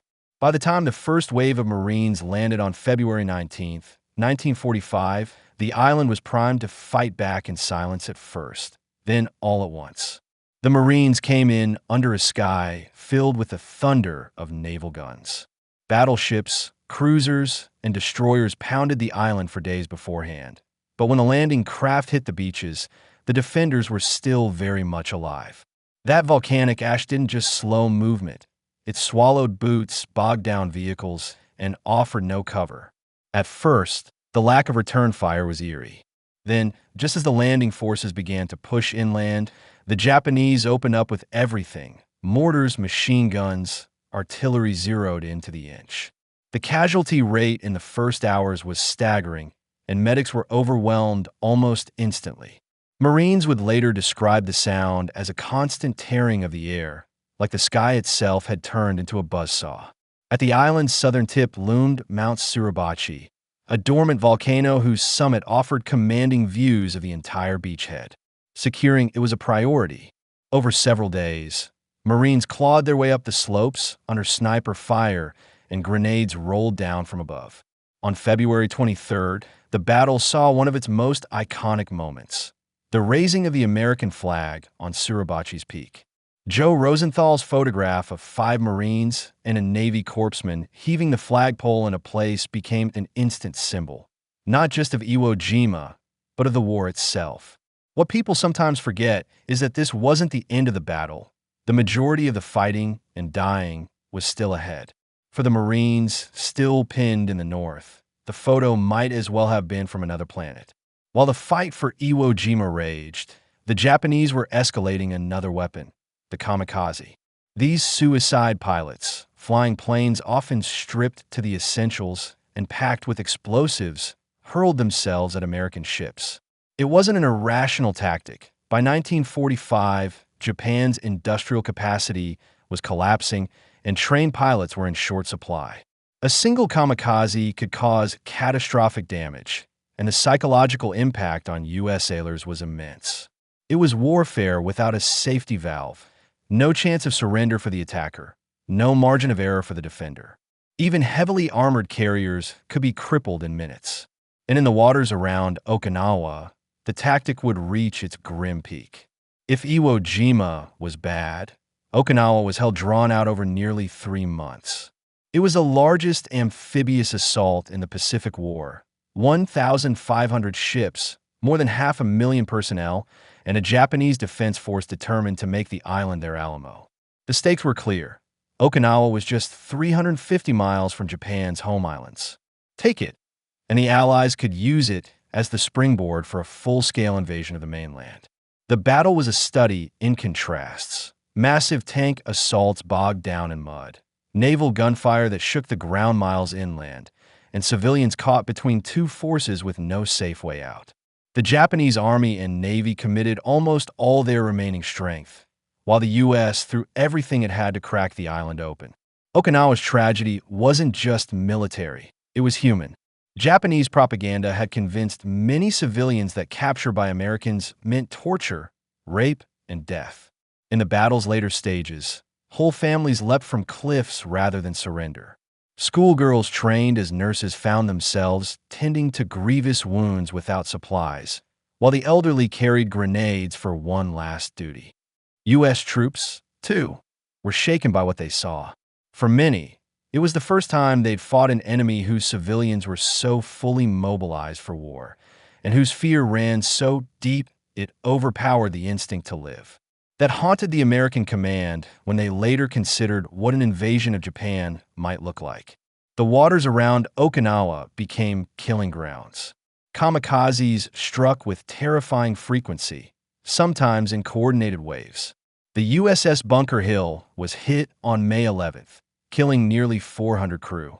The USS Franklin had already suffered one of the war's worst non-sinking disasters in March, when bombs from a Japanese dive bomber touched off explosions that killed over 800 sailors. Even destroyers on radar picket duty, meant to warn the fleet of incoming aircraft, were practically suicide stations. They bore the brunt of kamikaze attacks, with some crews surviving 2 or 3 strikes only to be hit again. The sheer scale of the losses made it clear that Japan still had teeth, even as defeat loomed. While these battles consumed the islands, the skies over Japan turned into a furnace. The U.S. strategic bombing campaign shifted from high-altitude precision to low-altitude incendiary rates. Tokyo, in particular, was targeted with napalm-loaded cluster bombs designed to ignite the city's wooden buildings. On the night of March 9th to 10th, 1945, over 300 B-29s dropped nearly 1,700 tons of explosives and incendiaries, creating a firestorm that killed an estimated 100,000 people, more than either atomic bomb would later claim instantly. Survivors described rivers boiling, asphalt bubbling, and the wind pulling people into the flames. It wasn't just Tokyo. Osaka, Nagoya, Kobe, and dozens of other cities burned. By summer, much of urban Japan was rubble. By 1945, both sides were fraying. U.S. Marines who'd fought on multiple islands carried invisible wounds. Insomnia, bursts of rage, and inability to relax even in safety. Japanese soldiers, trapped in hopeless positions, sometimes chose suicide over surrender not out of fanaticism alone, but because they couldn't bear the shame. Psychologists today might call it combat fatigue or PTSD. Back then, it was simply battle shock, a term that didn't begin to cover the nightmares, The guilt over surviving when others didn't, and the feeling that part of you is still on the beach, in the bunker, or under the burning sky. And here's the thing. As awful as Okinawa and Iwo Jima were, everyone knew they might just be rehearsals for something even worse. Operation Downfall, the planned invasion of Japan. The casualty estimates for that operation were so high that they made military planners pale. That reality, combined with the memory of Pacific Inferno in 1945, would help shape the fateful decisions in August, when the war finally ended, not with another invasion, but with mushroom clouds. The desert at Alamogordo was silent the night before the test, except for the restless shuffle of boots and the low hum of generators. This patch of New Mexico, Jornada del Muerto, Journey of the Dead Man, was about as remote as the Army could get. No towns nearby, no highways in sight, just a flat, dusty plain where the wind carried sand like whispers. Perfect, they thought, for trying something no human had ever attempted. The gadget, as they called it, didn't look like a sleek weapon. It was a metal sphere studded with wires and bolts, more like an overgrown naval mine than a doomsday device. Inside was the heart of the experiment, a plutonium core designed to implode with unbelievable force. The design itself had been a gamble. Unlike the uranium little boy bomb, which used a simpler gun-type mechanism, the plutonium bomb required perfect symmetry in its detonation. Dozens of high-explosive lenses had to fire simultaneously, crushing the core into a critical mass in less than a microsecond. If even one charge misfired, the bomb would be a dud. It sounds absurd now, but some of the brightest minds involved had worried, seriously, about whether the blast might ignite the atmosphere. Theoretically, the chain reaction could cause nitrogen in the air to fuse, setting off a fireball that would consume the Earth. Calculations said it couldn't happen, but calculations can be wrong. Physicist Edward Teller, never shy about thinking in extremes, even suggested having a backup plan in case the device fizzled. Others bet bottles of whiskey on the yield. Some thought it might be just a few hundred tons of TNT equivalent. Others expected something beyond comprehension. Originally scheduled for July 15th, 1945, the test was delayed by weather. Thunderstorms had rolled through, lightning flashing over the mountains, making it too dangerous to proceed. By early morning on July 16th, the skies had cleared to a dim, gray pre-dawn. At 5:10 a.m., a voice crackled over the loudspeakers, 10 minutes. Out in the bunkers and observation posts, scientists and soldiers adjusted their dark goggles. Some lay prone on the ground, faces turned away. A few, stubborn or curious, peeked from behind welding glass. When a moment came, it was not a sound that hit first, but light. Blinding, searing light that turned night into a brilliant white day for miles around. Witnesses miles away said they could see the bones in their hands through closed fingers. Then came the heat, a wave that felt like opening an oven the size of a city. The shock wave followed, a deep, rolling concussion that shook the ground and rattled windows 100 miles off. The mushroom cloud rose, swirling orange and purple at its base, boiling into a towering column that climbed over 40,000 feet. For a moment, time seemed to stop. Even the desert wind held still. Oppenheimer, who had shepherded the project from scattered theory to reality, famously recalled a line from the Bhagavad Gita, "Now I am become death, the destroyer of worlds." Not everyone caught the poetry of the moment. Some whooped in triumph. Others stood silently, unable to speak. Physicist Isidore Rabi later said the moment felt like a great weight had been lifted, followed almost instantly by the feeling that it had been replaced by a much greater weight. The shockwave rattled ranch houses and woke people in nearby towns. The official cover story, ready for such an occasion, was that an ammunition dump had exploded. The press release mentioned nothing unusual, nothing about splitting atoms or the beginning of the nuclear age. Only those on the inside knew what had happened, and even they couldn't yet know what it meant for the world. The success of the Trinity test removed the last uncertainty. The implosion design worked. That meant the U.S. had two distinct types of bombs ready: the uranium little boy and the plutonium fat man. For the military planners, the question was no longer can we, it was should we, and where. By mid-1945, Japan was reeling, but it wasn't surrendering. The firebombing of Tokyo in March had killed an estimated 100,000 people in a single night, yet the government showed no sign of quitting. The U.S. was preparing for Operation Downfall, a full-scale invasion of the Japanese home islands, and the numbers were terrifying. Military planners estimated that an invasion could cost hundreds of thousands of American lives and millions of Japanese lives, both military and civilian. The battles of Iwo Jima and Okinawa had already shown the ferocity of Japanese resistance. If those islands had been meat grinders, the home islands would be far worse. President Harry S. Truman, newly in office after Roosevelt's death, was briefed on the Manhattan Project in April 1945. By summer, he was weighing options that felt like something out of a nightmare. To advise on the bomb's use, the government formed the Interim Committee, a mix of politicians, generals, and scientists.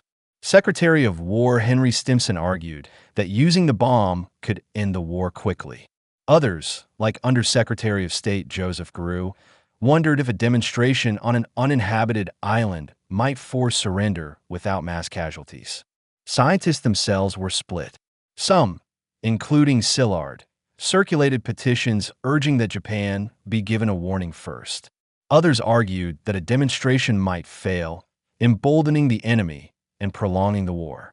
There was another layer to the decision: geopolitics. The Soviet Union had agreed to enter the war against Japan in August. If they did, they'd have influence over post-war Asia. Some in Washington thought ending the war before Soviet troops could arrive would limit their bargaining power and show them America's new weapon. In the end, Truman's position crystallized into a grim certainty. The bomb would be used without prior warning against cities with military significance. Hiroshima and Nagasaki rose to the top of the target list. The aim, as Stimson put it, was to shorten the agony of war, to save the lives of thousands and thousands of young Americans. It was a decision that would be second-guessed for decades, but in July 1945, the machinery was already moving. Next, the Enola Gay would lift off, and the world would see what the Trinity Fireball looked like when it bloomed over a living city. It was just past 8:15 a.m. on August 6, 1945, when the bomb bay doors opened over Hiroshima. The morning of August 6, 1945, began like any other in Hiroshima. Streetcars clattered along their tracks, school children gathered in courtyards for roll call, and a few soldiers stood watch along the bridges that crossed the city's 7 rivers. Air raid sirens had sounded earlier that morning, but when the all-clear was given, people returned to their routines. A lone B-29 bomber passing high overhead didn't seem unusual. American reconnaissance flights had become common. That bomber was the Enola Gay, flown by Colonel Paul Tibbets. In its belly rested a weapon that weighed over 9,000 pounds, codenamed Little Boy, a uranium-235 bomb, the first of its kind ever used in war. The crew had taken off from Tinian Island in the northern Marianas just after 2:45 a.m. They flew in near silence, their minds turning over the gravity of what they were carrying. "If this works," one officer had muttered, "there won't be much left." Hiroshima was chosen for several reasons. It was a major military command center, an important port, and, chillingly, it had been largely untouched by previous bombing. That meant the weapon's effects could be measured with brutal clarity. The bomb fell for 44 seconds. At about 1,900 feet above the city, it detonated. In that instant, a sphere of white-hot plasma erupted, reaching temperatures hotter than the surface of the sun. A blast wave ripped through the city at over 1,000 feet per second, flattening buildings for miles.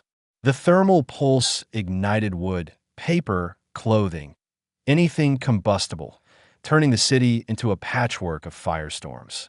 People within half a mile of ground zero were vaporized.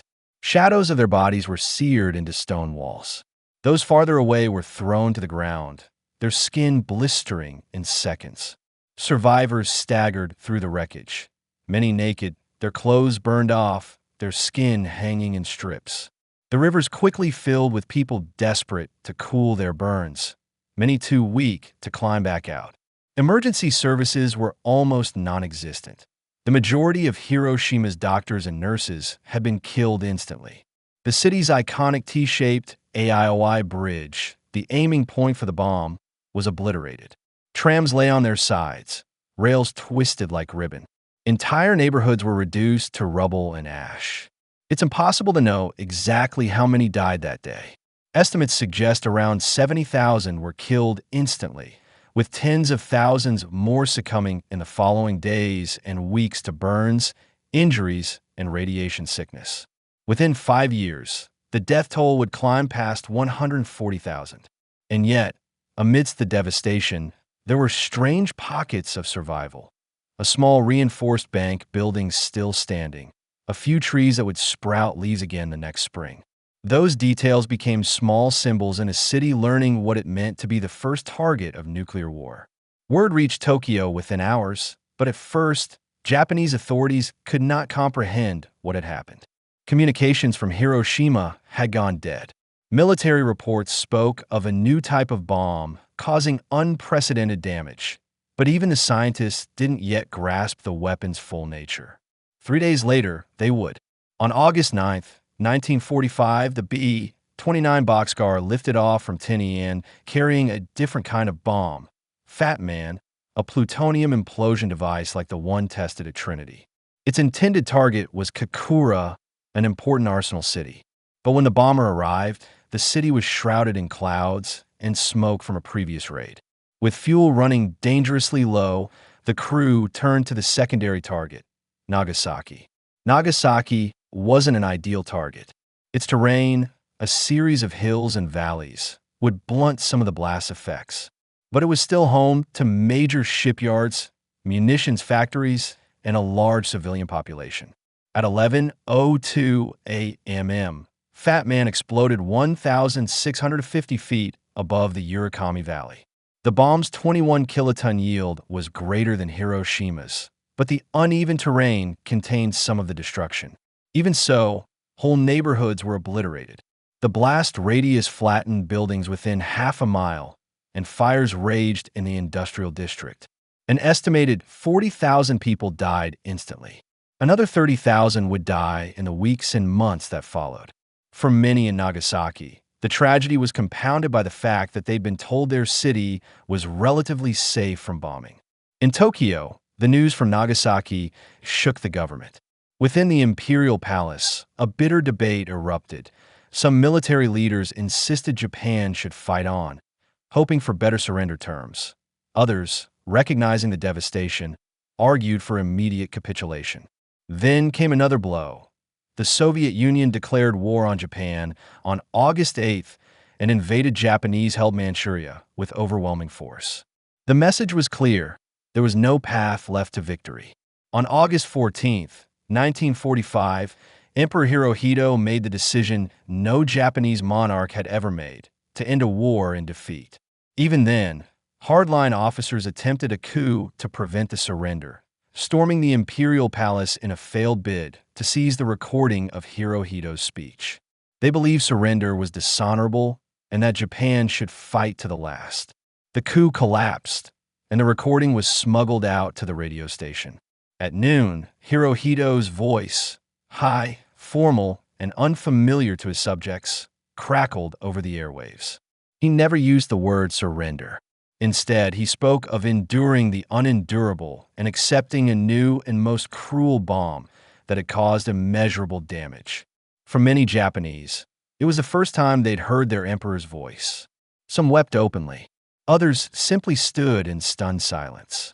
The war, which had consumed the nation for over a decade, was over. On September 2nd, aboard the USS Missouri in Tokyo Bay, Japanese officials signed the instrument of surrender.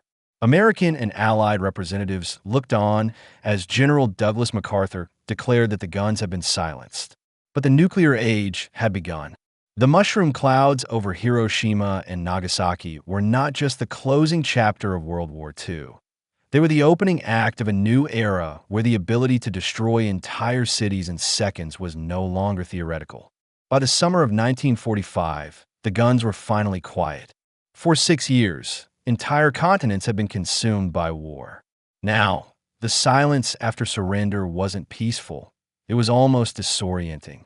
People didn't know whether to celebrate, collapse, or cry. In some cities, church bells rang for hours.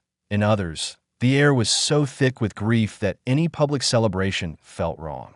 On September 2nd, 1945, aboard the USS Missouri in Tokyo Bay, the formal Japanese surrender took place. The deck was crowded with military brass, foreign dignitaries, and photographers straining for the perfect shot. The symbolism wasn't subtle. The Missouri was a battleship bristling with American firepower, moored just off of Japan, brought to its knees. General Douglas MacArthur presided over the ceremony with a deliberate gravity, his voice carrying across the ship and out over the water. The Japanese delegation, led by Foreign Minister Mamoru Shigemitsu, approached in immaculate mourning coats, faces unreadable. Shigemitsu walked with a cane, an old wound from a Korean independence activist years earlier, and his every step seemed to echo the weight of his nation's defeat. When it came time to sign, he removed his top hat, adjusted his spectacles, and put pen to paper. MacArthur and representatives from allied nations, Britain, China, the Soviet Union, Australia, Canada, France, the Netherlands, and New Zealand followed.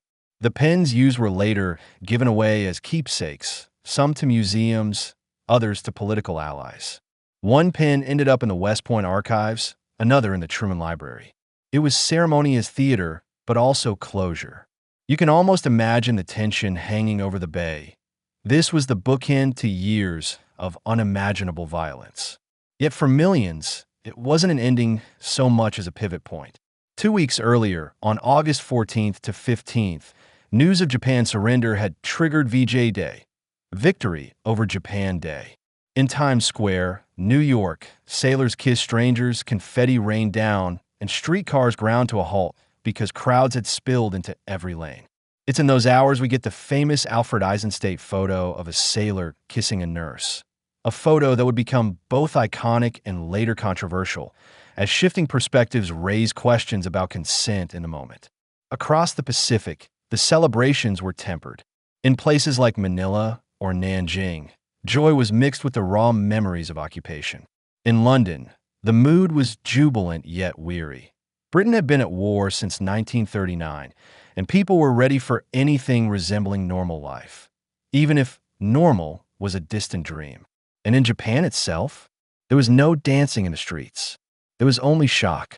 Emperor Hirohito's surrender broadcast, the Jewel Voice Address, was the first time most citizens had ever heard him speak. Delivered in formal, archaic Japanese, it was almost too polite, too oblique for ordinary listeners to grasp at first. Many didn't realize they had lost until soldiers or neighbors explained it outright. While the big powers handled surrender ceremonies, thousands of smaller victories were unfolding in jungles, deserts, and valleys. The liberation of prisoner of war camps, Allied POWs, many little more than skin stretched over bone, stumbled into the sunlight as camp gates swung open. In the Pacific, places like Cabanatuan in the Philippines or Changi in Singapore became scenes of chaotic relief. Emaciated men embracing rescuers, weeping openly, clutching whatever they could carry. Some hadn't heard real news from home in years. But joy wasn't the only thing pouring out of those gates. The liberators saw, up close, the starvation rations, the makeshift hospitals with little more than bamboo splints, the mass graves just beyond the fences. In Europe, the liberation of camps like Dachau, Buchenwald, and Bergen-Belsen revealed an even darker truth.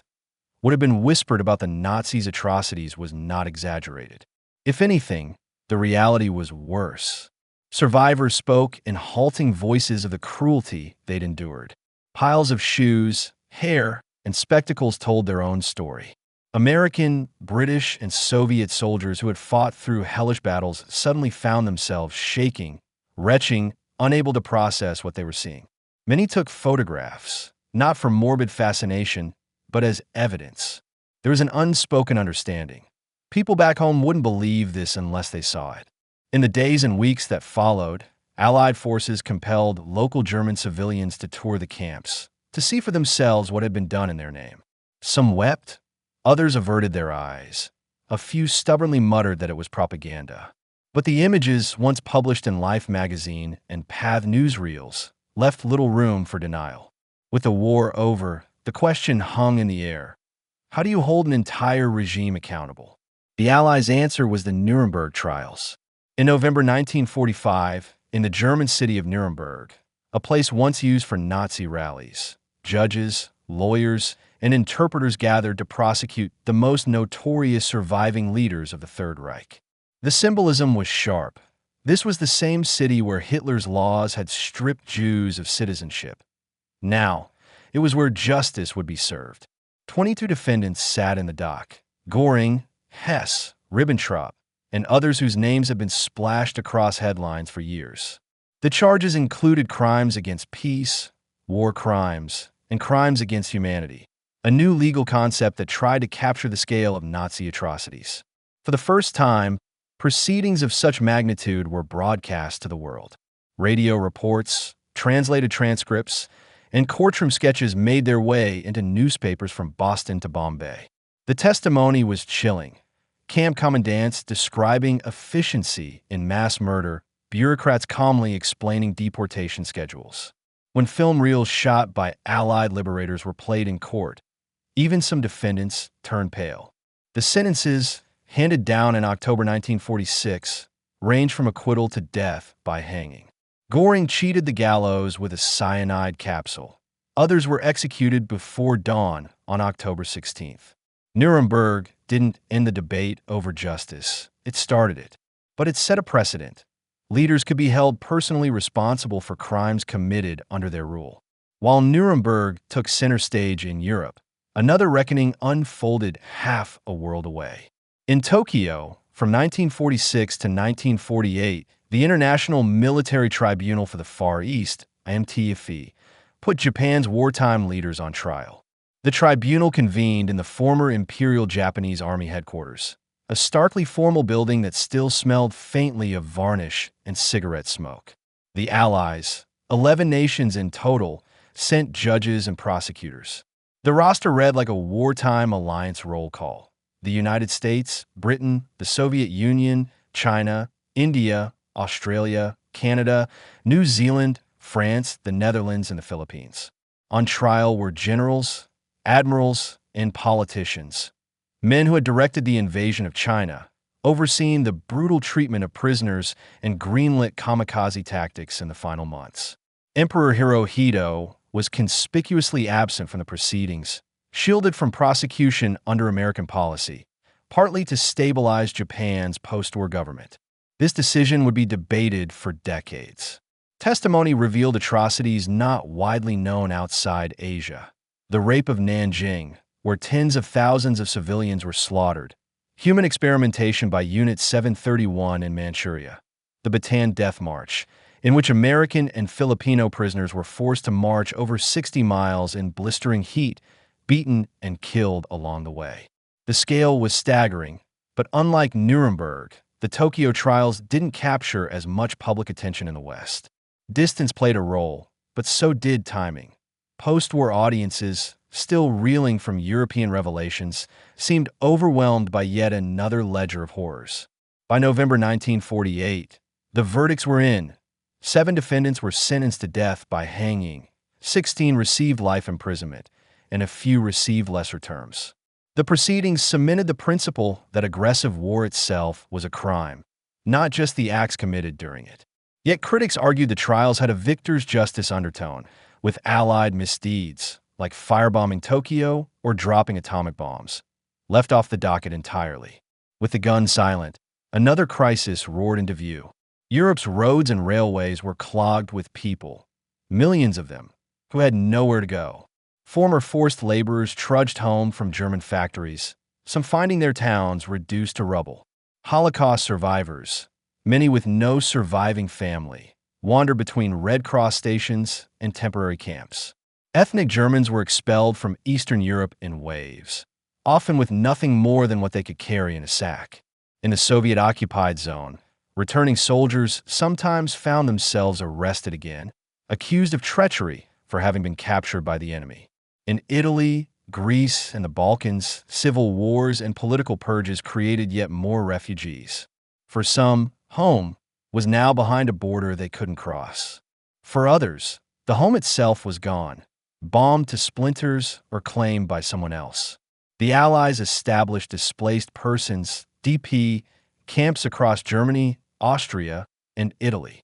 Run by the United Nations Relief and Rehabilitation Administration, UNRRA, and later the International Refugee Organization, these camps were a patchwork, some relatively well-supplied, others squalid.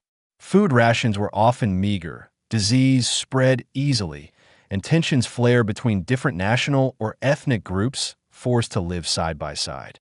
Still, they offered a lifeline. Aid workers arranged emigration for those who could leave. Many Jews went to Palestine despite British restrictions. Others resettled in the United States, Canada, or Australia. But for hundreds of thousands, the wait dragged on for years, a limbo that made the war feel far from over. By 1947, it was clear that without massive assistance, Europe's recovery would be slow and possibly chaotic, fertile ground for political extremism. Enter U.S. Secretary of State George C. Marshall. In June 1947, at Harvard University's commencement, Marshall proposed something audacious. The United States would fund a broad recovery program for Europe. The plan wasn't just humanitarian, it was strategic. American policymakers feared that economic desperation could make Western Europe ripe for communist influence, especially with the Soviet Union actively expanding its political grip in the East. The idea became the European Recovery Program, what everyone simply called the Marshall Plan. Over 4 years, the U.S. sent more than $12 billion, roughly $150 billion today, in aid from food and machinery to raw materials. The plan's genius lay in its scope. It wasn't about patching up individual countries. It aimed to knit Western Europe's economies together. That meant coordinating rail networks, standardizing industrial production, and even encouraging trade between former enemies. The results were striking. By 1951, industrial production in Marshall Plan countries had risen by 35%. But perhaps more importantly, it helped cement the U.S. as the central economic and political partner of Western Europe, something the Soviets saw as an unmistakable challenge. Even before the war ended, leaders knew the old League of Nations had failed. A new body was needed, one with more authority, broader membership, and ideally, the ability to keep peace before wars broke out. In April 1945, delegates from 50 nations met in San Francisco to hammer out the Charter of the United Nations. The atmosphere was part idealism, part pragmatism. The memory of the war's devastation was fresh enough to fuel genuine commitment, but the reality of geopolitical rivalries was already creeping in. By October 24, 1945, the UN officially came into being. The Security Council, with its 5 permanent members, the United States, the Soviet Union, Britain, France, and China, was designed to ensure that the great powers would stay engaged. But it also gave them veto power, a feature that would quickly reveal its limits once Cold War tensions set in.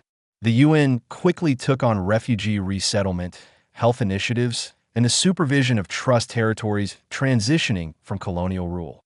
But it also faced immediate political challenges, such as disputes over Iran, Greece, and Korea, that hinted peacekeeping would be far messier than peacebuilding on paper. The wartime alliance between the West and the Soviet Union had been a marriage of necessity. Once the common enemy was gone, cracks became canyons. Germany was divided into 4 occupation zones: American, British, French, and Soviet. Berlin, deep inside the Soviet zone, was itself split into 4 sectors. At first, the idea was that the Allies would jointly oversee the country's administration. In practice, their visions for Germany's future couldn't have been more different. The Western Allies favored rebuilding a democratic, economically integrated Germany. The Soviets pushed for a socialist system aligned with their own, dismantling industries for reparations and installing loyal political structures. These differences quickly bled into every administrative decision, from currency reform to school textbooks.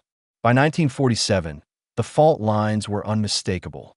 The Soviets tightened control over their zone, while the US, Britain, and France began coordinating theirs into what would become West Germany. Berlin, an island of competing ideologies in the middle of Soviet-controlled territory, would soon become the most visible flashpoint of the Cold War. World War II didn't bring a clean break between war and peace. It was more like a jagged seam. Some people were rebuilding homes. Others were burying the last of their dead. In many ways, the years 1945 to 1947 were less an aftermath and more the prologue to the next global chapter: a divided world, an arms race, and a struggle to define freedom in the shadow of total war.